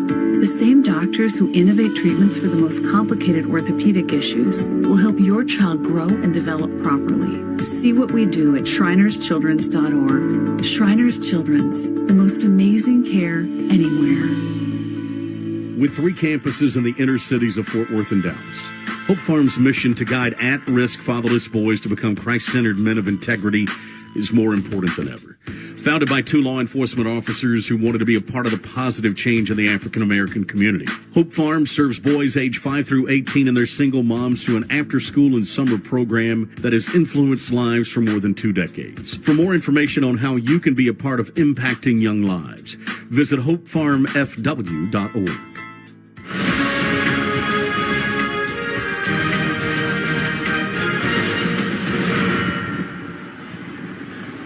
We are in the midst of a weather delay here between Vanderbilt and Georgia Tech with 7 minutes and 17 seconds left to play. And Vanderbilt leading the Yellow Jackets by a score of 35-13. It's still raining, but the rain is not the concern. It's the lightning that forced a stoppage of play, the field to be evacuated, the stands to be evacuated. And we're just hoping for the all clear at some point in the not too distant future to get this game resumed and get it finished. Well, we just talked about one of the service academies with Army playing tomorrow. Let's talk about another one that played today, as we're going to check in on one of the earlier games today, and that was Navy and Oklahoma. turned out to be quite an interesting game and a nice rally for the midshipmen. Yeah, heck of a game, and Navy, what a job they are able to do in the Army game, winning that, then using that momentum to get a big victory over Oklahoma. So we're going to talk about that one here in just a moment as we get connected up, as we await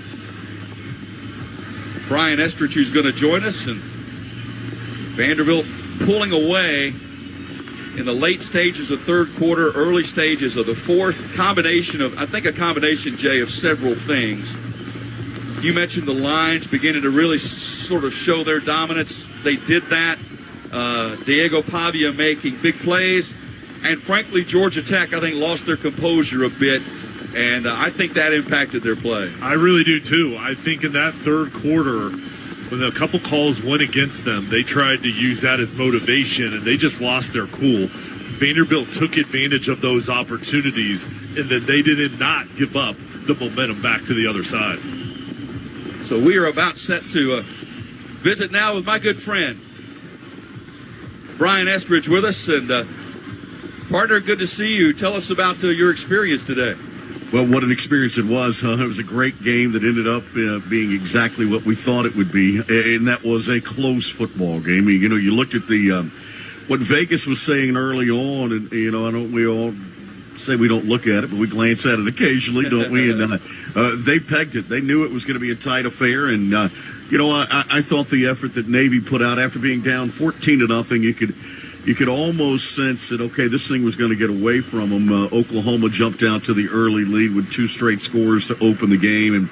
But they settled in to the midshipmen, and their defense, I tell you, really sort of figured out what Oklahoma was doing. Blake Horvath, the quarterback for Navy, got in a rhythm, especially in the second half, throwing the football. And, once that happens, they can play keep away a little bit in the second half. He breaks a 95-yard run that really, I think, rejuvenized his group and got him on the right path. And so then it comes down to the end. Oklahoma scores with less than 10 seconds to go, and Brent Venables decides to go for 2. And that's what bowl games are all about. And I mean, we had a 6 overtime game or whatever it was yesterday in Detroit with our crew calling that one. And that's all I was thinking was, I don't want a 6 overtime game. I was okay with Brent going for 2. But you know what? It was a great game. It was a great atmosphere. It was a sold-out stadium in Ord today. The weather was perfect, unlike what you guys are going through now. And, it was one where, I think Brent Venables nailed it when he said, listen, we're going to have a stadium full of people who are pulling for us, and the rest of America is going to be pulling for Navy. And you could kind of get that sense as the game went on. It's a lot of fun, and we've had that here with this bowl game. When you have that atmosphere in a bowl game, at these level of bowl games, to see the excitement and the players and the teams that want to be in these games. Yeah, and you guys know, I mean, listen, the folks who want to write off bowls don't know what they're talking about. I mean, they haven't experienced them. They haven't been at them as a player or a staff member or a coach or whatever it is. They don't get it. And for us to sit here and be talking already about, do they serve a purpose anymore? Have they run their course? Can we just focus on the playoff? All those sorts of things. I think that's really short-sighted on people's parts. And I think if we are in it, as we say we are, for the student athlete, then these experiences are really important. They get to go to cities they wouldn't normally go to. They get to experience things prior to the game. They get to meet people. They get to make contacts. There's all kinds of things that I think we discount when we say that bowls don't serve a purpose. And oh, by the way, people don't talk about this. How about the charity dollars that are raised through bowl games every year? And those would just go away. But again, folks seem to kind of concentrate on making the dollar sometimes instead of sharing the dollar. And unfortunately, I think that's what's happening in college football. I think it's interesting, too, because going along with the playoff, it's restructured a lot of the bowl games, and the teams that they can get, they used to be locked into affiliations. Not all of them are now. As a result, get some interesting matchups we didn't get an opportunity to see not so long ago. Yeah, I think so. I mean, you're going to see it. You saw it today with Navy and Oklahoma. There's an opportunity in a matchup we wouldn't normally see. I think those things are going to pop up and continue to. I got handed a note yesterday, and tell me if I'm wrong on this. This was prior to today. But I got handed a note. I want to look this up and make sure I got it right. The group of 5 teams were undefeated against Power 5s in bowl games. And, going into this one, let's see. That was the note that I was handed that was the case. You had, Toledo over Pitt, Memphis beat West Virginia, UNLV beat Cal.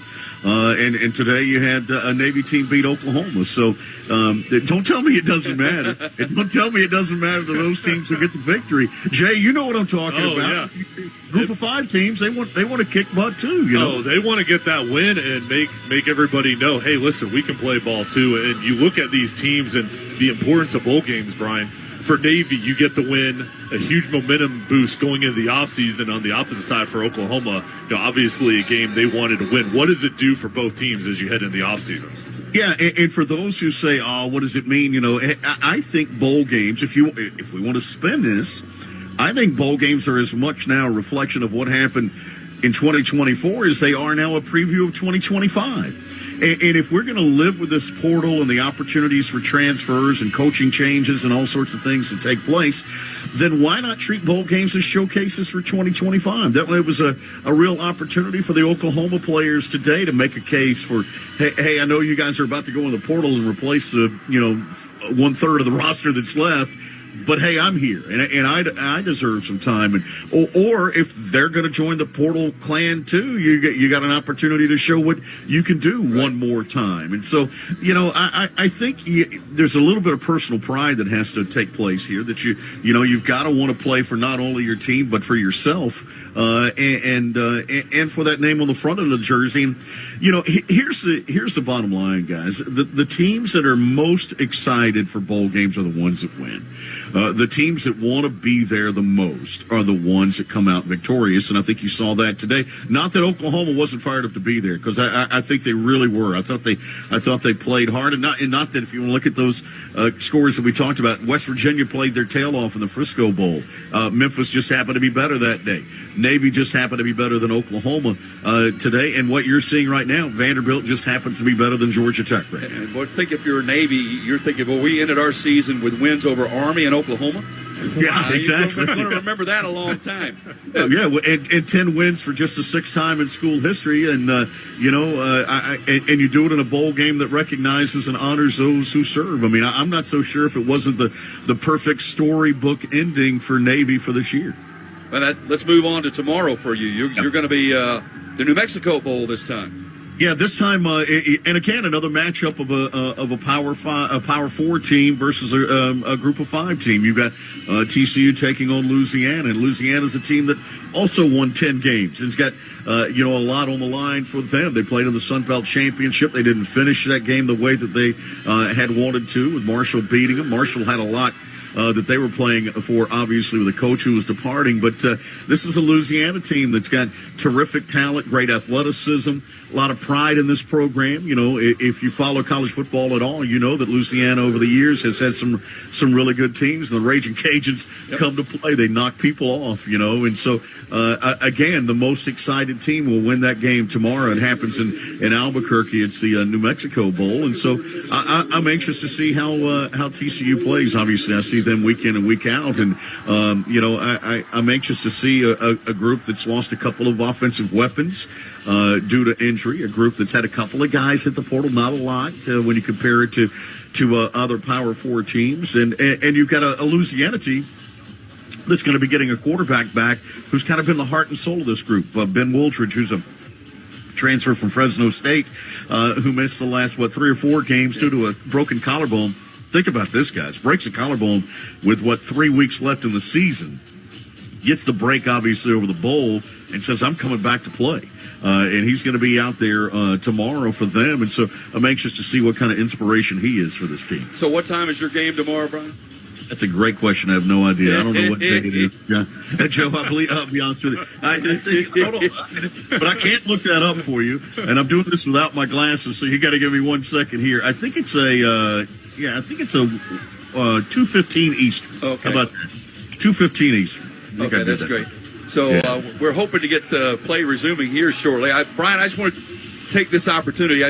We've been friends a long time, sure. And you reached out to me a couple of years ago and offered to give me a spot with your bowl season radio group, and I have just enjoyed it tremendously and really appreciate it. Well, we've enjoyed listening to you guys tonight. I love the enthusiasm. Maryland's been a great addition to your team here for this Birmingham Bowl. You got a great producer in Colin who makes it happen. And so, I'm just anxious to hear you and Jay on these final, what do we got, 7 minutes left in this one? Yep, and we actually think we may have a time to resume, so we're looking forward to it. That's a good sign. So, and the hospitality there in Birmingham is always spectacular. That bowl game, Mark and Missy do a terrific job with it. And so, it's a great lead in to what is going to be a terrific day tomorrow here on Bowl Season Radio that starts early and goes late. And so I'm excited about what we've got going on. And those, let's end our conversation, or at least our portion, with this, and that is those who want to get rid of bowl games, those do not know, right? They do not know how good they are. That's for sure. Well, safe travels, my friend. Thank you for the few minutes here. Gentlemen, thank you. Appreciate you so much. Brian Estridge, the voice of TCU, doing the New Mexico Bowl tomorrow, TCU and Louisiana. That's tomorrow afternoon. We just got word as we see people beginning to make their way out of the tunnel, and I see Vanderbilt team taking the field. So taking the field now at 6:20, they should get about 10 minutes for warm-up, and we hope to resume play barring any other lightning. And the rain is it's very light right now. They're hoping to resume play at 6:30 Central Time. So, yes, a delay, but knocking on whatever wood is close by, not as lengthy as some we have dealt with.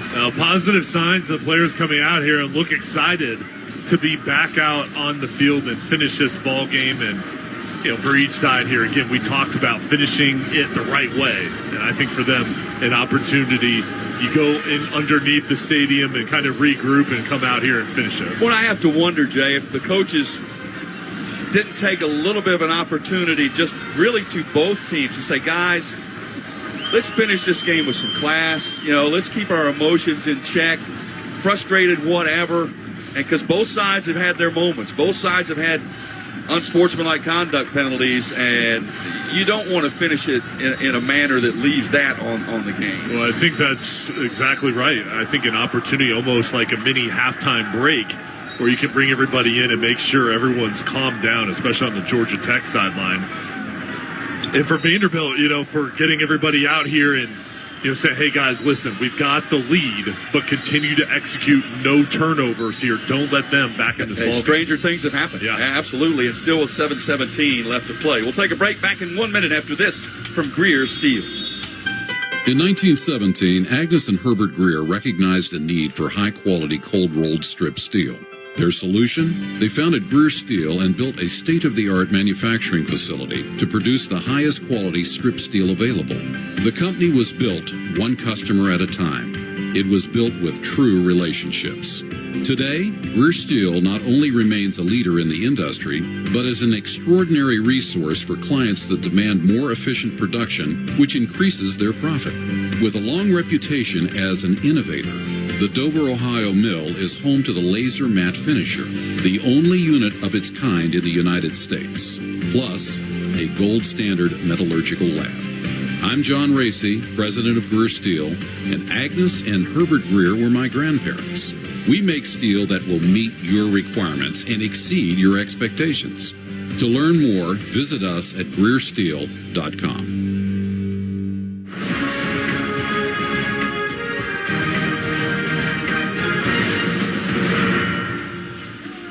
Both teams back on the field here, getting some warm-up time in after a lightning weather delay. Forced a stoppage of play, and they had to clear the stadium, or at least clear the stands and the field. Some of the fans who have opted to stick around, making their way back into the seats. I'm sure there will be a portion of fans that decided, with the combination of the weather, the delay, and a 35-13 score, they might take the opportunity to go home a little bit earlier. But both these teams looking to finish this one. Vanderbilt leading 35-13, really dominating from the midpoint of the third quarter till now, really taking control of the game. Switch flipped, and yep. I think a big part of that is Diego Pavia, what he brought with his energy, the big play ability, just the magic that he plays with, and the enthusiasm, and resulted in some turnovers from Georgia Tech, then the momentum shifting over, and he executed. I think Pavia has a reasonable chance to be named most outstanding player. Good shot. I'm just going out on a limb there, but I'm thinking 3 touchdowns passing, 2 more rushing. Got a shot. Can I go out on that limb with you? Thank you. It's a sturdy limb, I think. I don't think that's strong enough for both of us. I don't think that's going to be a problem. But I am curious to see how these teams resume play, not only from the mental standpoint, but physically. If we see changes, if we see players we weren't going to see or had not seen until now, I think both coaches, and this is one of those situations too, both these coaches want to finish. Right. They even through the delay, they want to play this final 7 minutes. That's right. And I think you learn a lot as a player internally and as a coaching staff when you go back and watch the film, which guys play hard and which guys can handle adversity. Because even for Vanderbilt right now, even though you've got a big lead, this isn't something you want to go sit and get in a weather delay. You want to come out here and play this through. So for them, an opportunity for these guys to come out and you learn about them, how they finish out a ball game. I know when Marilyn gets back down on the sideline here in just a moment, we'll go down to her because she was down around the locker rooms and has a little bit of an idea of what it was like down there during the delay. Well, and during delays as the players, the last thing you want to do is sit and be still. You want to keep moving and kind of keep the blood moving, stretch, and stay mentally focused and locked in. Even though it's been over a 30-minute delay, you want to continue to keep moving and make sure that you're ready to go once play resumes. Well, and I know you've been around it, too, a long time. I've seen all different kinds of situations in delays in 100 different ways teams handle it. Some come in real quiet, some come in and make a lot of noise, some come in and eat. Right. I mean, it's you never know how long your delay is going to be, but fortunately ours is going to end here at about 6:30 Central Time. Restart of the game with a 35-13 Vanderbilt lead over Georgia Tech with 7:17 to play. We'll return to wrap it up after this from Greer Steel. In 1917, Agnes and Herbert Greer recognized a need for high-quality cold-rolled strip steel. Their solution? They founded Greer Steel and built a state-of-the-art manufacturing facility to produce the highest quality strip steel available. The company was built one customer at a time. It was built with true relationships. Today, Greer Steel not only remains a leader in the industry, but is an extraordinary resource for clients that demand more efficient production, which increases their profit. With a long reputation as an innovator, the Dover, Ohio mill is home to the Laser Matte Finisher, the only unit of its kind in the United States, plus a gold standard metallurgical lab. I'm John Racy, president of Greer Steel, and Agnes and Herbert Greer were my grandparents. We make steel that will meet your requirements and exceed your expectations. To learn more, visit us at GreerSteel.com. Bilt's own 100 years of tradition. 10,000 players opt in each year for this one-of-a-kind experience. 1.5 million fans join them in person, while over 95 million fans watch the most interesting celebrations, from the mountains to the desert, the city to the beach, distributing over $100 million to the participating institutions and positively impacting communities across the country. This means something. This is bowl season, a celebration of college football.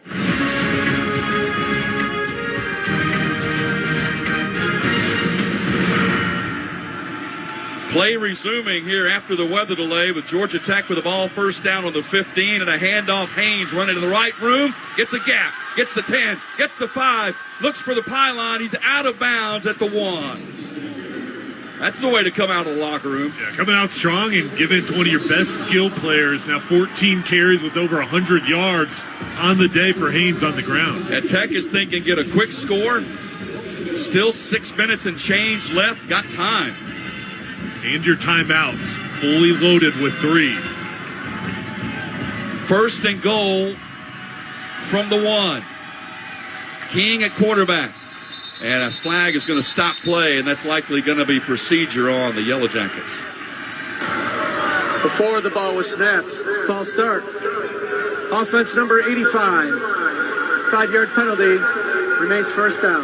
Boy, you hate to see that as a coach and as a team. We are on the 1, and now you're taking yardage away. Yeah, and just moving back now, and when you feel like, hey, it's quarterback sneak time, now you've got to regroup from the 6. And as Clark Lee has done throughout this game, a lot of defensive personnel changes almost on every play. Really, almost every play, trying to stay fresh and put in different personnel to confuse the offense. King from the gun, hands off to Haynes, who just ducks his shoulder and gets stopped at the 5-yard line. Ran into a trio of Vanderbilt defenders. Longwell, who's had a nice game for the Commodores, was there, along with Sidnor, who's had a nice game. We've called his name a few times. He's played really well on the edge, and 4-down territory for Georgia Tech, so you got to come away with the touchdown. Second and goal from the 5. Clock running, or 5:45 left. King looking to throw. Now being flushed and being sacked back at the 10-yard line. Vanderbilt rushed 4 and got home. And it was number 5, that's Issa Wataha, with the sack. He's been dominant on the interior of the defensive line, and now a new line change for Vanderbilt with 4 fresh players coming in the ballgame. But that pressure coming up the middle has been difficult for Haynes. Tech had only given up 6 sacks all season. 3rd and goal. Pass to the end zone, has a man, and Haynes caught it for the touchdown for Georgia Tech. Haynes with the catch, had a linebacker on him. That's the matchup the Tech was looking for. And a nice start after the weather delay for the Yellow Jackets. Perfect coverage from Nick Rinaldi. He was right with Haynes, and that was a beautiful throw from King over the top of the shoulder, right into the lap of Haynes. So with the touchdown pass, Haynes with 2 touchdowns on the day, 13 on the season. And Tech inches a little closer to make it interesting. Extra point here could make it a 15-point game. Ooh, snap was behind the holder. Did an outstanding job of getting that one down, and he's being congratulated by his teammates. The kick is good. Well, Tech with a nice start after the break. They come out, waste very little time trying to make this one a little closer. The scoring drive, total drive, before and after, 11 plays, 75 yards. Clock time, 4 minutes, 56 seconds. Real time, about an hour. Right. Been a while. Well, let's go down to the sideline. Marilyn Payne is with us. And Marilyn, you were down in the tunnel areas during the weather delay. Yeah, the only way up from the field when the evacuation began is to go through either tunnel where each of the team locker rooms are, and I actually spent a little time in each corner. All you really need to know, Vanderbilt had some music blasting. They were keeping their energy high with music, nobody visible out in the tunnels. Georgia Tech head coach Brent Key talked for a while with athletic director Jay Batt. Not much happened after that conversation. They just talked through what I assume was the decision to continue to play this game. Haynes King stayed in the hallway staying warm as a quarterback for several minutes, and then he went back in the locker room for a few too with coach. Not too long later, we're back out on the field. Yeah, Tech tried to do the onside kick, and Vanderbilt was ready for it and recovered. Onside kicks, Jay, that's one of the things that's changed over the years. Used to you could load up everybody on one side and try, and now you can't do that. And onside kicks much more rare to recover than they used to be. Under 10%. Yep. And you want that big hop, and Georgia Tech got it. Richie Hoskins, though, in perfect position just to field that ball, got down on the turf to secure possession. Well, let's see what the offense for Vanderbilt does now, responding to Tech's quick score to make this a 35-20 game. Diego Pavia, an outstanding day. 3 touchdown passes, 2 touchdown runs. Hands to Alexander, who tried to get outside to the left, and there's a penalty flag thrown down behind the play at the 48-yard line. The run gained a couple of yards. This is going to be a hole, but let's see who it's on. Holding. Offense number 44. 10-yard penalty. Repeat first down. That's the sophomore Gabe Fisher who was called for the hold. The reason I said see who it's on is because the Tech player got up and looked like he was throwing his arms and showing frustration. I think it was because he was the one being held. He got tackled, yeah. And Fisher was playing fullback and just came out of the I formation and brought him down. And now, again, it's going to reset the downs first and long. And for Vanderbilt, you figure you're just going to continue, just keep the ball on the ground, try to use the clock. Wait a minute. That's the Tech, I believe, waived the penalty off because time is a factor. So instead of first and long, it's second down and 8. Brent Key, I mean, coaches got to be thinking about all these different situations and possibilities, and the clock running with 4:40 left. Vanderbilt leading 35-20. Tech needing a quick 3 and out. Pavia going to count the play clock all the way down. Tech showing blitz and bringing it. Handoff Alexander, not much, maybe a yard, running left to the 47. And timeout used by Brent Key. Boy, you got to do everything you can. Try to get the ball back as quickly as you can and get another shot. Yeah, and use your timeouts wisely, which they do there. Running play, immediately make the stop, use the timeout, just to give yourself a chance that this is the key down coming up. 3rd and long, you have to get off the field. And I think Georgia Tech will load things up to stop the run. Your corners have to be good in coverage, though. They're going to be out on an island. I'm interested in Maryland down on the sidelines. There's been a lot of emotion in this game. It's unusual to see a bowl game with this much emotion on both sides. I agree. It is very uncommon. However, I think that the good news for Georgia Tech is while those emotions were really powerful, they got to a point where they were harmful to this team before the lightning delay and stoppage. Things are still emotional and positive down here. You've got staff members telling Jamal Haynes one more of those after the touchdown, but otherwise this sideline is much more subdued, controlled, and focused. 3rd down and 8 for Vanderbilt. Ball at the Tech 46. 4:24 left to play. Commodores leading by 15. Pavia in the shotgun. Man in motion is Sherrill. They fake the jet sweep. Pavia's going to keep. Going to push it upfield. Going to be tackled shy of the first down at the 41. And Tech will use another timeout. That's a combination, Jay, of running a play that you think can get a first down, but also being careful and running a little time. And giving the ball to your trusted quarterback. Pavia will make good decisions and protects it as he went down towards the ground. And there was an opening right up the middle. He was almost able to crease it, get all the way through. The Yellow Jackets closed it very quickly to make the stop. And at 4th and short, you'd imagine, though, Vanderbilt is going to play it safe here and punt it. Yeah, I was going to say it's interesting because on some circumstances with a field goal kicker who's got a long of 57, 5 from 50-plus this year, but that's a high-risk play at this point for a long field goal, I think. Yeah, I mean, I agree with you. I think if it's anything other than a punt, I'd be shocked because at this point, you don't want to give your opponent any opportunities to seize momentum. Well, let's see. I'm looking to see. I see offense, and I see Diego Pavia. This could be a potential hard count to get him to jump off Try to sides. draw him all sides. 5 yards would be a first down. And a first down would go a long way to icing this game for the Commodores with 4:19 left. 4th and 3. Yeah, I don't think they're going to snap it. Play clock gets down to 0. You take the 5-yard penalty, it gives your punter a little more room. Delay it's of worth a game. shot.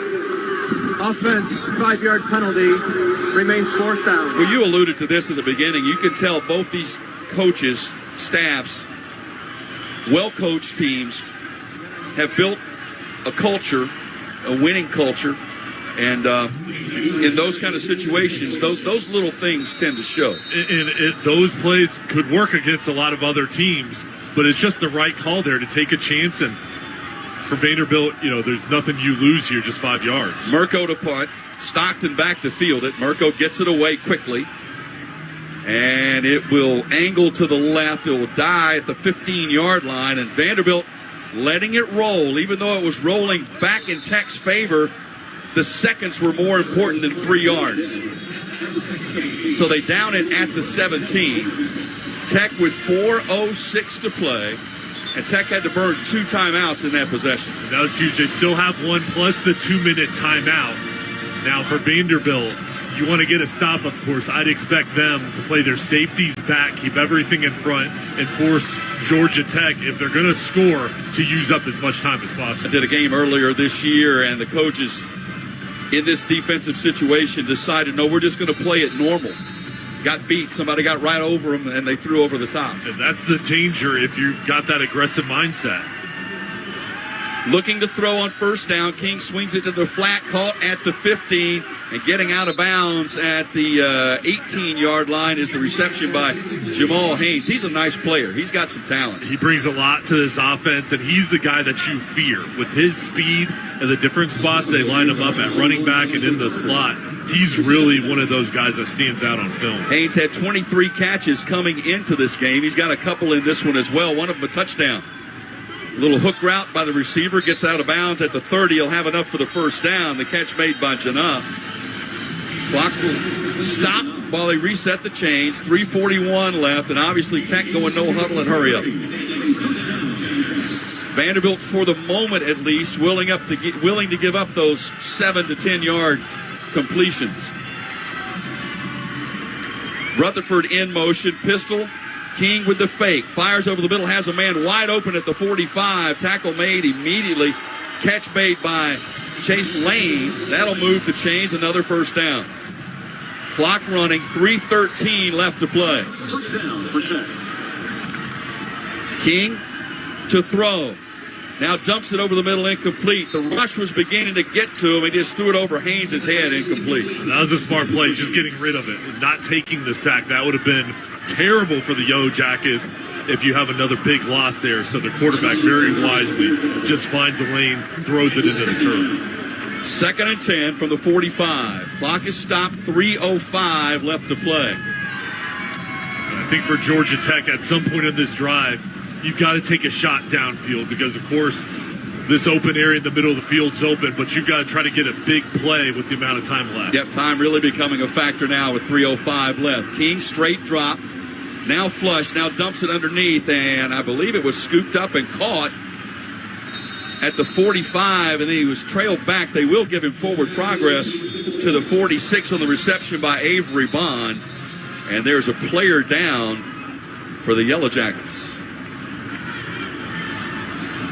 And that is one of the offensive linemen. That's the center, Weston Franklin.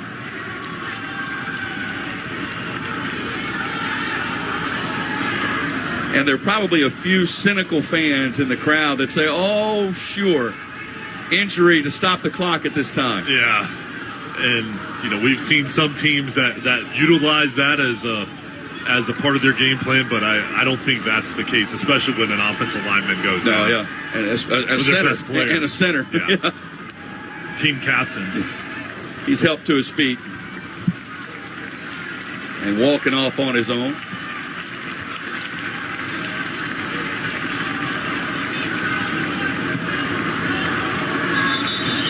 So it'll be 3rd down and 9. Obviously 4-down territory for the Yellow Jackets, trailing by 15. 2:49 left to play. King has gone empty backfield practically the entire drive. 5 wide on 3rd and 9. And a whistle just before the snap. And I think Clark Lee saw something he didn't like and called timeout. They're first taken in the half, 30-second timeout. He saw something in the alignment he thought might be vulnerable for a big play. And he immediately sprinted down the sidelines to make that timeout gesture towards the official. Well, he's lucky the ball's close to midfield. He didn't have to make a long run. Right, it was a quick sprint. Down to the 20 or the 10. I think both these coaches are probably in shape enough to make those sprints without a lot of difficulty. Yeah, they're both athletes. They're probably sore after doing it, but they at one time really good players. Interesting. Clark Lee, SEC Coach of the Year. The last Vanderbilt coach to earn that was his coach at Vanderbilt, Bobby Johnson, back in 2008. 3rd and 8. Handoff, Haynes runs right, turns upfield. I think he got enough for the first down to the 45-yard line. He did, just enough to move the chains. Interesting, on 3rd and long, they went with the running play, and it pays off. They didn't go through the air, and now moving quickly to the line of scrimmage. Haynes over 100 yards on the evening, and now a whistle and a penalty flag, and I believe Tech might not have been set long enough. That's the risk when you go hurry up sometimes. Ball start. Offense number 54, 5-yard penalty. Remains first down.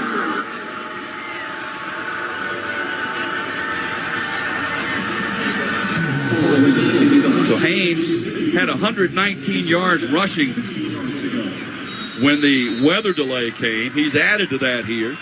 1st and 15 after the penalty. King fires on the crossing route, caught 45-40, sprinting to the sideline, diving for the first down marker. He came up just short, and that was Janov with the reception and the effort, but he's marked out of bounds at the 37, about 2 yards shy. Clock approaching the 2-minute stoppage, and there it is. The 2-minute timeout. Still getting used to that in college football. Still new to me, too. This is the 2024 Birmingham Bowl with the score, Vanderbilt 35, Georgia Tech 20. Back after this from Navy Federal Credit Union. Morning. I'm starting my health journey with my new blender. I got 2% cash back on it with the new Cash Rewards Plus card from Navy Federal Credit Union. I got unlimited 2% cash back on these carrots, apples, bananas. It's 6 in the morning. Oh, I also got 2% back on these smoothie glasses. I'm going back to bed. Oh, yeah. I got 2% back on the mattress. Sleep tight.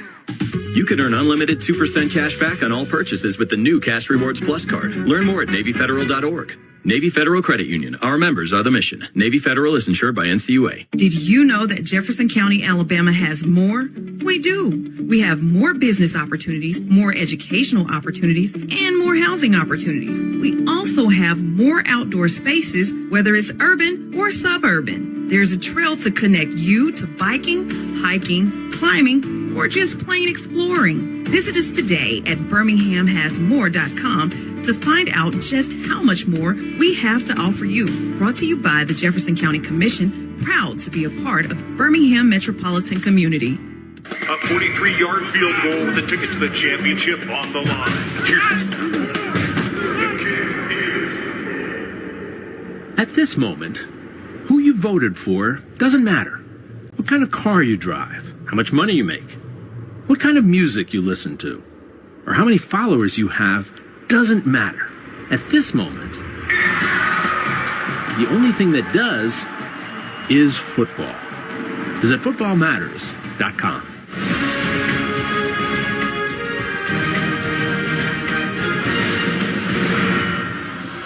Two minutes left. After a weather delay, Vanderbilt leading Georgia Tech 35-20 for the Birmingham Bowl. Let's go down to the sidelines, Marilyn Payne. Georgia Tech starting center Weston Franklin is practicing his snaps to Haynes King right now as he prepares to go back in the game despite leaving with an injury to his right arm earlier in this drive.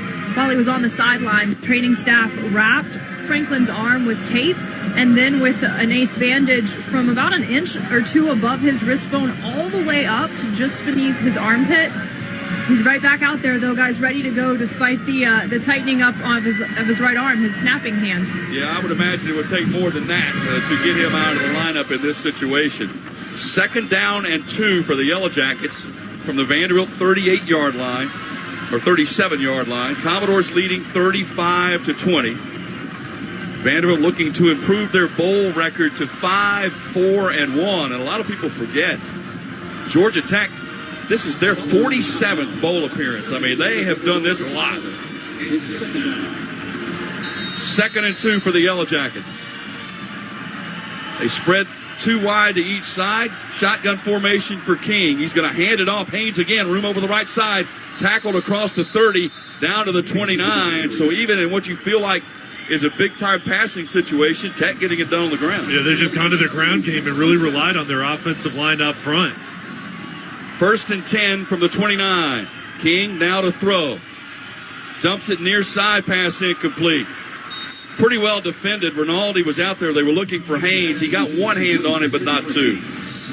stops the clock with 1:46 left. And that probably wouldn't have been a big gain anyway, so it could be a positive that the clock stops and you can regroup. Kind of at a point now, I would think, for the Yellow Jackets, you not only do you need to score, you need to do it pretty quick. You got to do it fast, and you're going to have to kick an onside kick at this point, but I think you've got to try for the end zone here. Go ahead and give it a shot. 2nd and 10. King steps up, flushed, dumps it underneath, pass caught midfield to the 20, down to the 16-yard line. That will be a first down. They'll stop the clock and move the chains after the reception by Anthony Carey, the freshman running back out of Tampa. Clock resumes, 1:39 to play. King sends this one toward the end zone, and it's incomplete, but there's a penalty flag. The helmet came off of the intended receiver. That was Chase Lane. Coverage there by Jalen Lackey. It looks like he's going to get the call. Pass interference. Defense number 27. By rule, the ball will be placed at the 2-yard line. 1st and goal. And the receiver, Lane, landed on his back in the red painted part of the end zone. He got up with a racing stripe down his back. You can't even see his number. Nope. Maryland, what do you have on the sideline? There's a lot of confusion down here on Georgia Tech's sideline. Brent Key asking the official if the receiver has to come out even with the penalty, and he said no, so he tried to send him back out there, but his replacement was already in place. So 1st down and goal from the 2. King rolling right, has a man who gets inside the pylon for the touchdown for Georgia Tech. Stockton with the reception. Well, Tech inches a little closer. And I don't think you go for 2 here. No. If you do and miss, it's over. It's over. I think you kick the extra point, and then you give yourself a chance. You get the onside kick, and that was a great play design. With Stockton in the slot, the two wide receivers outside went on slant route. Stockton went into the flat, was wide open. So Haynes with 3 passing touchdowns. Haynes King with 3 passing touchdowns for Tech. 90 seconds left. A very important extra point here that is driven up and is good by Aiden Burr. Well, you got to like the way the Yellow Jackets responded after the weather delay. 2 touchdowns. Now they've got it to a 1-score game. Yeah, I love it. And it says a lot to Brent Key and his message to his team and the maturity of those guys, because they could have just packed it in. They've come out back on the field swinging. And now, I mean, we've got a game. If you get this onside kick, you're going to have an opportunity with plenty of time and 1 timeout. So it's all going to come down to this kick here and trying to get the good hop and get the ball on the turf. Well, this is where you send your hands team out there, so you're going to see wide receivers and tight ends and defensive backs for Vanderbilt. And the way it's set up, Georgia Tech teeing it up on the far hash mark, looking toward us to kick it this way, but we'll see. Kicks it, looking for the bounce, and it's going to scoot through all the way to the end zone, and there's the penalty flag, and that will give Vanderbilt the football. That was a heads-up play. Rinaldi was the closest one to it, and he let it go instead of trying to field it. The ball will be placed 5 yards from the out-of-bounds spot.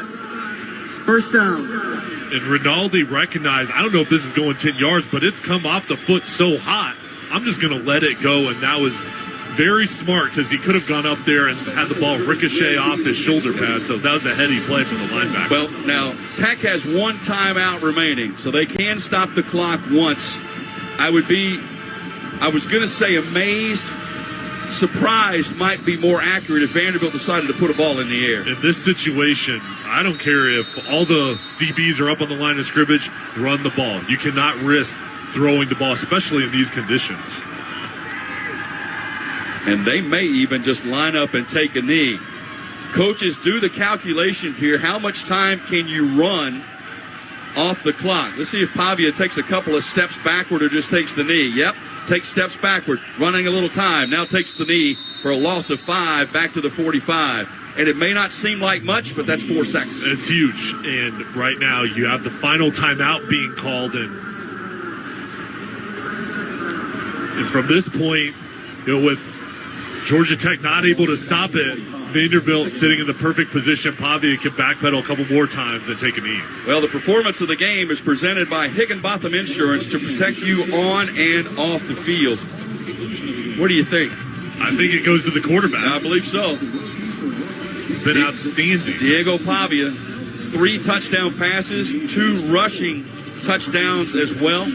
Pavia, 160 yards passing, 3 touchdowns, no interceptions, 85 yards rushing, 2 touchdowns, no turnovers. And 2nd and 15, and now the Commodore players will huddle again. This time, if they take a knee, Tech is helpless to do anything about it, except watch the clock run.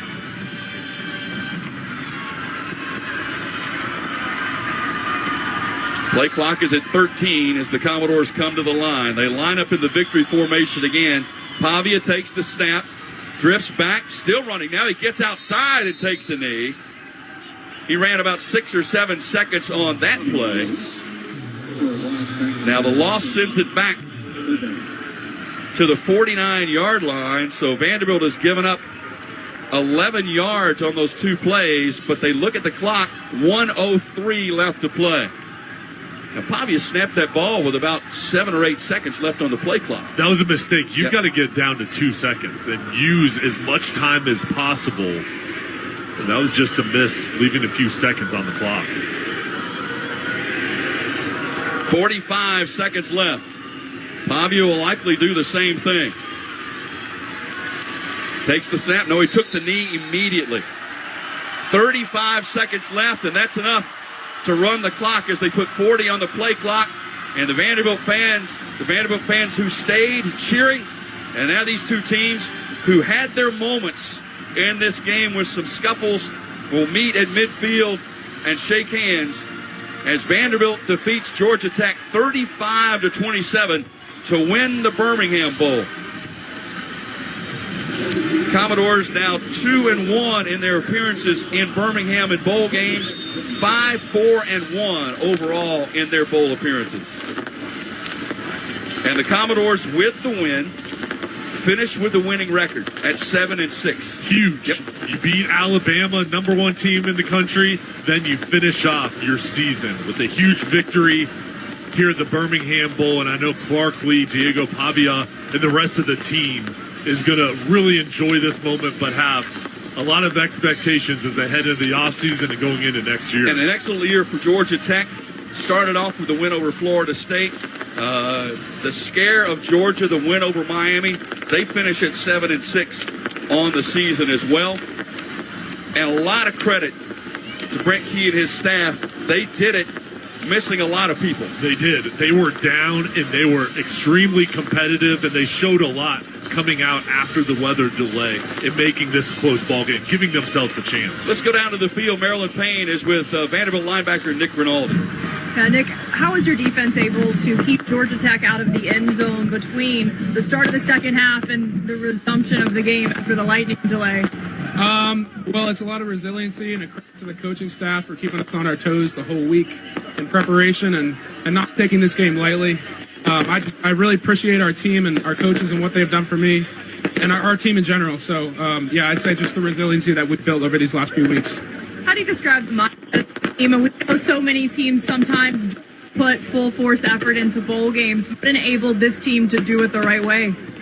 I mean, given the history of Vanderbilt football, Coach Lee knew that this was going to be a big game for us. We haven't won a bowl game or had a winning season in a long time. I believe 2017 was the last game we won.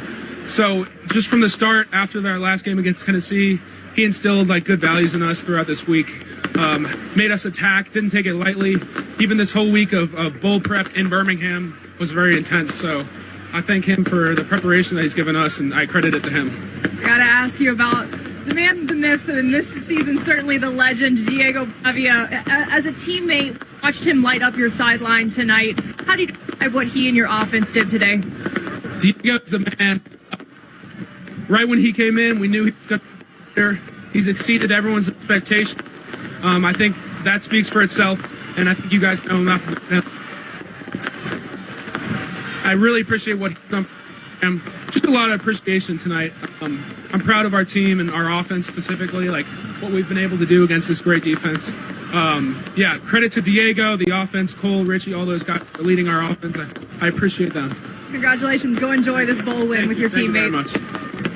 Thank you very much, Marilyn. Appreciate it. And It was a good one, partner. We had a little bit of a delay in the middle, got a little exciting at the end, and overall turned out to be kind of what we expected. Oh, loved it.